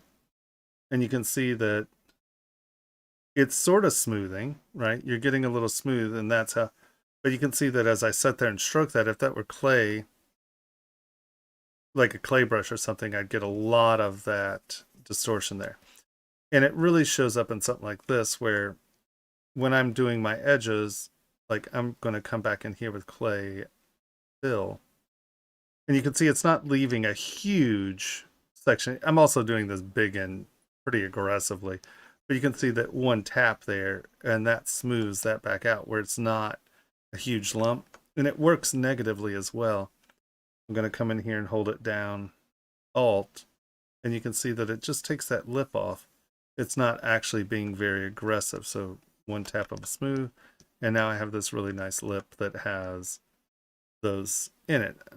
Probably kick that up and knock it in. Or it does tend to work better if you're just using one stroke as opposed to doing a bunch of them.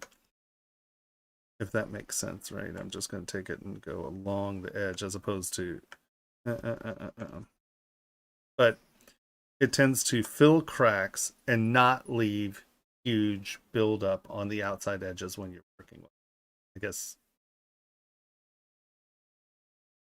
Yeah. See? Hold on, let's See how that's a standing lip? And I don't want that lip to be there because that makes it look like a tool. So if I go down, hold Alt, it does the same thing, just in the negative. So I would say that it has smoothing features, like part of the modifications of the brush definitely are doing some smoothing, but it's also filling. The key is that instead of using, right, if you use clay brush, if you use clay tubes or something like that, it would be trying to do that, right? And then as you build up, you're going to get this edge build up, and somehow it's keeping it where it's trying not to build up too much edging there. So it like has a fade or a shade to it.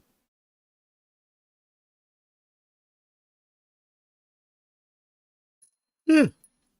Sorry. Right? Kind of makes sense.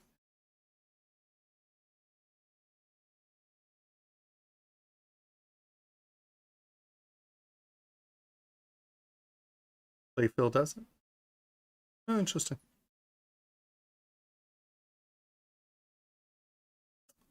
But that is that.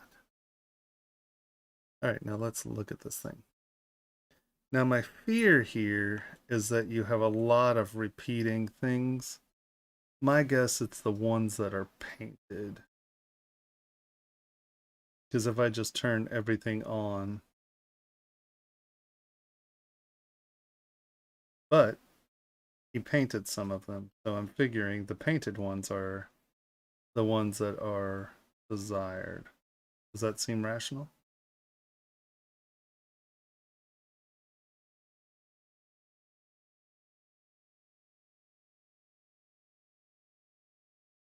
Well, that's was unexpected. Okay. It's not quite what I thought that was going to be. Okay, so what's that one?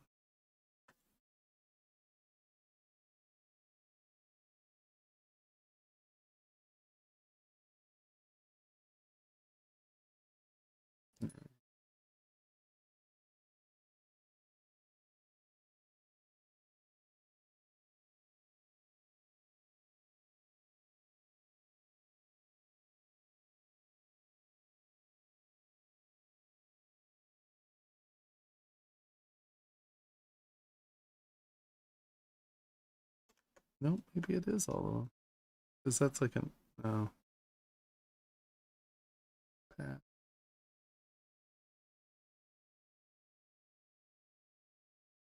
Yeah, no.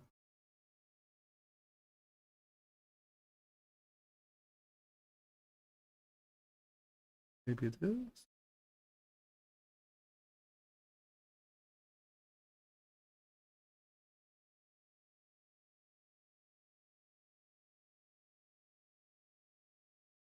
Okay, so in the future, peoples, it's much easier if you if you have a bunch of extra parts, make sure you put the ones sort of away in a folder. So if I turn them all on, we can see the whole thing. Because I don't know if I'm missing, like this is away from the back, so I don't know if we're missing parts.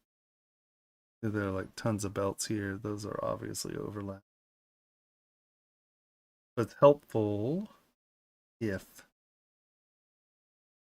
you put all that stuff in folders so I know what's going on. But I think we can, for the most part, figure this out. Ugh, excuse me.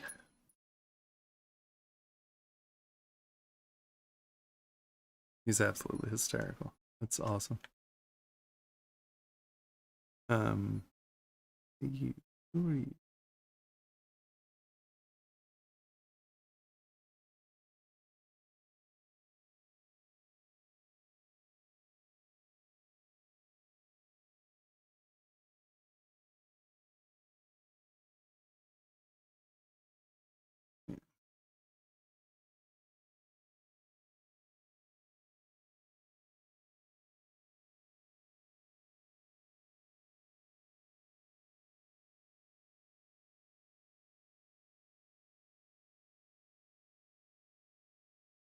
The arm and hand anatomy is good. You did a good job about keeping, the size and stuff. Thumb's a little strange, but you seem to have bent the internals as opposed to thinking of it as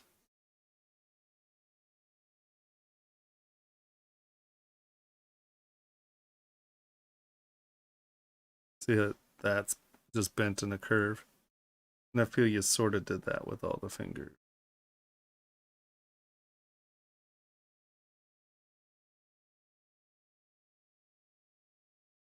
Right.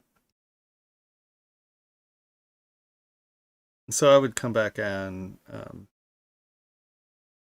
unbend these and make them a little bit more jointy, if that makes any sense.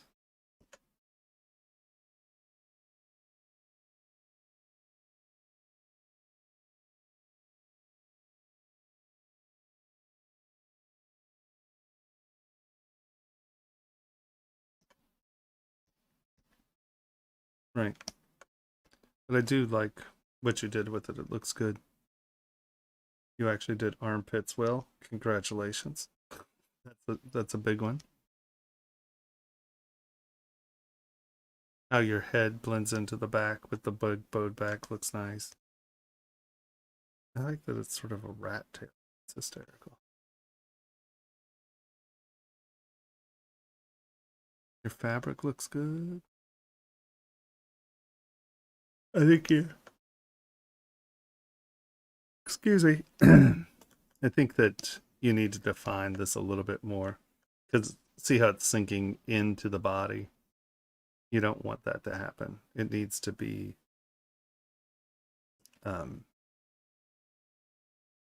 You need a consistent wall thickness, and this just got a little round. Maybe it's just even something like coming in. No, wrong one. Coming in with cloth and just giving this an edge.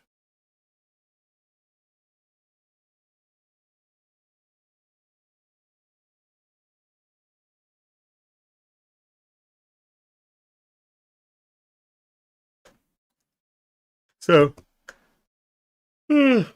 finish the fabric here.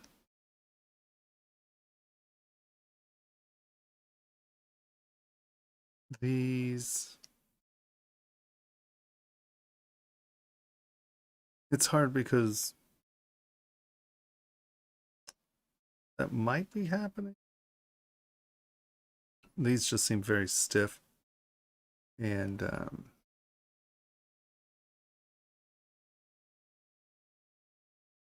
feel maybe something in that vein as opposed to just a straight bow out where you have in different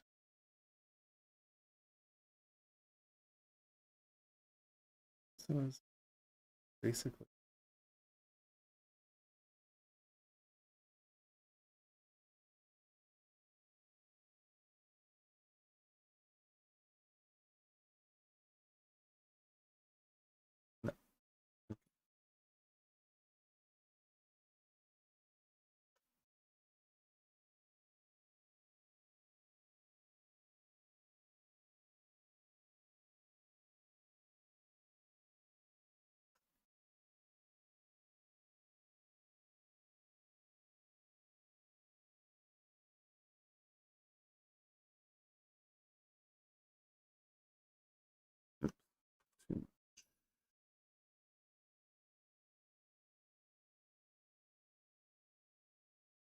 no. Maybe where it just feels like the weight's there, but I also can see the stiffness in it.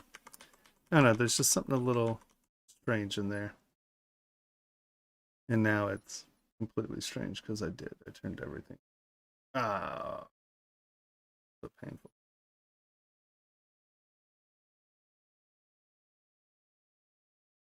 Yeah, honestly, I think the only thing you really need to put,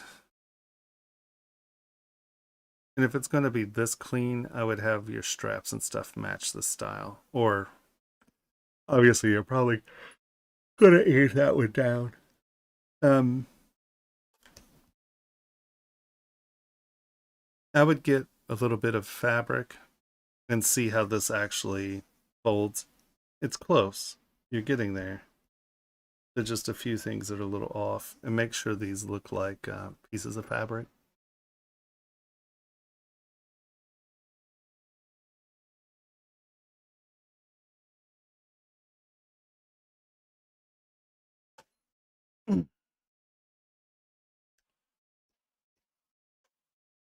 Because the fabric in the pants looks good.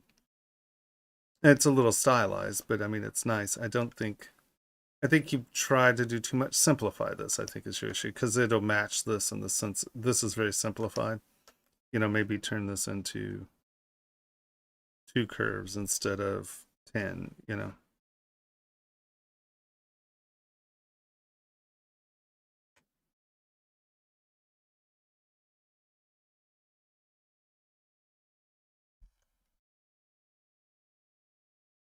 Right, where you simplify some of that chatter. And that brings it a little bit more into line with the pants.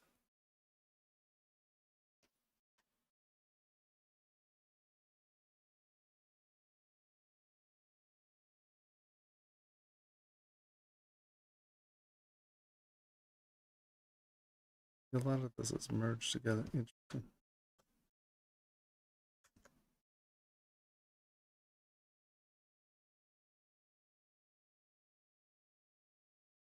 Because I just imagine with these thin straps, this would be a lightweight fabric. But your forms and shapes are good. Sorry, guys. I haven't been staying up super late, so I got up early. Yep, I think that's my main thing is the shirt. Get your joints, not just where the whole thing's bent, but where it actually looks like joints are bending.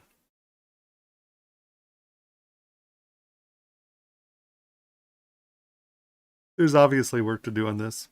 Is that the thumb snake? I would take this back to these shapes.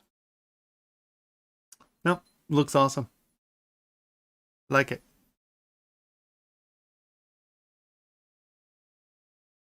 All right, sir. What are we up to?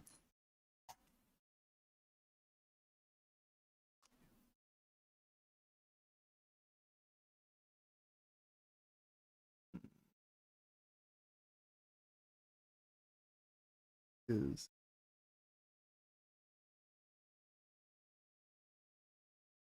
yes. Okay. Every single one.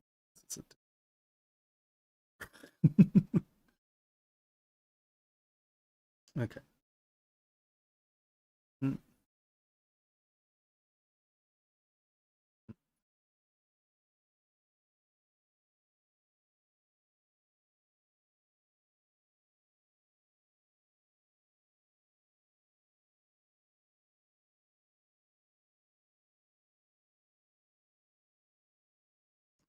All right, well, let's start here. So once again, all of these need to be solid, right? You can't have all this airspace. So we're just going to come in here and tap you.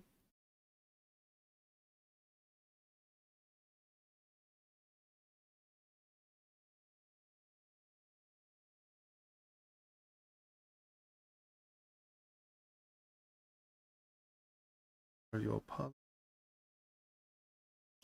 Oh, first thing you have to do is not have dynamic on. So we're going to come in here and apply. So now that makes this real easy. We just go W and we drag this in. See how we just made it thicker? And now we're going to come in here, apply, grab you. We're going to go to center And again. Right. And then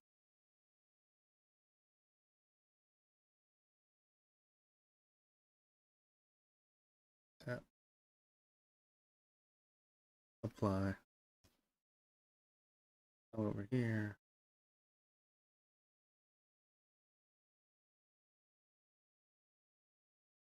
Okay.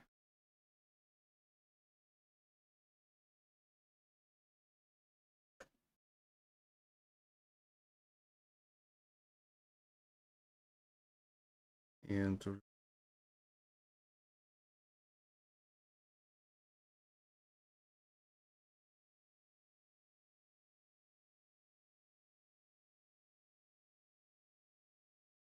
so you can see, I'm just trying to get all the, no,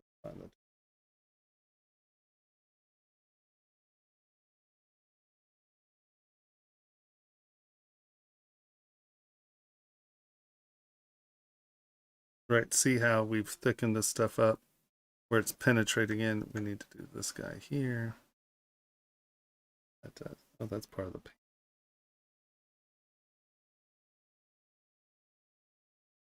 So I'm going to do this.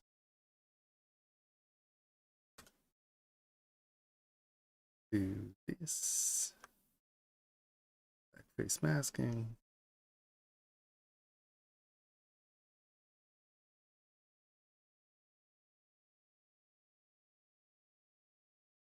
Getting rid of the side.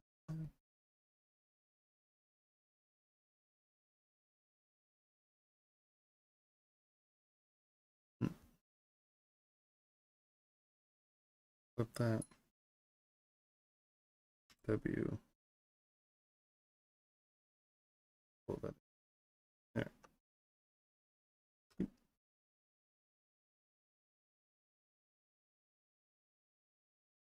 So we know that all of this is penetrating torso now, right? And you can see that these are going in. Obviously, I would need to do it here as well.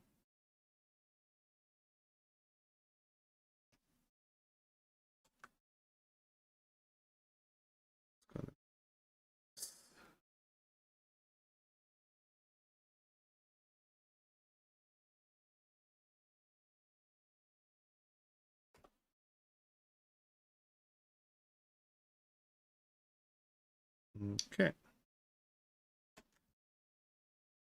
So we are going to take this guy, folder,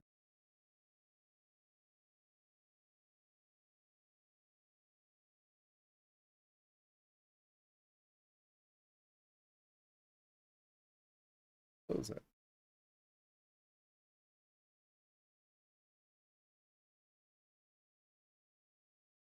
Okay. Thank you. Here. I'm going to turn everybody off.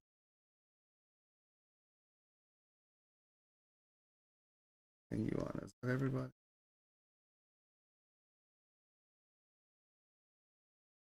Basically. Okay. So now the thing is a lot of people are just going to take this and jam it and say, all right, Boolean it all together. First thing I need to do is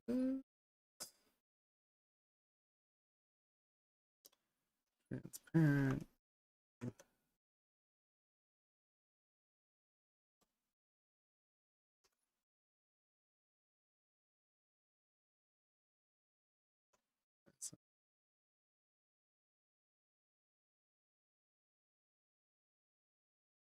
Show part.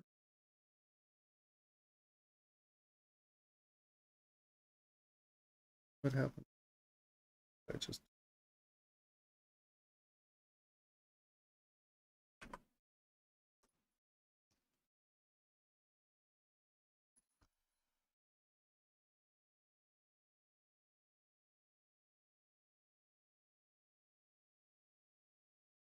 okay. Where are you? Did I grab the wrong thing? I did.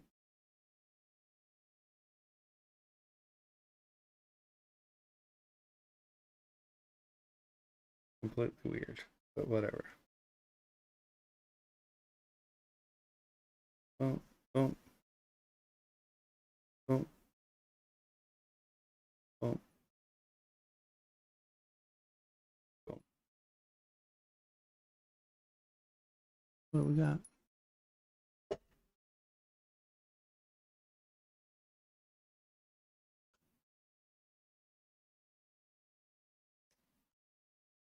Yeah, if that, because I'm getting a little tired. Haven't done this in a while.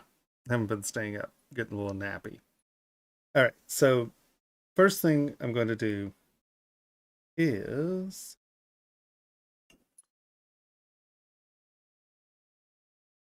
right, we're happy with everything. We know it's solid.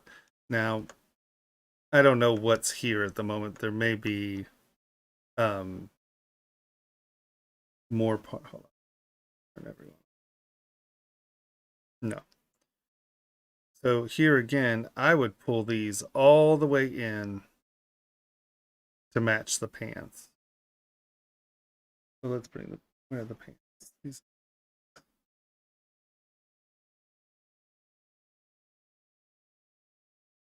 Okay. We're going to pull the pants. So where everything is.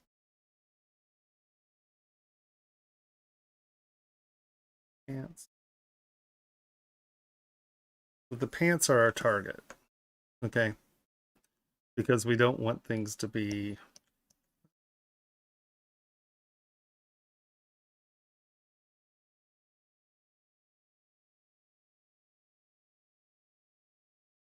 so as you're planning this, plan it in the steps you're taking. So we're going to start with our pants. The pants are going to be up here. And then boom, boom, boom, boom. Okay, so these are our issue. We're missing whatever that buckle is.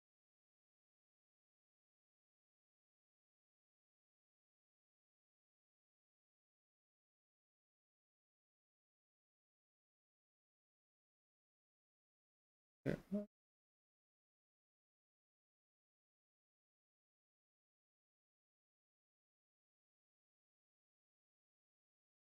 Okay, and now off. You want and boom. Okay, so you need to. I guess there's one in the back. You'll get the idea. You got to remember this is going to be small, right? We're talking about miniatures. The most important thing is that you have a good solid. And so we're going to take our pants and start here. So I'm going to turn all these things on and I'm going to go new folder. Enter. And why didn't it ask me? See, there it goes again. It's supposed to ask if I want to put all that crap in the folder. Isn't it? Oh, this is inside a folder. Okay, hold on. We need to take all this out of a folder. Can't make a folder. Go into the other folder.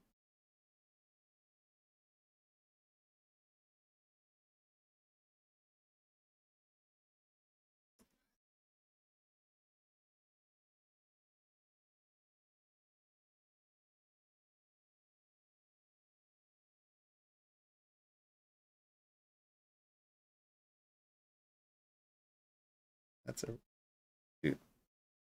So now that these are not in a folder, did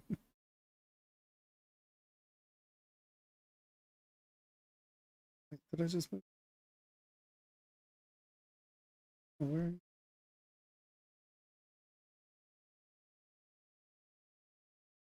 Okay. So these are all the things that I want in a folder. And turn all off. This is all we have, right? This is all I want. Now watch this not work again. I'm going to screen. Okay, new folder.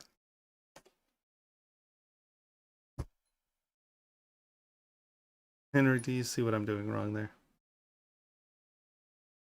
Thank you, Matet. All right. Sometimes things just don't work. We'll deal with it. Bizarre. No. Oh, you know what? It does. It completely has to do with the pizza box. Thank you. I didn't have pizza box turned on. Hmm. Yeah. Thank you. It's getting late and I haven't been staying up a whole lot. So, um, sorry you get to deal with me. I have transition going on here. Okay. So, let's try this all again. So, we're going to start with our pants, right? Make it start. And I'm just going to find, um, I want to start. Let's start with this guy. I'm going to come here. Ooh, look, I did something ugly there when I pulled that out. Solo this for a second.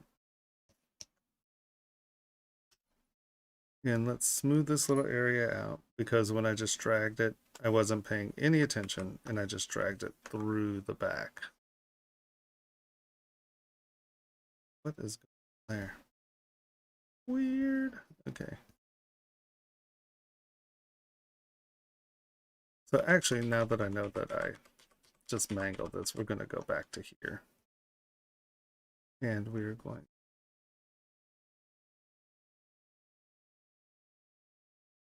That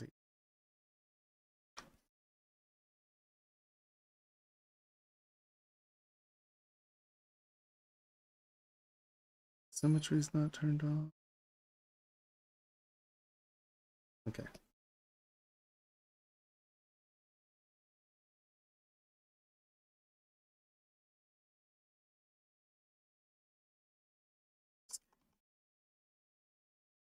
All right. Because this is acting weird, it's going to do this. Not mad. Back face mask.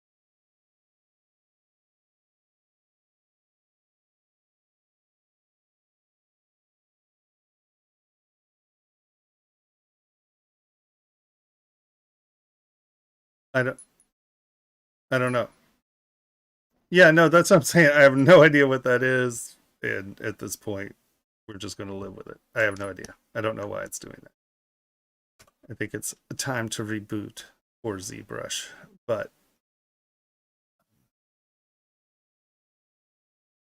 okay. So see how we drew it in to where it's breaking that surface. Now, because I had this weird thing here in the thing, I'm going to come here. And it doesn't matter if I Dynamesh this piece because it's going to go through. And it's easier to deal with that than it is to try to get this crossing over geometry because I didn't take a ton of time here. It's simple enough to do that and then just Dynamesh it. And now it has fixed this stuff, right? That's just goop now. Let's make sure. We're going to Dynamesh it. What are we, 1.37 here? And we're going to come into here and we're going to make this lower. We want, that's probably fine. And now, get my, we have a weird hole in there somewhere. Check mesh integrity. Fix mesh. Close holes. Because it's a lot easier to do it here. It's really.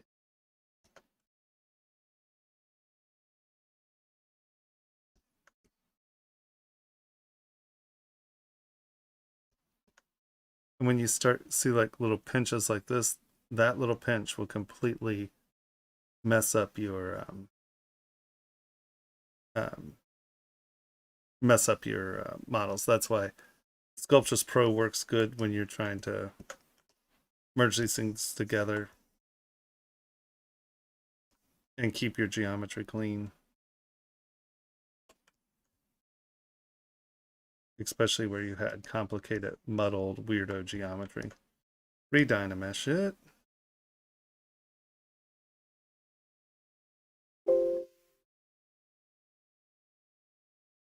Really? Interesting. Okay, so we have our belt here, right? Everybody happy? Have a belt. So now we're going to bring it up here.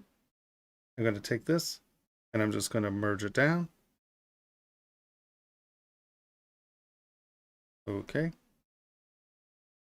And now we have it penetrating the surface and we haven't mangled it. So it's going to be weirdo too.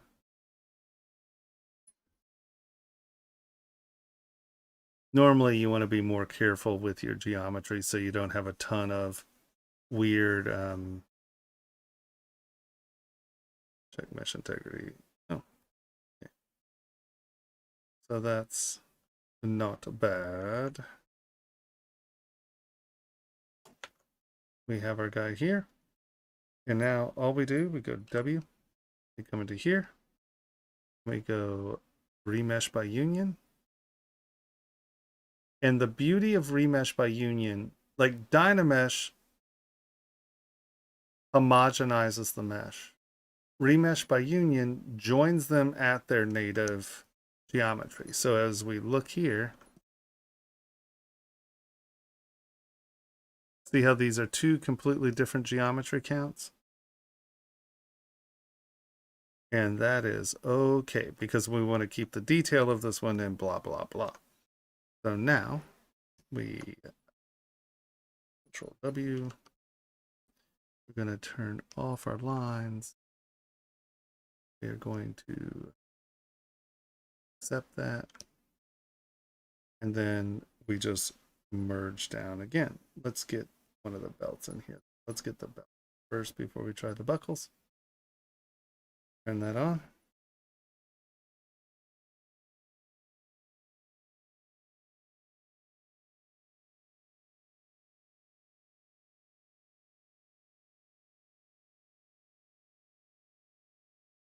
Oh, solo. It's just like, are you kidding me? Here again, we take this, we merge down.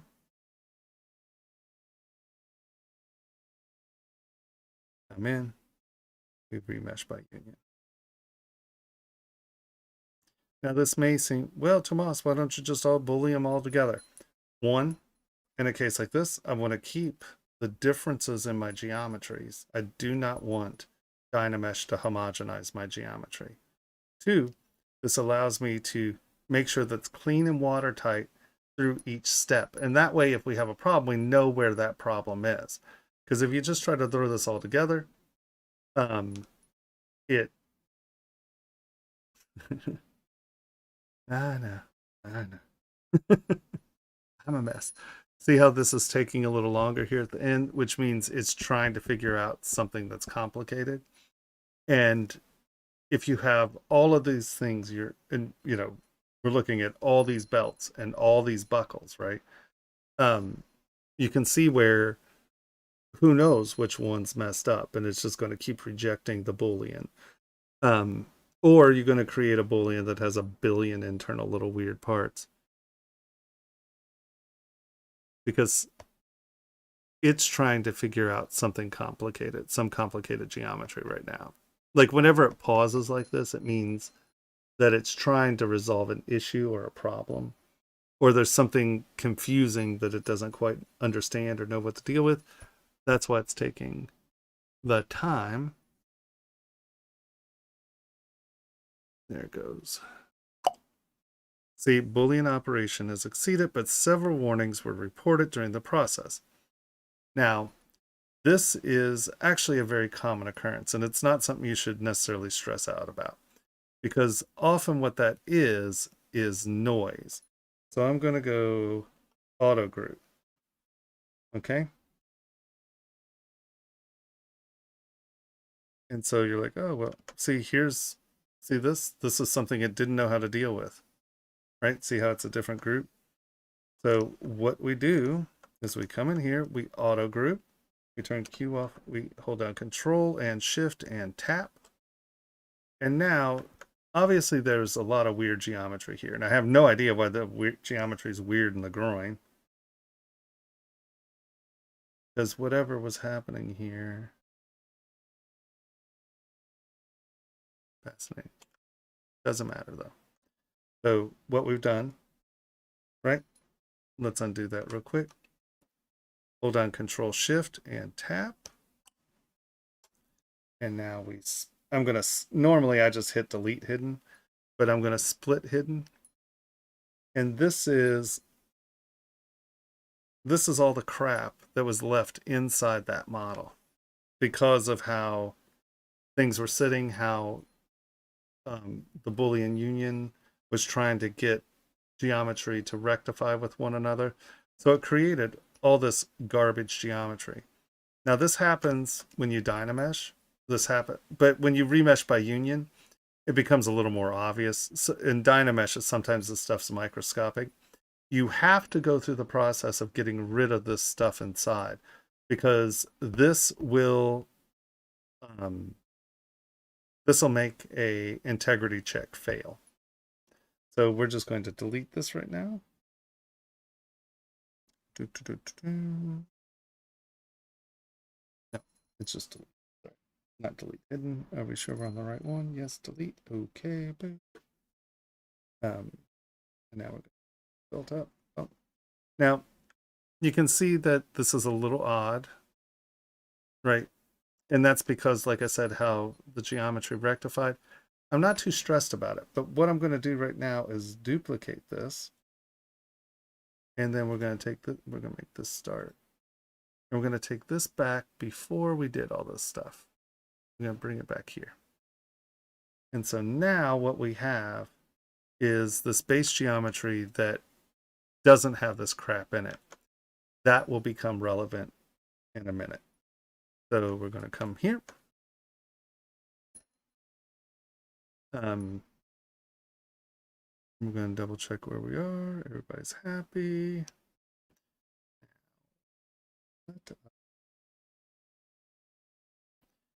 Now, what I'm going to do is this. I'm going to double tip this, and I'm going to mask this off. All right. We're going to now, we're going to flip it. And you can see that my inside surface is a different color. What's going on? Did I just do that? All right. Our inside surface is a different color. I'm going to hide part.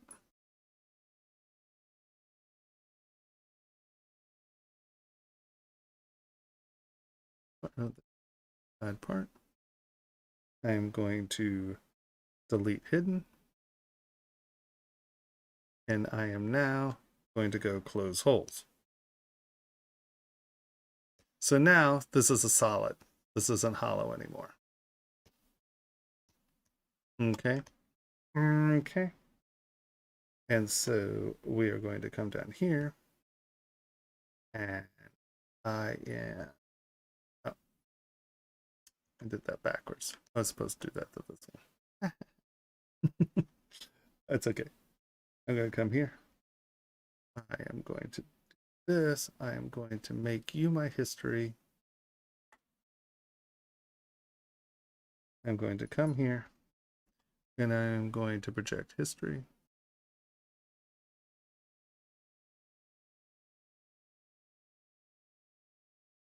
You can do it.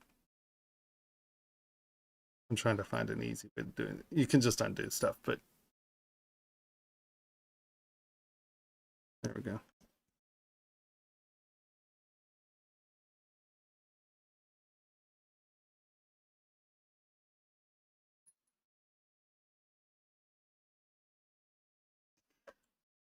I'm just smoothing this.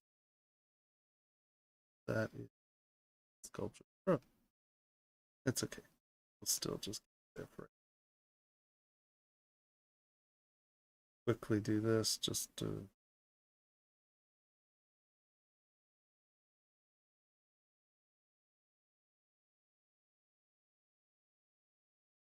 Sorry, this part really isn't part of the process. I'm just trying to find as a quick way of getting here. And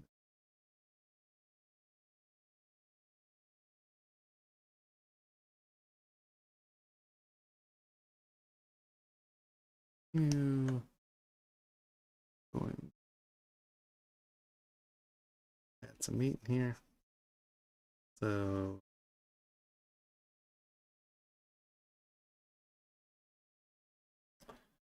mesh.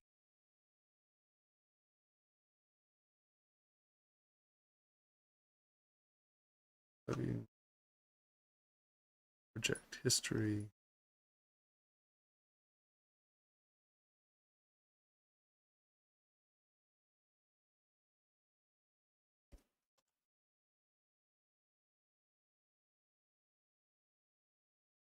Okay. And so remember how there's this weirdness here in the groin? Project history again.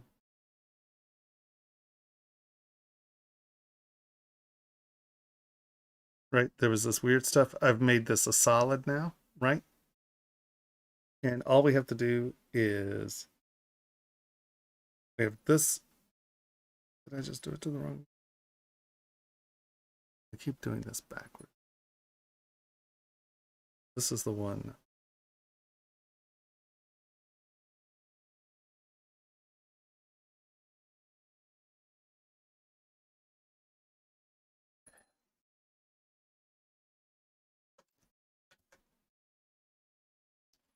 Okay, forget it.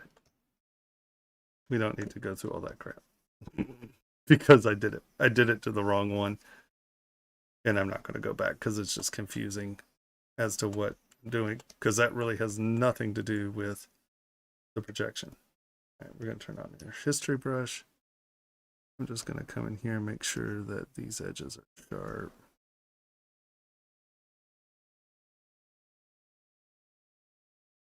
All right, okay. But here, this is a good example. So I went back to before we did the exchange, and I'm just going to say this is that, right? It's mangled geometry. If you go back to the state before you had it, you can just go back in and fix it. So that weird, this stuff that was in the groin, this is what I mean. I did it to the wrong one. If you use your history brush, you can get it to go away. That's the only reason we were doing any of that.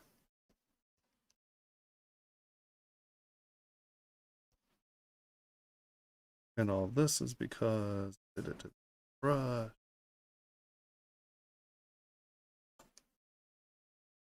I love it when you do stupid stuff. It's always joy.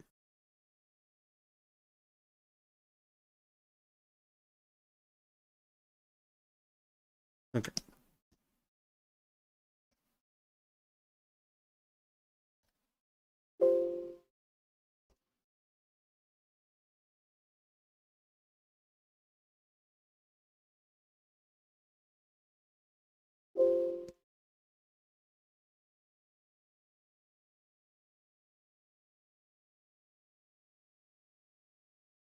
All right. So I use my Kitco plugin to check if it's watertight because it's one less step than going through the other one. So it's just really easy. I just cancel that. So like I said, we now know that this is watertight, right? And we just went through all that weird stuff. So we're like, okay, this is water. And I did it to the wrong one. Okay, it's fine. Yeah. All right. So we're just going to take this. We are going to go merge down. We're going to make sure that it's penetrating. It is not, right? You can see here. So we're going to grab that. And I'm just going to grab move, and we're going to drag this.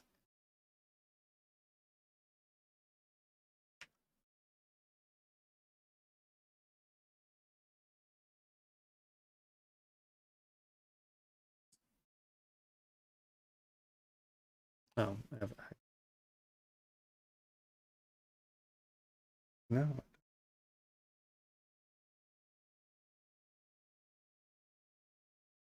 I have a weird. We're just dragging it in so that penetrates. There it is. It's penetrating the surface. We merge down. No.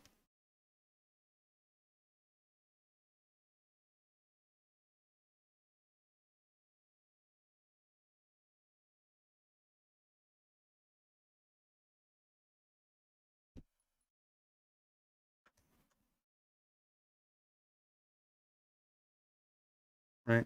We're here. We're in. W. Remesh by union. And so you just go through and take it. Sorry, I went on the detour of trying to get it to mesh because I'm a ding dong. Get metal. There it is. We know that this is still a good mesh. We're going to merge down. But before we do that, we're going to go to the buckle. We're going to turn this on. We're going to make sure that it's penetrating everywhere it needs to. And you can see here it's going down and in, so we're doing okay. That's all good. Is it good? That's okay. It's good. So now we're going to take this, merge down, and yet again, fully in union. Remesh by union. All right. That's penetrating. We go to our next one, which is this. Here, tap that, drag it back into the surface. It's penetrating. Get that. That's fine. It's good. Merge down.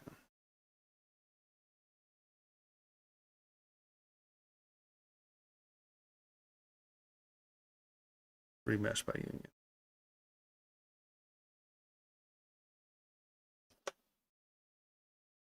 Prices. See how it said it's not watertight. And now we check mesh integrity. Close holes. There we go. And so you can see that we had little problems with each one. And now if you're going to do all of this at once, you're never going to know where any of those problems are. So it's just easier. Take your time, do it right, go step by step, and you can then just get a solid part. Does that make sense? No kidoki. It's one. I think that I'm reaching that state of being useless. I haven't been staying up late. I've been getting up at like 9. Isn't that crazy? I know. It's completely different. The sun comes out here. Like I wake up when the sun comes out. I'm like, oh, there's sun. No, I've been waking up every day at 9 and going for a 2-mile walk.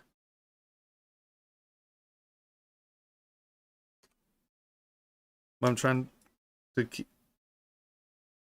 keep my heart from exploding, so it's become something I feel is rather important.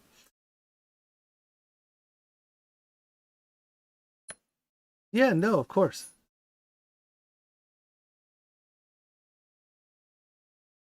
Yeah. So I think we're still going to do the crit 1 week, sculpt the next, crit 1 week, sculpt the next. I mean, obviously, if we wind up with 50 things in the crit thing, we'll do crits. But it's been where, we only have a few of the crits. And obviously, they pile up when we're doing the crits. But doing it every week now. For a while there, we had a lot of people coming. We had at least 15 crits in the pre-crit thing, and yeah, you know what I'm saying.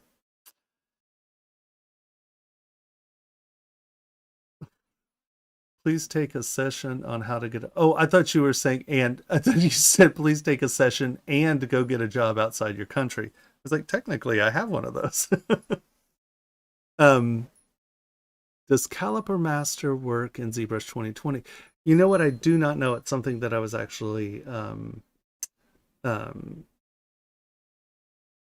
he said he updated it in 2021, I think. But I have not tried to put it in yet. I barely have my interface going, but I have my version of it, so I'll give it a shot. Yeah, there are a couple things that are really nice about Caliper Master. All right. Any other questions before we get going?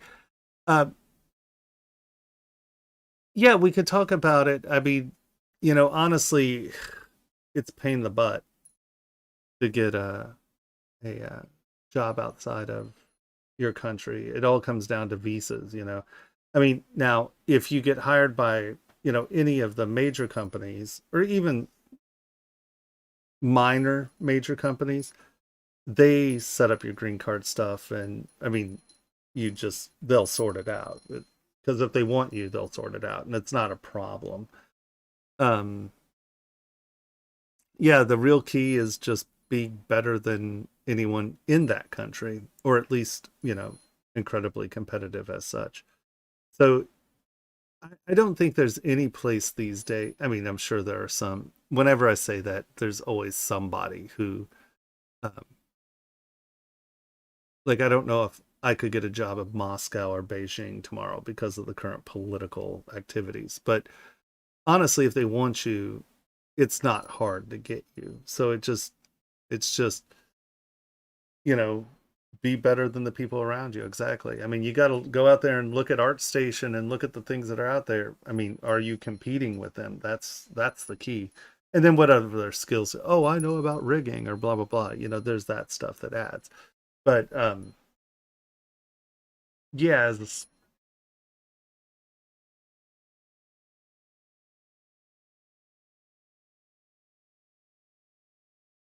yeah, crap portfolio. Yeah, no. I mean, you've got to, if you're trying to get like a job at a AAA studio, you have got to be damn good, and your portfolio better be damn good. But also, don't ever claim to do something you can't do. Um, don't fluff your portfolio, because if you can't do it, they're going to find out real damn fast. I mean, it's not hard to tell if someone can do something, you know. So don't lie, because I tell you, you may be great and claim something that someone else has done, and you're gone. They've just you're done. You're gone. No one needs that. So just be careful and just present yourself as best as you can,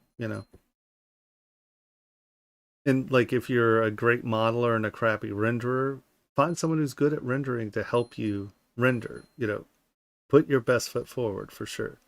Because let's face it, like, if you're a jeweler and you take crappy pictures of your jewelry, you're not going to get a good jewelry job, right? So that's a very good point. You have to look as good as you are.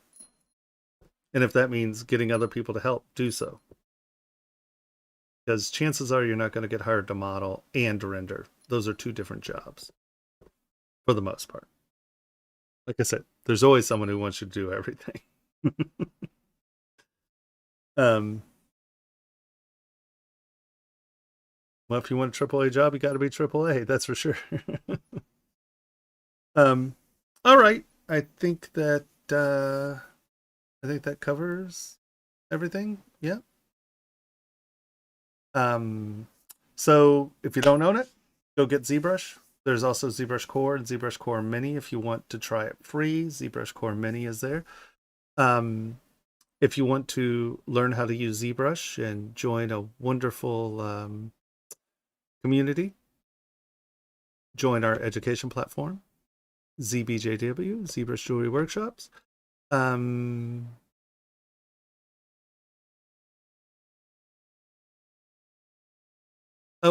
our Discord. And for those of you on YouTube, hit follow and subscribe. And there's a little bell thing that'll remind you when we're on. Please do so. It's really important to our algorithms, and it's very, very, very important to us to do that. So do that. What else? I think was that it? All right, that's it. I'll get smoother on that one. My closings are powerful. Powerful closer. I know, right? Right. Okay, kind and gentle folk, have a lovely week. I will see you next Monday. And yeah, join our Discord. And if you have any questions during the week, we're always there. Well, I haven't been there for the last month, but someone's always there. Eric, you know. All right. That's it. Okay. Have a lovely week. I'll see you next Monday.